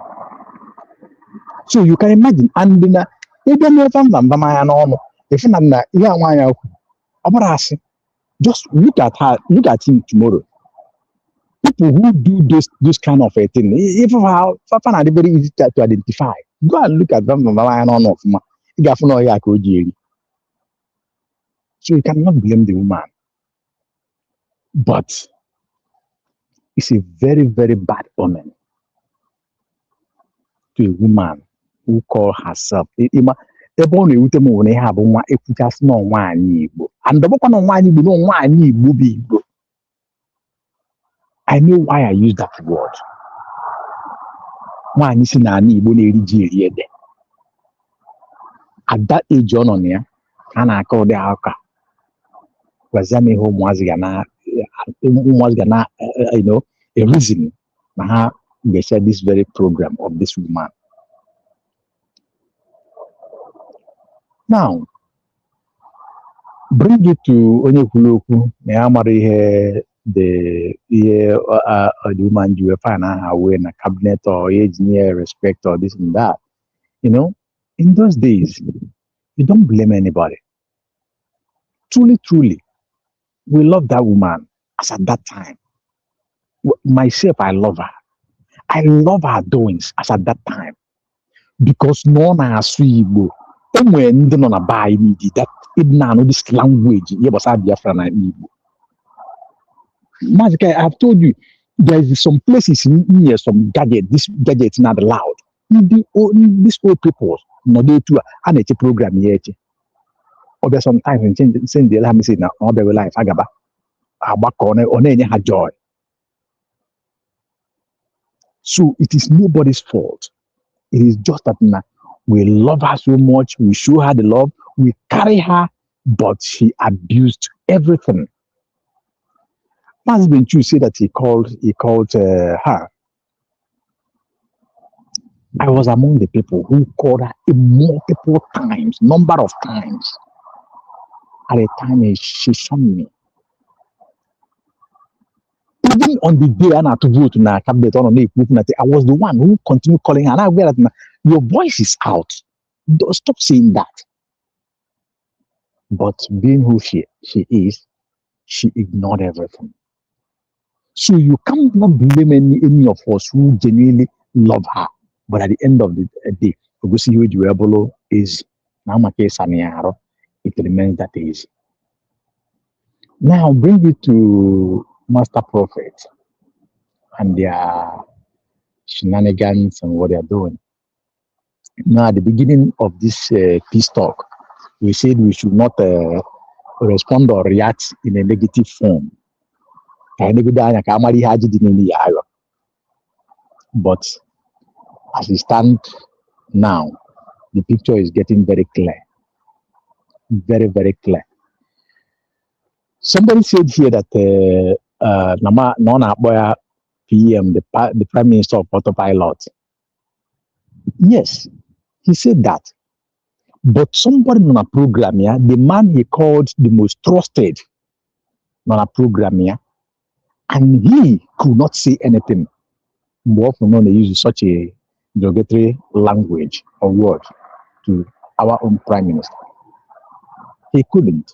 Already, while listening that, he would have called and said, maybe I need to know that. And showing the character or the person that the Master Prophet is made of. He said that Bam Bam Bam is the most trusted.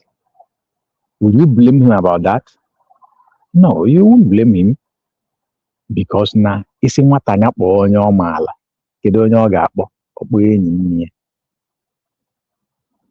If a man of that age could tell you that na ya just one mother that after about 2 days another voice message, voice note, or another call, then this person is a great person. Think about it. A man looking like that, between a few on the program, looking at him at his age, no reason like this. What does it tell you? The man is equal as the person linking up. They are all non-entities. Because a matured man will not reason like that. Somebody called you after 2 days, that then that person becomes very important to you, becomes all and all to you. And you see, they knows the Iruji because of what? Because of unity, because of that thing they want to achieve. Kabia France, IPOB, so to say, if you can contribute to the ego, but I never go to see. You are talking about Manyon. Go and check about Mbungi. I think last 2 days or so, yeah, you on social media. At that age, that is why they said, a man of that age, how can somebody reasonably stick looking at all the things if you go on a sofa, they take you serious? No, just like Lasuba. And I waited to see where Mazi show some comments in the comment section, Lasuba, why she was, trying to address Yebasana Bam Bam Bam. Support and apart from Obieze who called. I want to see the write-up on her comment section.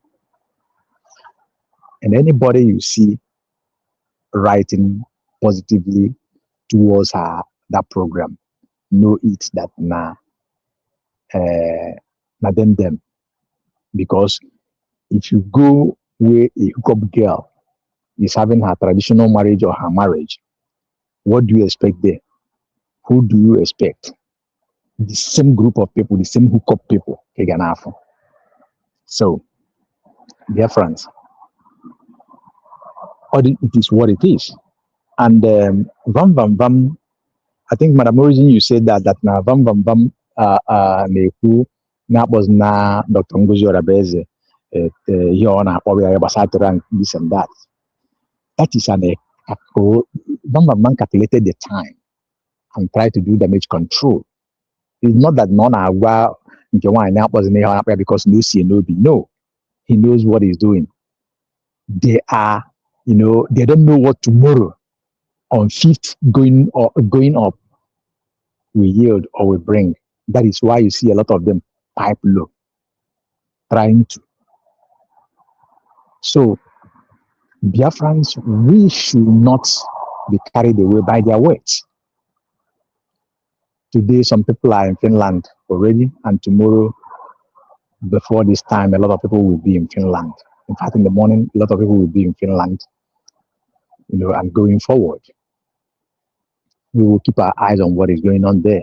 And I want to remind us that the younger platform, the new platform of our sister, Ada Simon Eba, was taken down for no reason. It grieves my heart when I listened to that during the fundraising. I felt very, very bad about that. I listened to Ada Simon Eba talk, and I was worried. Wonder because for like me now, for about 2 days now, I have not seen Kai, on his program. I have not seen Exodus. I have not seen Kirena. I have not seen Ada Simon Eba. I don't know what happened. At the time, I began to think, man, let it not be that they, because of going to Finland, these people, they are trying to attack all the channels to make sure that there will be no coverage. Or maybe there will be no voice representing USB were declared. But thank God that today, Mazi have come live, and I know that a lot, and I trust that Ada Simon Eba as well will be there, and those who will be there will try to do the needful by getting some videos, sending it across. Very, very important. Mazi, thank you for this wonderful program. Thank you, dear friends. Thank you again, Mother River Goddess, Madam Regine, and all the people on the platform and comment sections. Do your best, like, share, and subscribe to the channel. Madam Origin, Madam River Goddess, I again greet you and welcome you on behalf of everyone. Thank you. May God bless us. Mazikai, are you there? I hope I wasn't talking to myself. Mazikai, can anybody hear my voice? Yes, I know. Please, let's give mic to Obi-Wan. Obi-Wan okay, I didn't want the madam up here. My honorable. I was just trying to greet Madam River Goddess on behalf of everyone. Without no, my spirit cannot lie for me because I know that everyone must be here. So, everyone, you are welcome on behalf of Madam River Goddess. No, one them. When you come with your name,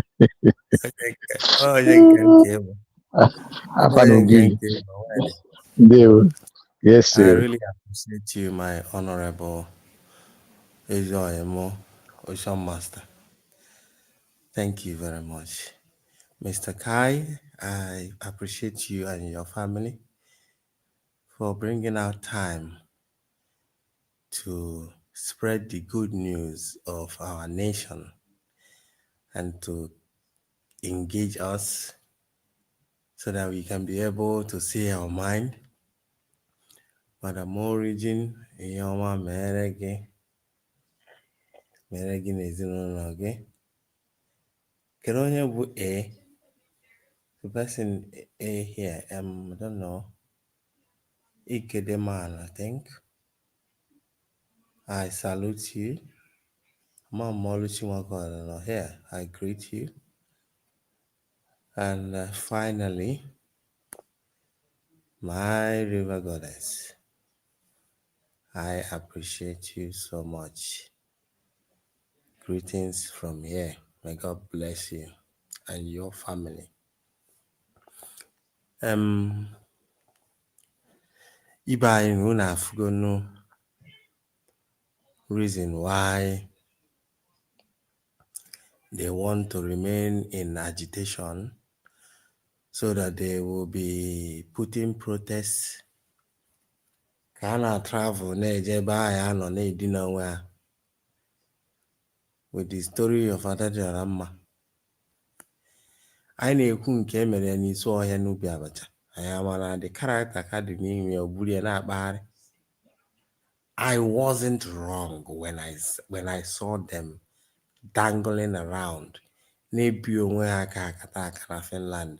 Mgbe ha jere amụgo ha aṅụntego onwe ndị ṅụrụ ụdị mmanya a ka aka ghara ibi aka akata aka mba sụzọ ha na-abụ nwanne isi na side ebe ị nọ pụọ bugharịa Ocean Master, you know what I mean. Ibugharịa ọnọdụ ebe onwe ya na-afụ gị ihe na-eme ihe ya emetara ịṅụ onye ya ebi ibi aka. Exactly. Isi from your base jee somewhere ọ bụ na asụsụ gị na-alụ na ndị familia na-abụ ka ihe unu na-alụkwara onwe ihe ọzọ unu na-alụ dị a ọ nrụjuo nkwụ aka nkwụ afọ. My brother, enweghị iwe ọ kwa ka ọ dị APC wee na-ekwuli okwu ọjọ okwu a wee na-akpọ Ocean Master ọ dị ka gịnị ya na-agbara mgbọdịte nwunye nwa ụlọ ya na-agbakwa ife menụ bụ na nwoke ma ibie. And I think for me, I know how Ocean Master thinks. I know what I can say that I can. When you say something, I will tell you the angle he might go to, because anyway, you don't even know person, but you know the kind of way the mind goes, how it runs. But that is, by the way, it's not really a big deal. But I'm just saying, but generally, people, when they dull on their place, once you get out of your inferiority complex moves away, and you can be able to talk or do things you don't want to do before or something. So, but within themselves, with the storyline of Adadramma before, it's inevitable. And it's not that so anything can happen. I knew that something went on that day. You can't be drinking alcohol and you are okay. They decided to drink and get drunk. Something happened. Just that the heart of equal. And I don't think Adadramma wanted to say it before. But I will do what Adadramma did, because Vam did very, very stupid. Very, very, very stupid. Adadramma never want to go war to Vam because of what they did. I see Vam but Vam keep pushing Ada to the extent. Then I think he was really deny any master prophet. Because onye dina or Vam now, cause as if to say Ada as if to say they do her involved. All he says the other says, okay, but the bottom line still remains that now. This is why they want to be playing this game. They don't actually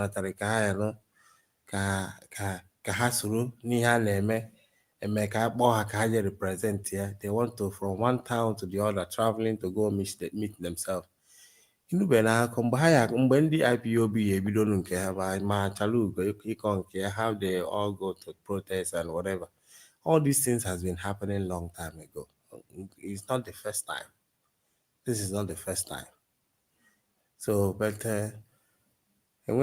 for me, it's their business, not bad. I don't care. Anybody have right to live the kind of life they want. Why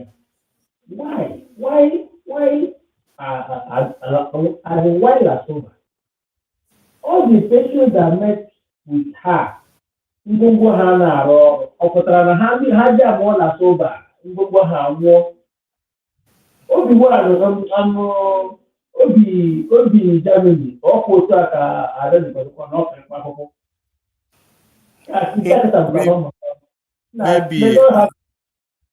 Maybe enwe mmụọ ọnụ ya n'ime na ha wee kwakọcha ka ibie ya ọkwụrụ. Iluodia, Momogna or dinner so maybe or Mahachikwa Achido the something. And when they are say Achidi, Heolumbo Casa, the whole thing. When they are saying that war on Hewaro Talico everywhere, maybe all them Marana. Oh, I wasn't there. Don't I told me you can come out, but I'm saying this.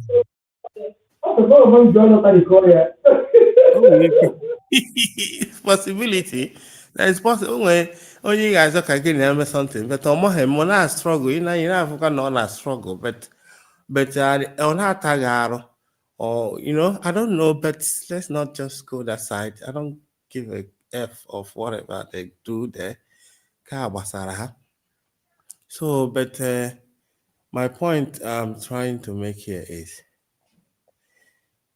these are the kind of people when you are really trying to say do something important for our nation and for our country, and you see them living their life causing distraction.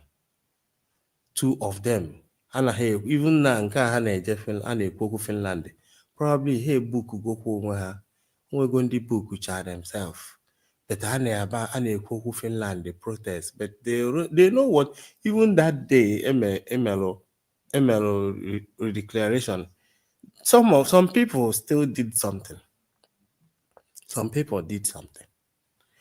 Nwunye ndị mmadụ na-akpụcha izidi ndị mmadụ. Otu akwa ka ọ dịkwa echi kịta anụ ha ncha niile na-erukọkwa ihe a ya eme.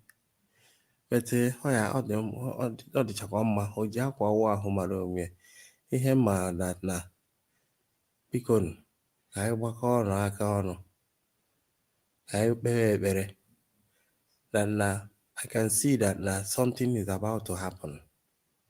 Something is about to happen.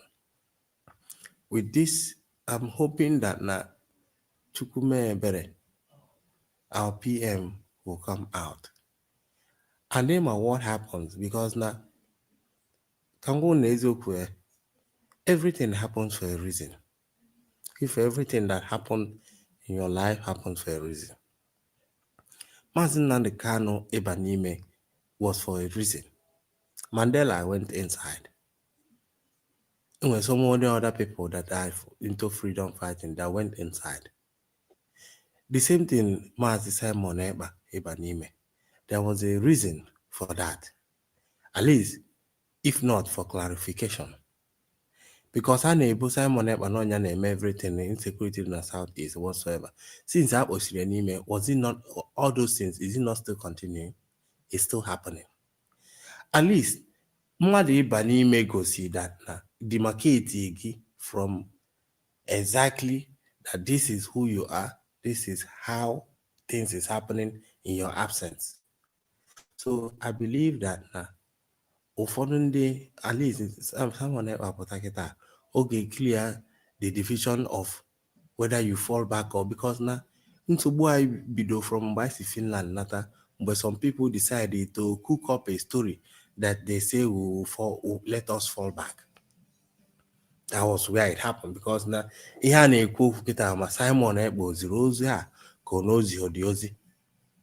you know, and that is why some of them, like my argument today, Okanonoku fall back. But why don't you people show us the evidence that Simon Ekpa fall back?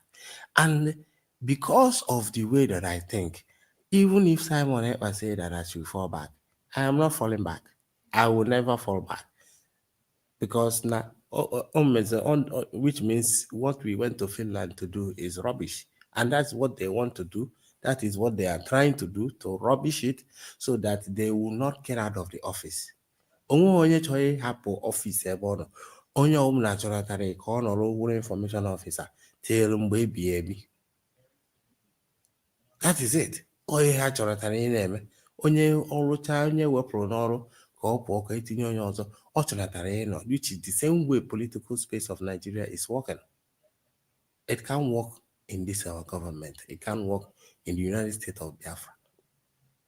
So because I wasn't much to it, I was watching something else in movie, but I opened up and I can see that you people are still online, and I say ka m gbaa onye ọbụla na-achọ ịda mba ume, and each and every one of us na-ewepụta time to come out here. Ma a na-amalụ na what you did not fight for will never last. This our nation will be the greatest nation ever because we fought for it. We are fighting for it. Nigeria was never fought for. That is why you can see that it's not working today, because nobody is willing to sacrifice their life to save that country. That is why it's not working. And for us to be able to love our nation and make sure that we make it come to real, it means that na echi ọ bụrụ na anyị lụzie obodo anyị ọfụma, ife onye tasị pie tụpụ pie na street, ịma onye ahụ ezigbo ụla si ya were ya tinye na dustbin, because again, you care for your nation. Ọ bụrụ na we don't care for our nation, we will not be coming out every day to fight for it. So I encourage each and every one of you and your family, and however that you are contributing, especially in the media, you people na-agba mbọ. I keep talking about the media. Government doesn't have media na propagate their story, but then when the ọrụ ha decided iwepụta their time, Mr. Kai might decide to be doing another content creating. Onye ga-akpọchie. Kenenna can still do that. Can you imagine Chino iwepụta time ya na-eme research, and even now ọ na-achọ support because na onye nwere ume because support ya because of whatever ọ na-achọ maka ya. He brought out his time to be teaching or that is what shows you that people really want this nation to work. Because an army of volunteer, you cannot win them. If for army of volunteer, you can't win them. Or you can't win them. Another person another person. So because and Mazi ka encourage ya. Otu ọbụla anyị nwere ike wee na support onye mmede ya, biko nya support a na-encourage ndị ọbụla dapụkwara n'akụkụ na ọ bụghị iwu na onye ọbụla ya adịche involve wee nweta this Biafra. Enwere ndị ụbụrụ ha da arụzi ọrụ, but just ignore those people. Let's keep pushing. At the end of the day, ama na ọ bụrụ na imepelu ndị be anyị ụdị country anyị na-achọ ịrụ, imepelu ha anya ụdị ha ebe a na-eje, I tell you, tomorrow you will see them reject Nigeria. I was telling my mom the other day about the procedure about social workers. Now, the government in a plan, the government ability to take care of them, assign their nurses to them, laying a card for them. Did you and I go to him? Man, my mom may believe that thing is possible because again, they have never seen any good governance in their life. Hamad in a government with responsibility. All because Ninos Yopodoibo may IGF for that na government with responsibility over their citizens. Ndị Nigeria amaghị na government nwere mkpụrụ ọrụ ha na-arụ n'isi citizen. Once you are born in Nigeria, you are born as a local government chairman. You do your own thing yourself. Itogide ihe azụ onwe gị n'akwụkwọ, esucha onwe gị n'akwụkwọ, ihe ejeme onwe gị employ, ihe emepe your shade, ihe akwụ ụgwọ. Yes, the government abịara anara ya tax. I decide ya ka ịrụọ ụlọ, ịrụcha ụlọ, ị ga-eguzo ka wee ebe nshi na-aba, ị ga-egote generator, ị ga-agbape borehole. Kelu, what is it? Kelu ọrụ government. I suppose ị bịa ịrụsịa ụlọ, municipality edobe gị si gị ngwa fakanye pipe gị ebe a, ị na-akwụzi ụgwọ bill, ngwa connect electricity wire gị ya, ị na-akwụ ụgwọ ọkụ, ngwa tinye pipe here for waste. Government are not recycle waste and all those kind of things. Nigerian government don't do that. When the man government in Nigeria will a single responsibility over their citizens, and that is why it is hard when you are telling our people that now build a government that can do this and do that, or they are in a akakukoyo. Don't blame them, because no, all about on your buy for a long time, to the extent that the way they think decide to change in a way that they don't know that government have a responsibility. So because one negina damba yume ka we finish this thing. Most of them can undo this Biafra before then before at least I can with few kadendo. Let them feel that Biafra karma that they did not make mistake to go to war. Let's make them proud to tell them that if they didn't get it that time, that this time around, that their children will get it. Come on, them that now somebody like Madam no, I suppose we got notally a better government, yet she doesn't want to get out of the way. But can I encourage you? Why?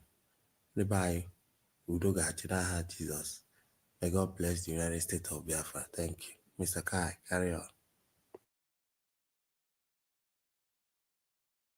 Okay, Mazi, everyone, you see, there is something that you said, that really touched me as well. That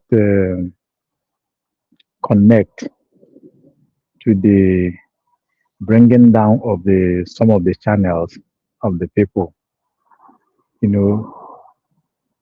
making it possible that our USB declared have a voice on the internet. It's very worrisome that these people, they are doing everything humanly possible to. Oh, Obi-Wan, can you continue talking? Let me attend to something.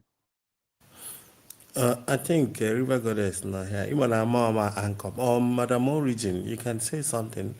Or man, anybody that can hold on. Okay, Igede's son is here. He can take off the mic. Igede's son, let's hear from all our complaint about that. Okay, child. On the by, Mommy River Goddess, greeting to you, ma. Mommy Origin, greeting to you. Mazi Obi-Wan, I salute you, sir. Mazi Ocean Monster, greeting to you. Mazi Kai, Onyozi Chineke. I greet you. Child, I'm so happy to be here. Mazi Triple H, Triple M. I greet all of you. It has been a while. Yes, so na asị na ikuku kwee ka ahụ ike ọkụkọ.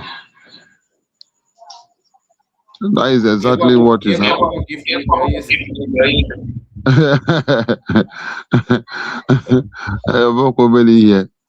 You know,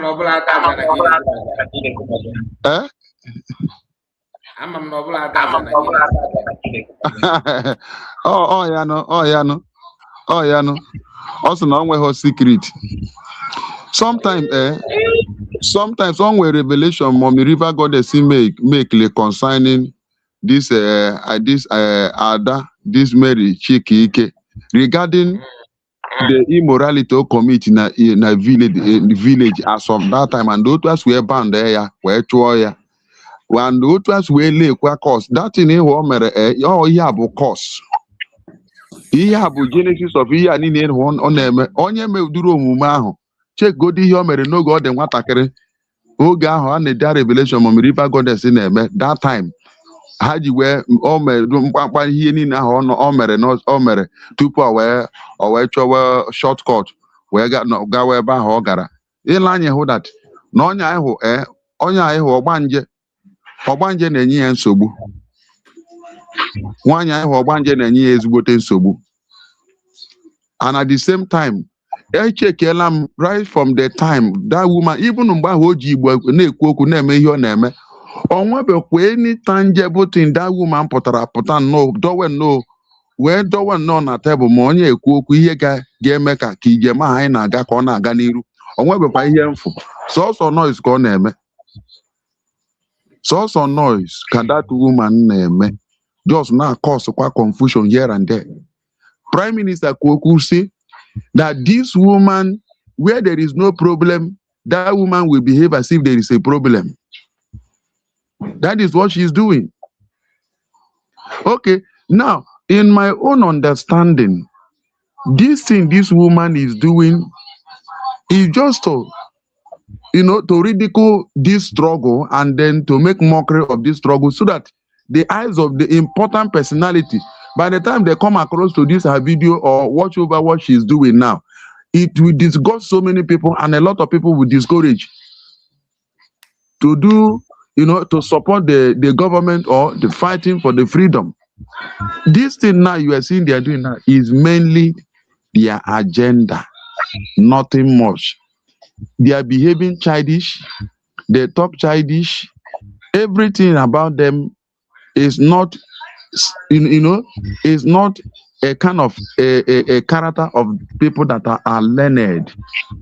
So there are people who know themselves. There are people that are well read. They cannot be closer to this kind of this kind of a woman that does not have anything upstairs, a woman that does not know her left nor her right, a woman that will just wake up without being calculative. She will wake up, anything that enters inside her mouth, she vomit it out. She don't even know whether if what I'm about to say, if it is healthy, or if it is from this is what I'm about to say is meant for privacy or public privacy. She don't even know the one that meant for privacy and public privacy. So there are learned people who cannot engage themselves or attach themselves to such kind of a human being. That is why sometimes when somebody have a mind that I want to come and support USB, when they look at this type of character, is it this type of character upon the school they went, upon how they read, they will now go and engage themselves in this type of people. So their character today have chased away reasonable people, people that can bring something on the table. This character have chased a lot of people away. This type of character have discouraged so many people.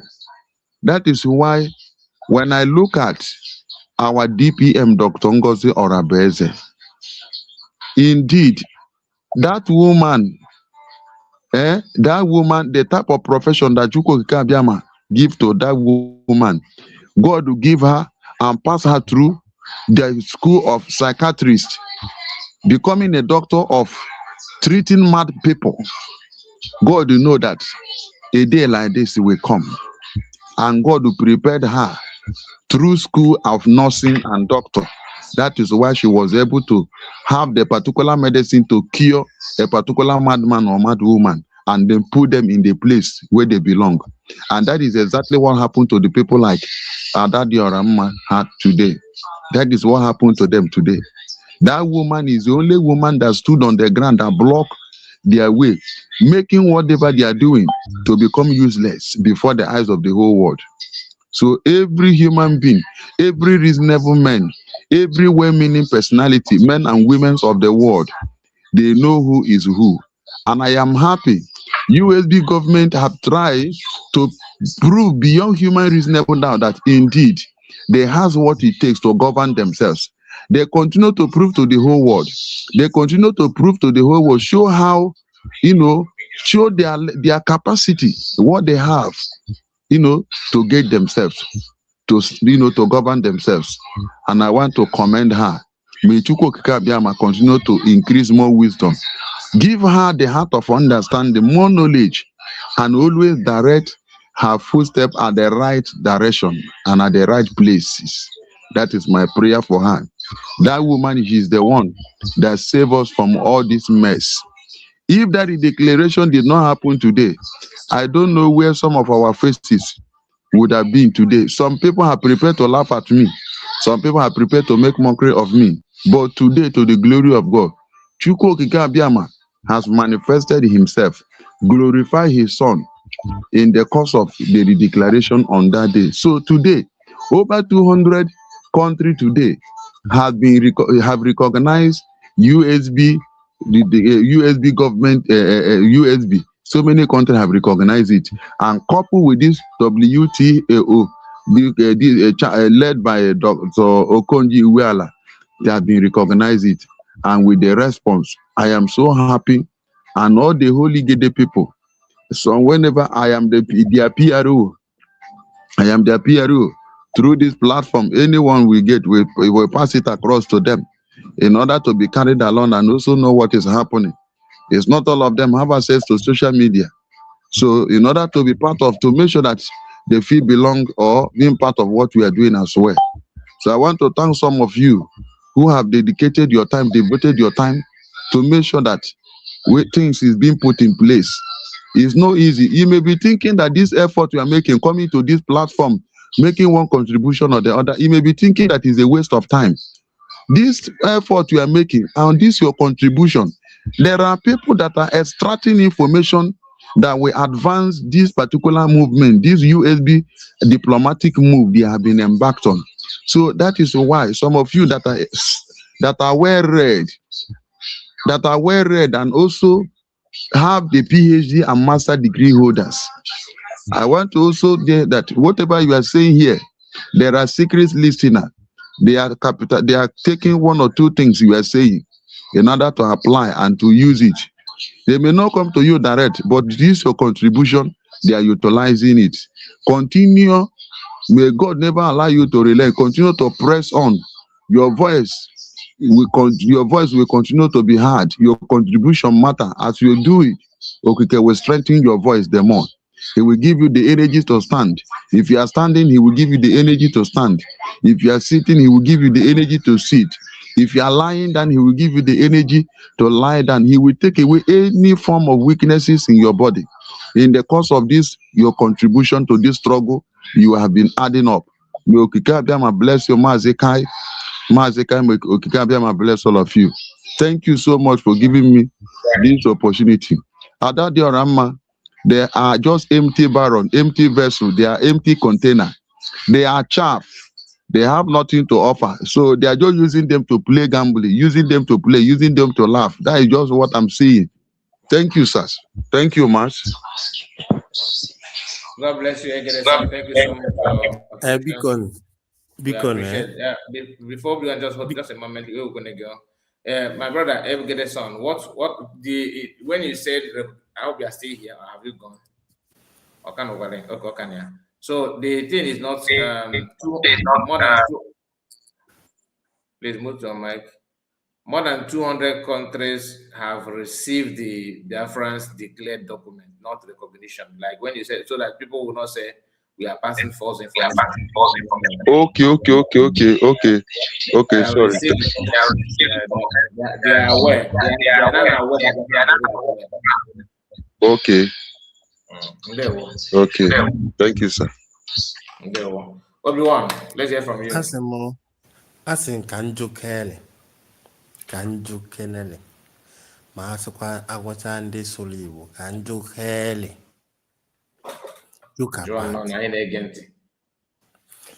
Kelu na ụdị mmadụ nsi adadị ọra mma biko.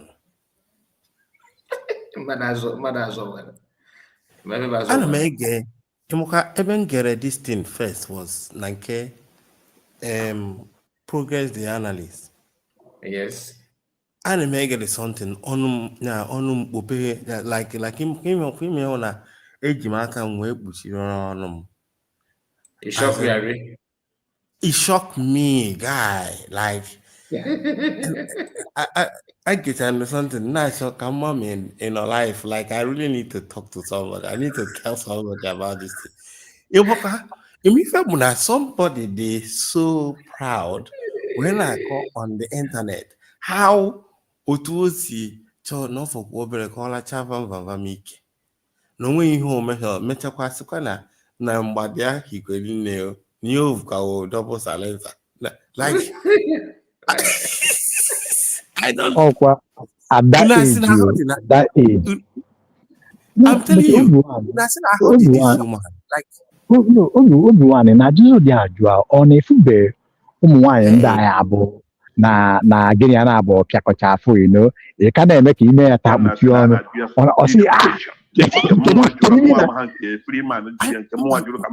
My darling Obi-Wan, how are you doing? Igedeson, I greet you. Sorry, I just came in. Triple M, I greet everybody. Keko Semara no bu silencer. No buru no fro silencer. And don't will only also say na ife bam. Ha onwego onye kwuru si na ife ye dị ka osino dị ka oshishi nkụ gbara agba. So ka ezi ka nwaanyị a ji were kwuo na ọ double silencer ma ọ bụ na ọ fụrụ ya. Amami na ghọta what I'm saying. Hopefully, on Igebe something, Igebe and what she was narrating, like I was thinking about it now.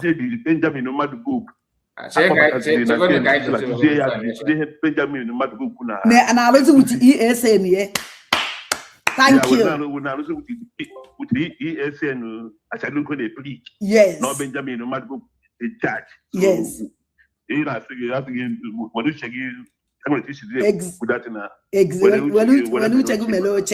Yes. Now everyone have got ESA now Benjamin no matter who go in charge and even the ESA no now. Now thank you very much. Chimugoze. Yeah. Yep. I caught na me when you were a man like a now, Vama okay from the stupid. All one did make it in the choloka, Abiacotono, well with the tax. Wonder the stupid. I never in this world don't have follow stupid. And maybe me. The only people mark you the group on form or on deceive on the buy and ask come on the buy or that group can't pass. Because na be kwesi ike wasese. Nke wasi ambake wasi na ewe mi we. Because on nke wasi ike wasi if damage everything. And I even now all this group bank and na we and the governor will go so dalala. And on a see alusi. From C Alusi, who collect 100 men and the women, divide their DC Alusi into two. Or only Emana Abato be any tax. See, owner, Uneke Wapa from C Alusi, Kewapa 100 men and the women now, Unukele. At least two more together, Unu ye with the DC, Unu capable, you with the DC tax here. You see, I don't want to talk. Actually, can go to Gajuju. Man, I only get my program this night. Idiliana, your conscience will beat you. I can just say, na program today, any day, any day, bamba, any day, docasero, no solum chia, and agent. Hey, actually, can Gajuju. Master prophet, you go good in this remanaganapo. Vam messiana, Nema ro. Why ye jat was it? Even a women way bono, even a women bono, uno bia, una pasumi way, and uno man a me secret. Vam Mumbai in Finland. As long as Namua lodged in a Sukoso hotel. Ni can I come or cogo biariem bong gay? Isn't ni jabia? Vam check He cannot phone huru eben nature and the worst part of nature young with an age ten me and the van make balance that name epatamakana e atam wo poor vam the first night I call way because someone can have a local wage. And then I yes, a chazoku wage Finland, the way for go Finland, and forget being a dowiru. I can even want my baby. Biama kogi. Second nada, otherwise, Iberaqua. Well, I can reach all of my jil and a chakoganya, eben vichaganya milli. Vam Moya came at Chazil and no kai conclude. Well, finish you. Oh, yeah, can't Ajumona, no one. Only the following day, water, well, I disappoint. Us we crack go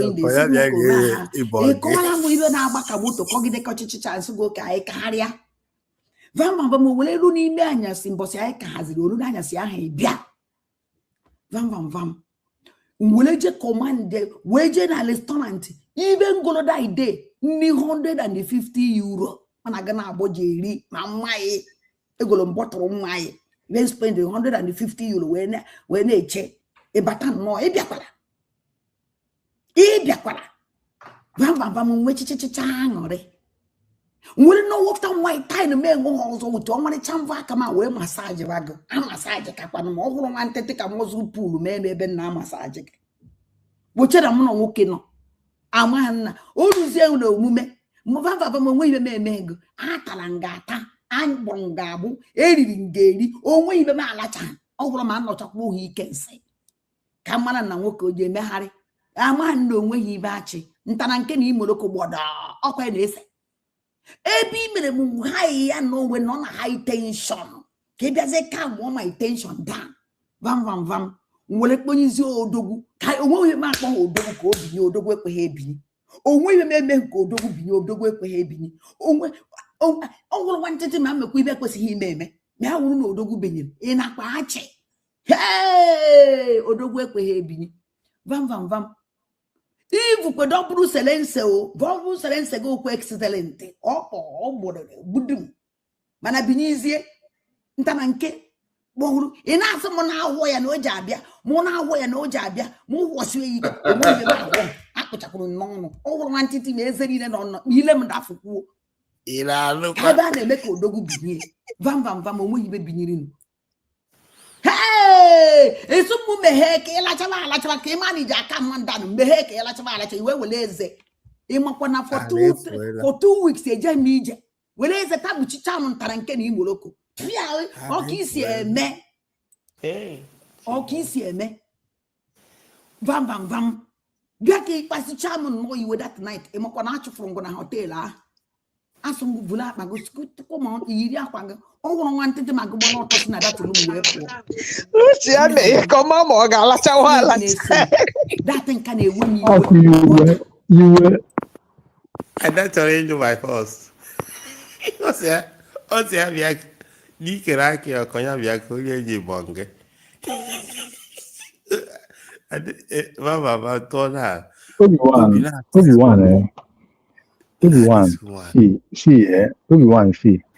You know, Emma, sometimes, now when I do man defaulty, you got to go by it to school, me and a mana, bam, melaju. Because also that na bam, men, your pagasianya.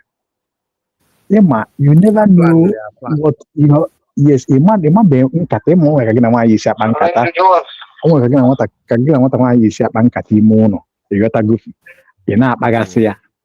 You got to go, no one had a high. Mwanya wechezie na obambara akaria wesize anya beba adiaba and the why say all media ya dey high we take what ani go mo na ona dey high oye gwa gidi ike dey we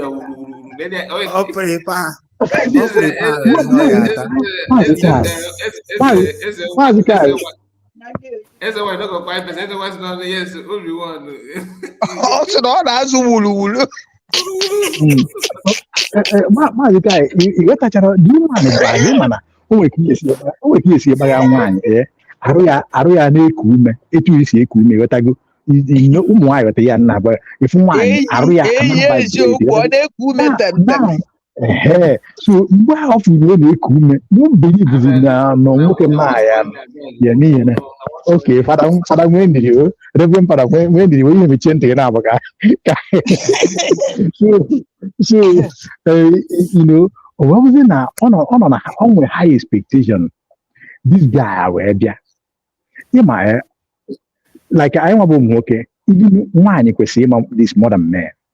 You know, when you look at a man that performs, you will know. When you look at him, when you see a man that will not do anything, or maybe do pure mean, minded, you will know. Overexcitement. No. If you watch a bam, if you watch bam, look, let me tell you, bam is a man. Myself, I will tell you this, and bank it is not far from the truth. this is not the type of man that can move mountain. He can move. And this domain because I've gone on a screen. I've seen him, watch him on his program. You know, at least I can gauge the level he can go. So bam. One obuna furia etu ode. Ne China no was near you hope.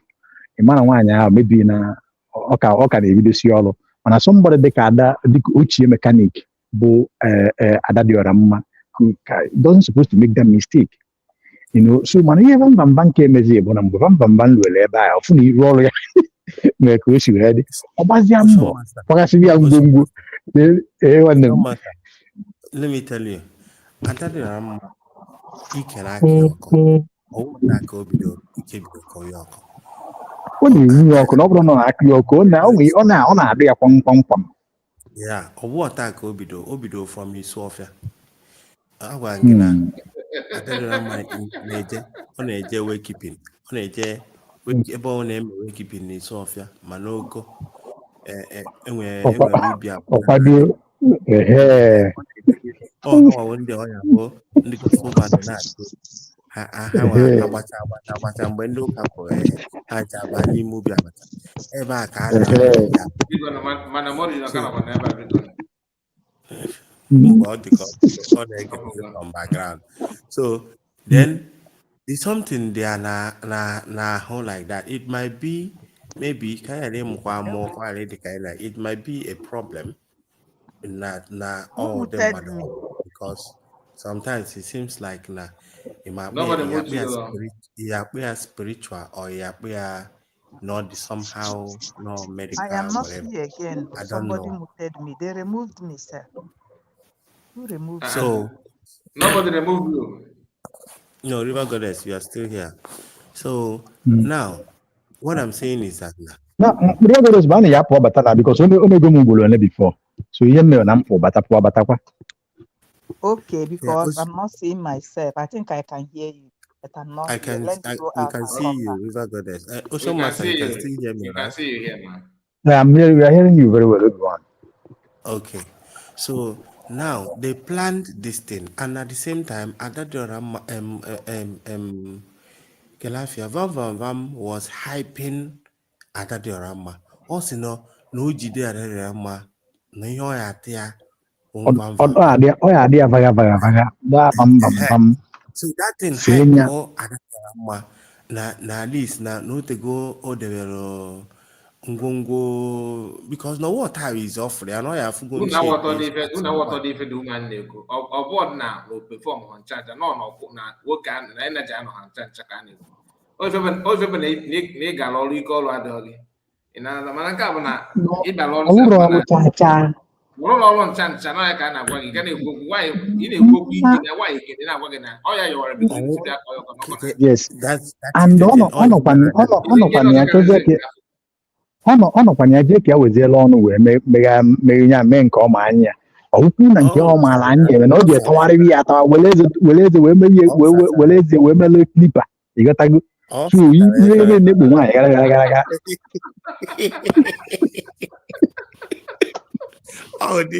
Odi ala sacha were to speak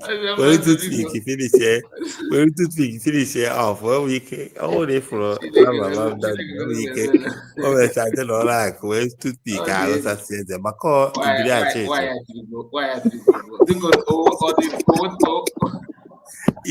or the colleague is ibiri ache fere oh to speak finish now amala egbukwa nwa amadi okpu elu ka nna agwa ekpufuru m okpu ọ esi na ekpe ekpere ekpufuru m okpu nwanne m ye hate vam forever and even since na vam be very stupid ada chọrọ enyo by all means and now and the vam bezia imowe una nwaanyị spend £150 imowe no na yes hazie tebulu mmanya ma ụmụ ive ma ụmụ proms ịghọtago ka mmụọ ya wee gbalite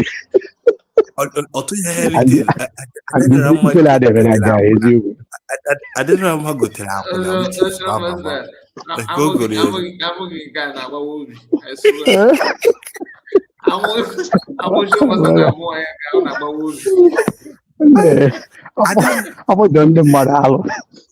Ajati Ramma mere import Akuna from Italy, which is Vam.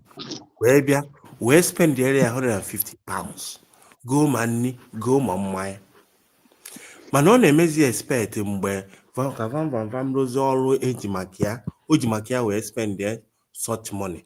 Enweghị ihe ekwere ịrụ ọrụ. O mechasị ya ngwa ya ṅụkwuo na-aṅụ because ọ chọrọ ịnyụ by all means. Ya ṅụkwuo na-aṅụ.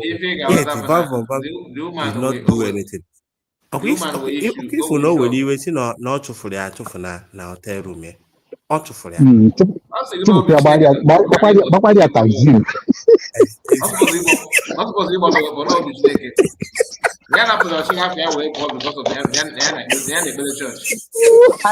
And o nwere ife Vam kwuru, which is true from what this woman said.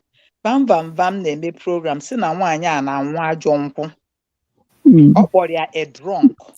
That day ha na-eme program. That day ha nọ Finland. They were both drunk on live television. Yes, now, yes. Yeah. Even in a phone, another Ramma their life. Then na-echezi Vam ka ọ pụta life from hotel room. Yeah, they were both messed up. Both of them. No, They were not. What I'm saying in her confession, like this thing she's saying here, makandi neche what no soro mochia on the nagota. I understand this woman very well. After they made up and came back, Vam was doing program. You see that the thing you do me, that you are a drunk na nwanya na aṅụ mmanya. And nwaanyị a kwukwere ebe a na ya nwụrụ finish wee dịzia ready wee chakezia up ka mgbede ike ya wee bịa ọma na ọwụ mgbede ike banana. And to be honest with you, ọ bụrụ na silencer ya ịma na any silencer bụ banana silencer cannot open any door. That's why Vam cannot marry a chick door ya ka gbachiri because banana cannot open imago door nwere banana kashike ya say akpa dị na ngwo. No, that is banana the soft. If you go for banana there.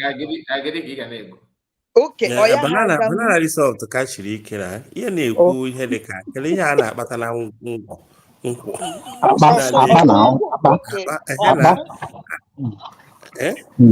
that was what happened. And also na Vam imana Vam ahụ ka ọ ga-esi kwuo the truth. And before Vam apụọ as Bini versus Bini, if a Vam mere nwaanyị a ọ bụrụ nsọ to nwaanyị Bini ọ na-anụ, nwaanyị Bini a ga-apakwara ife ya jekwenyekwa onye ọzọ.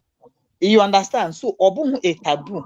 Also, I will do this also because of that thing where you do, you make you do and well. So you go no say na man where you be. That was what happened. You know, so ọ bụrụ na Vam according to Yanwa na o jizikwa eze wee kpechakwa emele na ife o nwere ife ga-anụ na nsogbu ụdị. Thank you so much. God bless you. Eze nwe ife na wulu. Ọ bụrụ unu jeze wetachasị nwaanyị confess na o jere ịsa. So maybe ọ chọrọ impress. Sakata were ezi n'ezie klipa. Ọ sị na sakata kwunya alachakata ma ome ibe n'ihe tago. Mana Vam na-alachasị nke nwaanyị. I didn't like what Vam did. He threw somebody over the bus. I think Rama never wanted this to come out in public. Because no wike, okay, it's Amakwano, Ude Mado, somebody. Vam were character or exhibit. Because also I impress a master prophet. Because all he caused all these things. I don't come against anybody live with their private life, whether Mahana Bar or whatsoever. They are adults. they can do whatever. Social media cover that nonsense. Imana opuru na agba ya akwụkwọ ndị a niile ọ na-akpa afa na agba ya akwụkwọ imana fa ga-win here because ihe a bụ private life ha ka ebi awepụta and without their consent imana ọ dị possible. Yes. And the Hamel agreed before Hannah shall agree before ka ha mebere agree ọ sị gị wepụta ya na internet. No. Hannah that was a good case against her. Ocean Master, shake vam. Remember him cause kwa all these things. Also, vam the master prophet Julia ihe na-ewe also no my ihe na-ewe wee kwuzie which means na obienu uche since now mgbe vam mgbe master prophet jo vam na imama Adadorama Odinago Simon Mama Mama Adadorama Odinago Simon Eba Umweka once you answer the question, say never that na Simon had a make him Peter. So which means on that regard is that the Rama as he lalo. Meanwhile, Ocho really Rama plan. Is the master prophet this kind of attitude? Yes, now one wagi ige program I funa na master prophet onye anwuruma.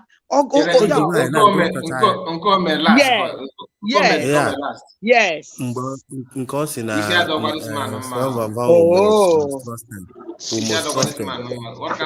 that? All response. Only the parents of the Mazi Kai. Only mother drag or that drag. Can't you use your discretion? Can't you use your mind? That's right. All response. Meresia as if na Adadorama we heralo. Oblonga you will react. Yes. In our office, Obi-Wan, if you good teacher from the goddess, they could the latest program of Master Prophet. Master Prophet, he said it. And so now, if man Jifoku, because this video, he get that before the program. Master Prophet, but vam na platform ya. Mbawose na vam the most trusted of Simon Eba. I watched the interview. Eba wa kono we joya we sia kelo ma Simon ma Adadorama ona oligo Simon Eba eni ko kana asha.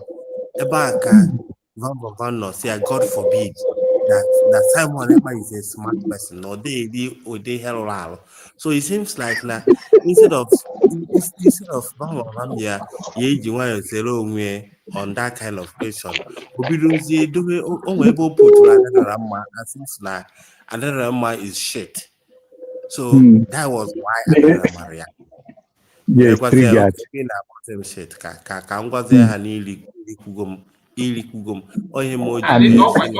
Similar thing like Obi Germany go na akati na ọ na-arị ebe ga dị na ya. Ịma na o nwere ife o mere Obi Germany. Ịma ife a na-agwa gị manipulation.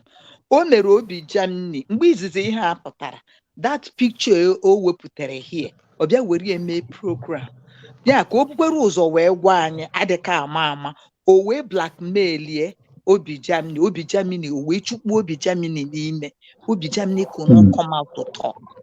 Mana due to na bam what went behind this thing. So Obi Germany biazere na platform vam some little thing but akita ha sezero okwu the whole thing wee pụta. Because Obi doesn't want this thing to go further maka na ọgba gị a n'ime na nwunye gị ga-anụ maka ya.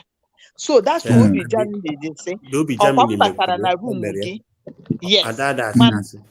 Yes. So that side o mere ya. But Obi Germany say aga m eme ife dị ka gị kedu ka m ga-esi hapụ my wife. You understand? Ife dị ka gị. So if you go another one and the other one nke ọzọ say I will never back down. If I want to say I will say I love you. I will love you till the end. But another man with another woman with the children. Wow. And those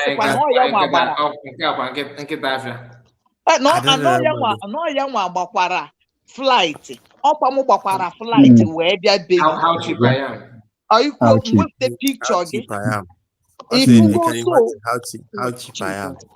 They get the woman will not but come. Like, and also now hackiri phone here. They hackiri phone here. That's where all these things were coming out.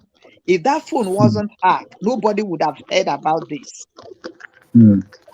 Mana ọnwụkwa ihe ọzọ m chọrọ itinye dị ya nwadị Rivergolese. Isi ịma na ndị be anyị si na onye ịmarakwana na ịma nla nwaanyị lati ya ga-akpaghakwana ya. Because na ịkpali nwaanyị ka ọ na-adị good. Now, bam nwere ihe ọ na-eme m ga-ala ka o kpee kịta ịghọta gị. Ịma na mgbe ọ na-aya ekwu okwu ọ na-eburu ụzọ pụta gbọwoo ị na-ekwu ọtinye 10 fingers and 10 toes nwa ihe na nwa ihe na so mụnwa ga-eme ya advice mba ma ọ bụrụ na ị na-anụ enu anyị. You see, as a man of God, dibia pastor. How can he be a man of God and how can he be dibia? How can he be a man of egg and be a man of God? The guy is confused. The guy was confused. The issue na mmadụ na-eme ife, ọ na-adị mma ka respect mmadụ nye title ulu ya. Title ya ka okwu. So let us give him his title. It's not a problem. Because with all your title, bam, itinyekwala anyị 10 fingers and 10 toes. Nwa iyi. Gwada dị ọra mma na ịkwari ya iyi n'ife okwu ọbụla taka na-etu anwa. And mma gwakwa ada dị ọra mma one thing. Ọ ga-anwụ Ocean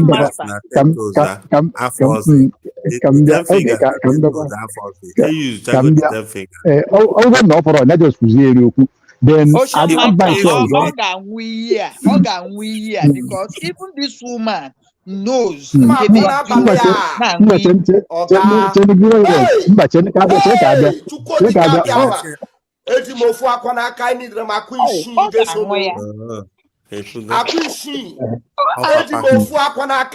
you are yet undecided about it and you know you are whiter than snow, okay, go and pick up Akwa.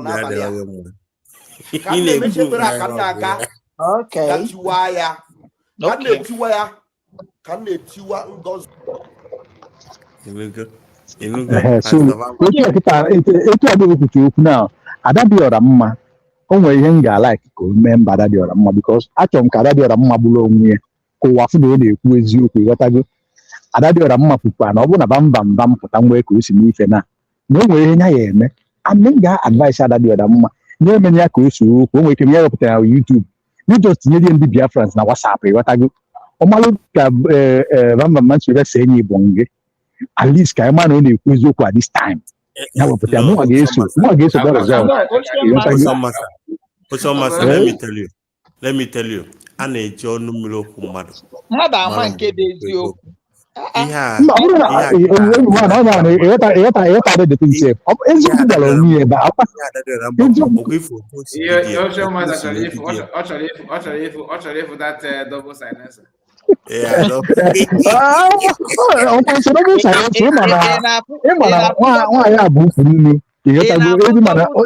Onye ọbụla nwaanyị ọbụla efu imijere ada dị ọra mma anya n'ihe ọ na-agọbi oyiri bagi.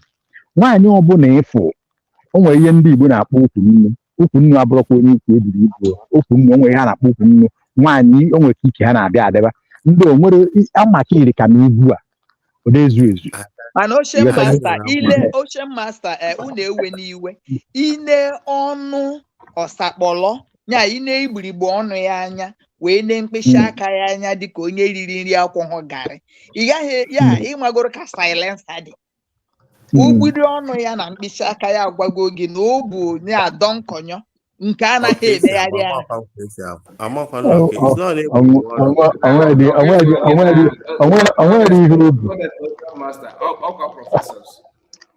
Mba ọkwa prọfesọ ana m amụrụ amụrụ. Ka ngwa gị ịnọ na medical field o nwere ụdị ya ha ịfụkwa ya ifugo ya ịnọlụ ịmagolu ịfụrụ ana mmadụ ịmagolu udu nke ma ọ dọbụrụ ka ọ lịtụrụ ka ọ kwọntiti.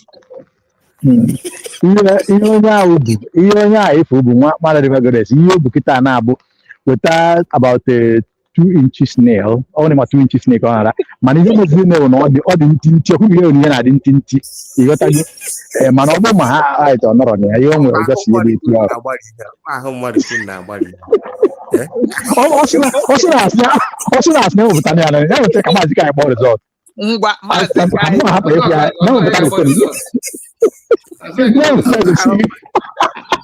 ewepụta okay, what's your matter? What's the bad? What's your matter? It's not kind of what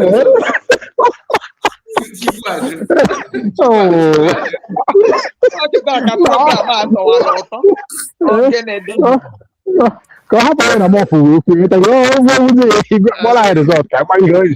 I swear, easily came with us. Ocean Master. Okay,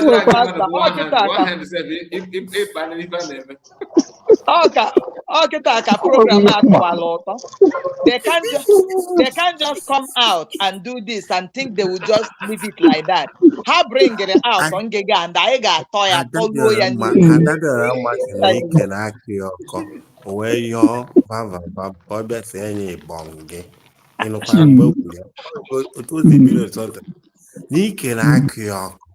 yeah, where will Umboya? Omari Tamboya. Eben no we go about wulu.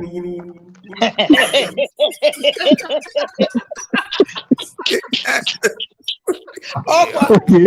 My guy, if you want my heat, if you it's a man heat. If you have without taboo, only men or taboo and the man to water.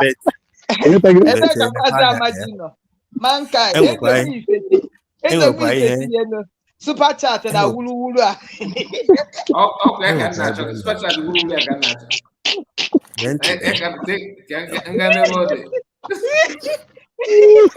I don't know where I work with a single secret. I don't think that woman. Super chat and a wulu. No, I heard wulu. You will Ada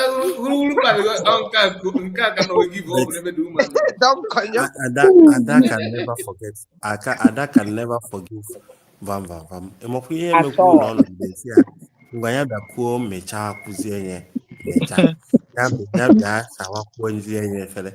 No matter what, I won't matter this or say Yakwa, no, you couldn't and Imana Achaluga corner because there must be element of truth in something.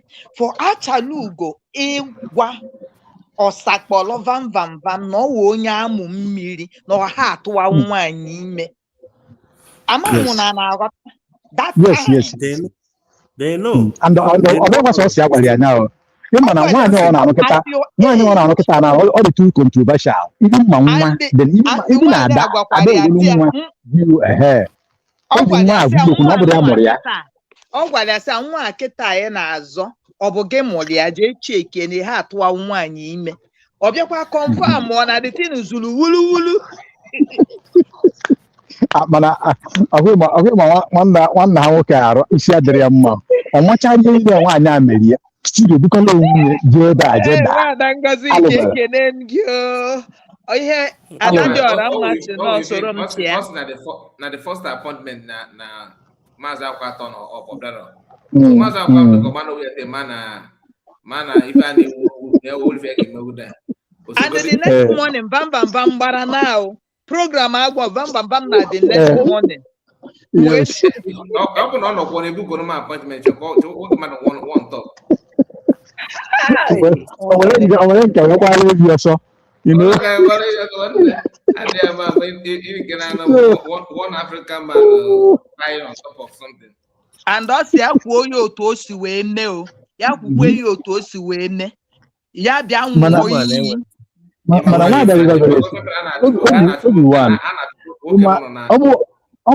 guy, big guy, man.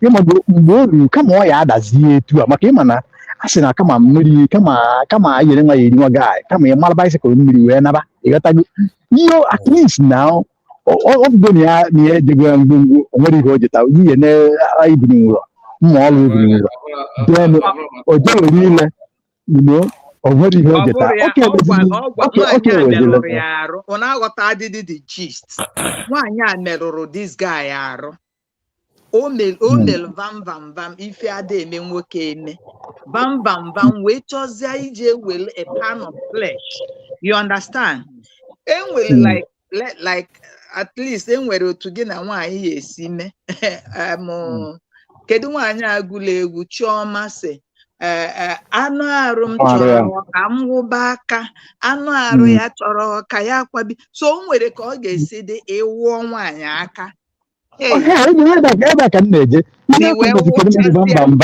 kama ọ ga-ada ụda ịwụcha ya aka pụọ ị chọghọzi ijejeje mee the needful mba nwaanyị a nweta ego rie gị na ndụ I don't think akwara enweghị ụbụrụ nke ya and onweghị control ọfụ ha ihe ọ chọrọ iri ọ ga-eri so ịmasị m na vam jelbia ka ọ bụ ọnya ihe o mere ya because na vam jere ije siri adadara mma ka o siri ka ọnya but I don't know probably na vam nwee ike onwe medical issue maybe ịgara akwụkwọ ya eside mmadụ esi maka ihe oyi nwaanyị imajingodi ya ọ bụrụ na ifugo ebe like ndị taro kịta na hafa ara epi ya atị ghọta gị ebe na ifugo ebe ndị taro na-eri nri ịgbafuo maka ihe na nwaanyị wepụta 150 euro wee setigoro bambam ibe setigoro setechara ya ghọta gị gbachaa anya ihe na ya dịkwa mmepụta mmanụ na ihe a na-emekwa ebe ndị eri wute aka na maka ịhọrọ onye ala ndị na-adị ya mma ụmụ ọhịa a na-emere ndị a na-eri nwa peteri ọ na-eyikwana peteri nwaanyị na-achọ nwa nwere ipe ntị anakpụ ụla onwere peteri jeri na nwaanyị nọkụ nwaanyị asa nwaanyị anọgolo otu esi kwesịrị ịnọ ọ bagoro dozie onwe ka ọ ya dị in the best mood of her nọdozi ara m na-eche ka nwoke pụta ọgbọ mgbada ya ife ya eme n'abalị ya na-ada egwu ficha ahụ ya na isere ọ dị nnọọ ka mmọnwa ya ka nwoke ma apụtazi ada ka ịda n'akwụkwọ ihe ahụ disgrace to ịmụkwu ya na nwaanyị kọwara akụkọ that na ogolu nri 150 pounds onwe ihe imenwu megidezie the worst na ọ chụfụ na room gbakwara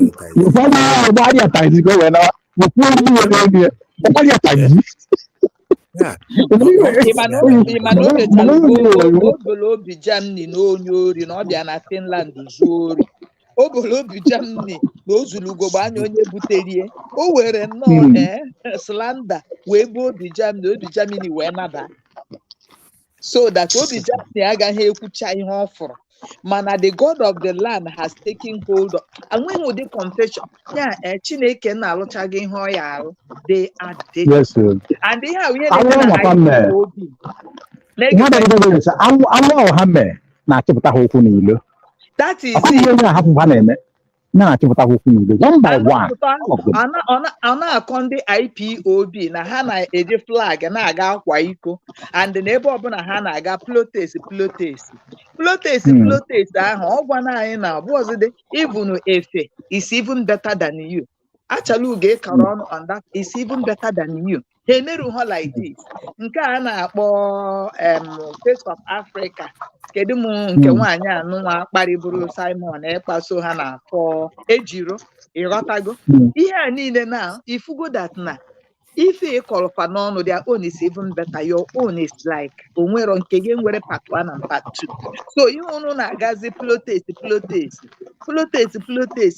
ya ijejekwa iko I'm telling you onye ọ na-adị very careful and I be very careful ndị na-aga nke a bụ ndị maara ife responsible people like our own ka kọtụ ụkọ nwanne echi one meeting on Wednesday, the first sitting of the court.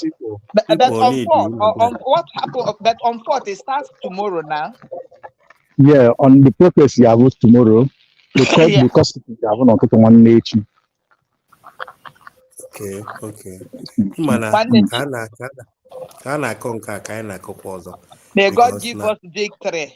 Let this Finland because now end. I need this thing. All of this thing I need a cockita wa koko. I got mesia. I know lana when we are home. I am coca this journey with the whole because it has such an entertainment. Mana other rama in as much as that na onwelo fault. Mana other rama will entertain. Most of his No, only fault to me to be would be one. No, only fault to go number. Yeah. Unu ya funu nke yiri God ma unu watch ya nke onye kpọrọ onwe a prophet nke o mere taa ka unu fụ ka God of the land kwuo ike. This man is drunk. Ndị mmadụ na-atụrụ ya ama mmiri ka a na-atụrụ ya ka ọgịnị views na-arise ọ na-abụ nwa short. Ihe nke o mere today ọ na-efil ọkwa chọrọ views and o expose kwuo onwe ya, you understand, belittle kwuzie onwe ya, that is another drunk na program ị na-eme. A whole lot of things came out. O si ihe a iyi n'onu ọ jụrụ ajere maka mgbe ọ na-ewuru he ajere wee sị maka ya si kwado ọ jụọ ya maka ife oyi n'onu ọ disgrace mana ajere amahụ. Nwoke a na-akpọ Master Prophet bụ devil's advocate. O mechere si ya, what do you have to say to Kanu Ntakanu? Ifugo onye ọ gbara anụ mpọma. So because no ya caught through the space. Thank you. He watched this thing, my dear. You understand? This man displayed no bam to the fullest. And don't go mechere the program on what o wee kpọwa ndị nọ na comment section iyi na-eziri unu unu bụ ndị ọjọọ. Na-achọ ịlapụta ya ka ọ ṅụọ mmanya gbara ọtọ. And you know, I mean, man, bullshit. If you go, so the other woman, you know the influence of Akwa, or no name here, and the Monday, and on your platform. Na siga ada kuri adizuru keme ona siya I don't know how you people will hear this and be comfortable. Unenweghị ike ịgwa m mmadụ okwu wrong ya na mba nke a pụọ na n'ihe ọzọ. Nne biko stop this. I don't want to buy a okay so you nobody can do again. This would that now if you mad that you're a mobby see me because once mat make a now can record now wine. Nobody, you don't listen to nobody, you know it all, you don't take any advice, you don't take correction, you not everything in the perfect. That is what I want you. And anyway, you know you have been pictures and video here. You are come on, 18 on Facebook more 18 in now by that. No one in the area. No, I can you want my dear self because not putting what 10 fingers and 10 toes. You master, when the God wants you on a thing, or one more. This lady got caraplote sinke this last one. Nko jechere visit. Personal visit ojere. Na ya jeri ije obata obie evidence. So onoro ama before jinye evidence there is a shadow on a program. Something appeared in her room. Yes. Something appeared that looks like the hand of some a being.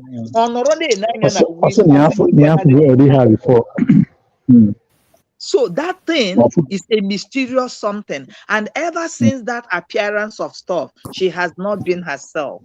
And for as many as that is backing her up, it's one after the other. That thing is a sign and it is a warning. Ojeche, this last one, I wear buru dark shade. They make program on a dark place. You understand? And when this analyze, kedu ihe ma o ji nọ n'ọchịchịrị wee na-eme program a dịchi adịghị this woman mma Okay. mgbe ọ nọgide si dịka onwe onye ọ na-agwa okwu that place don't do this Ada don't do this. Okay. I notice lie. Yeah. And makwara na mgbe nke a na-ekwu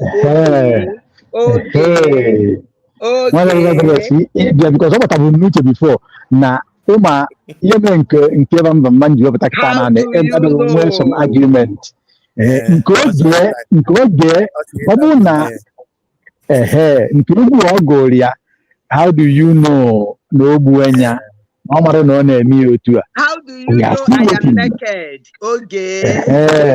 how do you know adịghị bụ asụsụ nsọ bedroom ihe awa asụsụ nsọ bedroom how do you know how do you know that I need this how do you know onye ma ebe ọ ghere aka mgbe ọ na-ekwu na-akpọ eme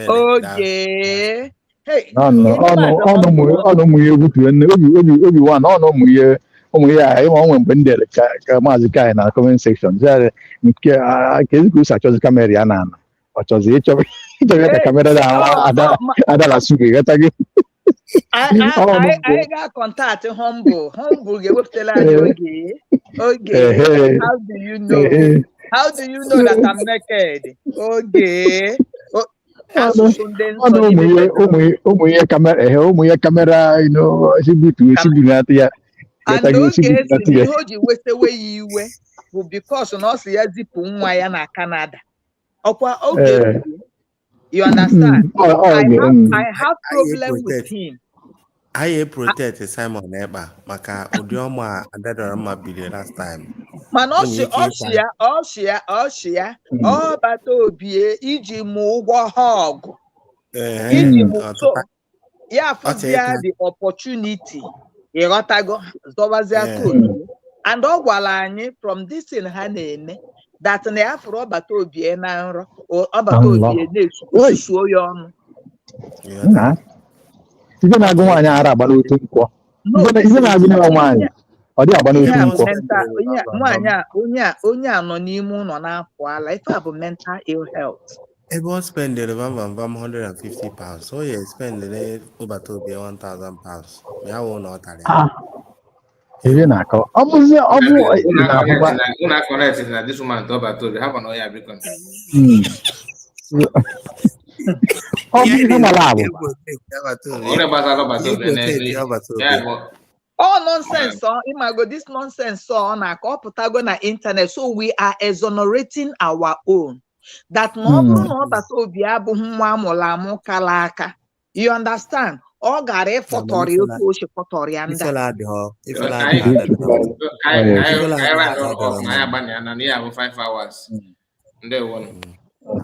ndị ndị Dalo.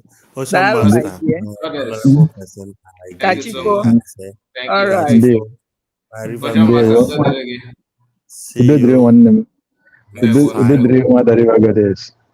will be one.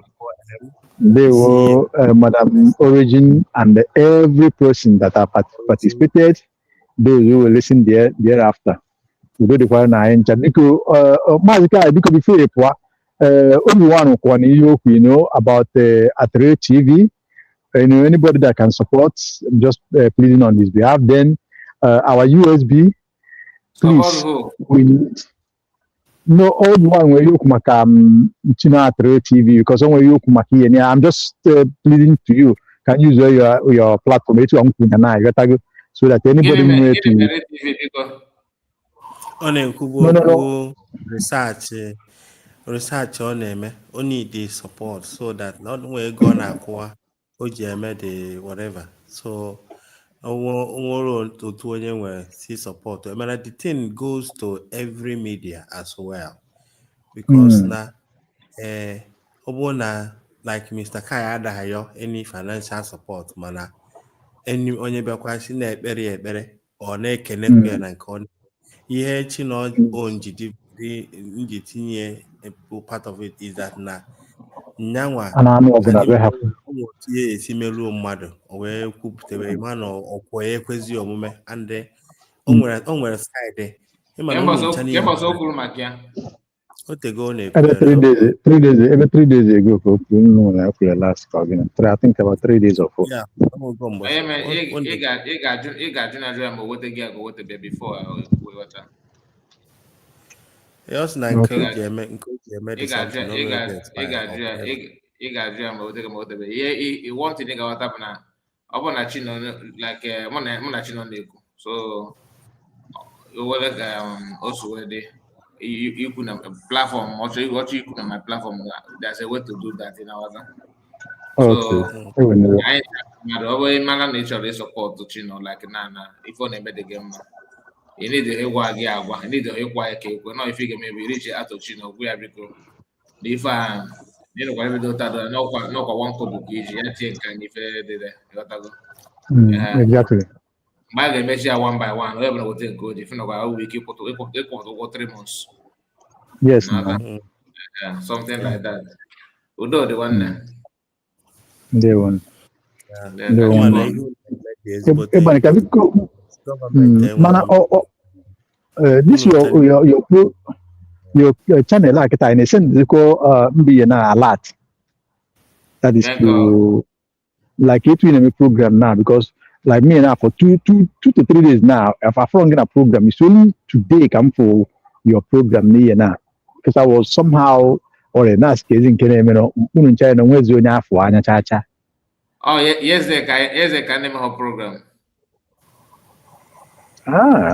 okay now from your program I think sometimes na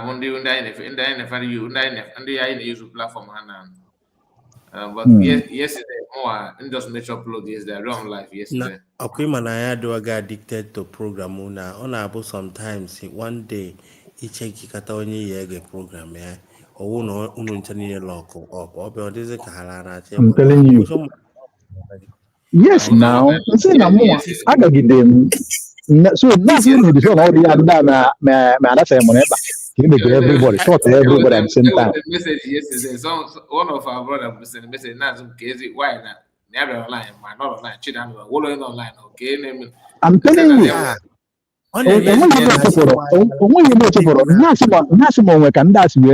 because of Finland. You know, I put a lot in my mind. You know, that yesterday, I ain't trying to call on that yesterday. Okay. But we fit like that behind the camera. Okay. That's good. Oh, for the makane.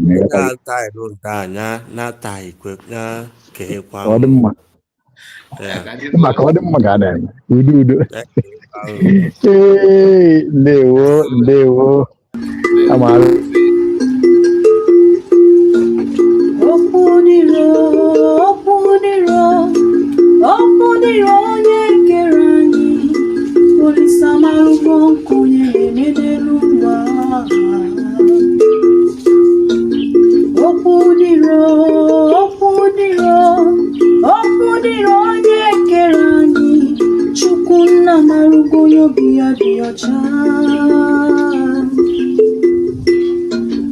Ogayara chọrọ kogbenye biri, ogayara chọrọ kogbenye rie nri,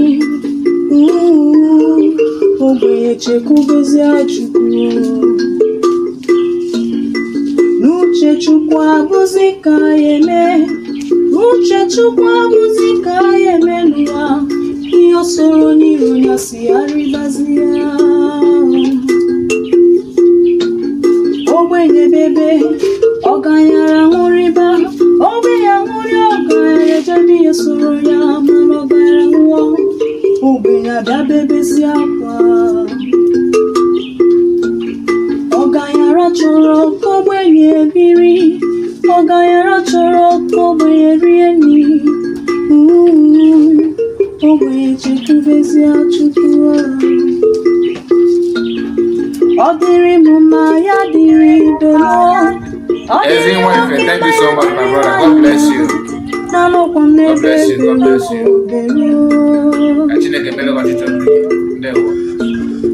Michael, Emmanuel Peters, God bless all of you. Lozeka, mommy, I greet you. Kachifon.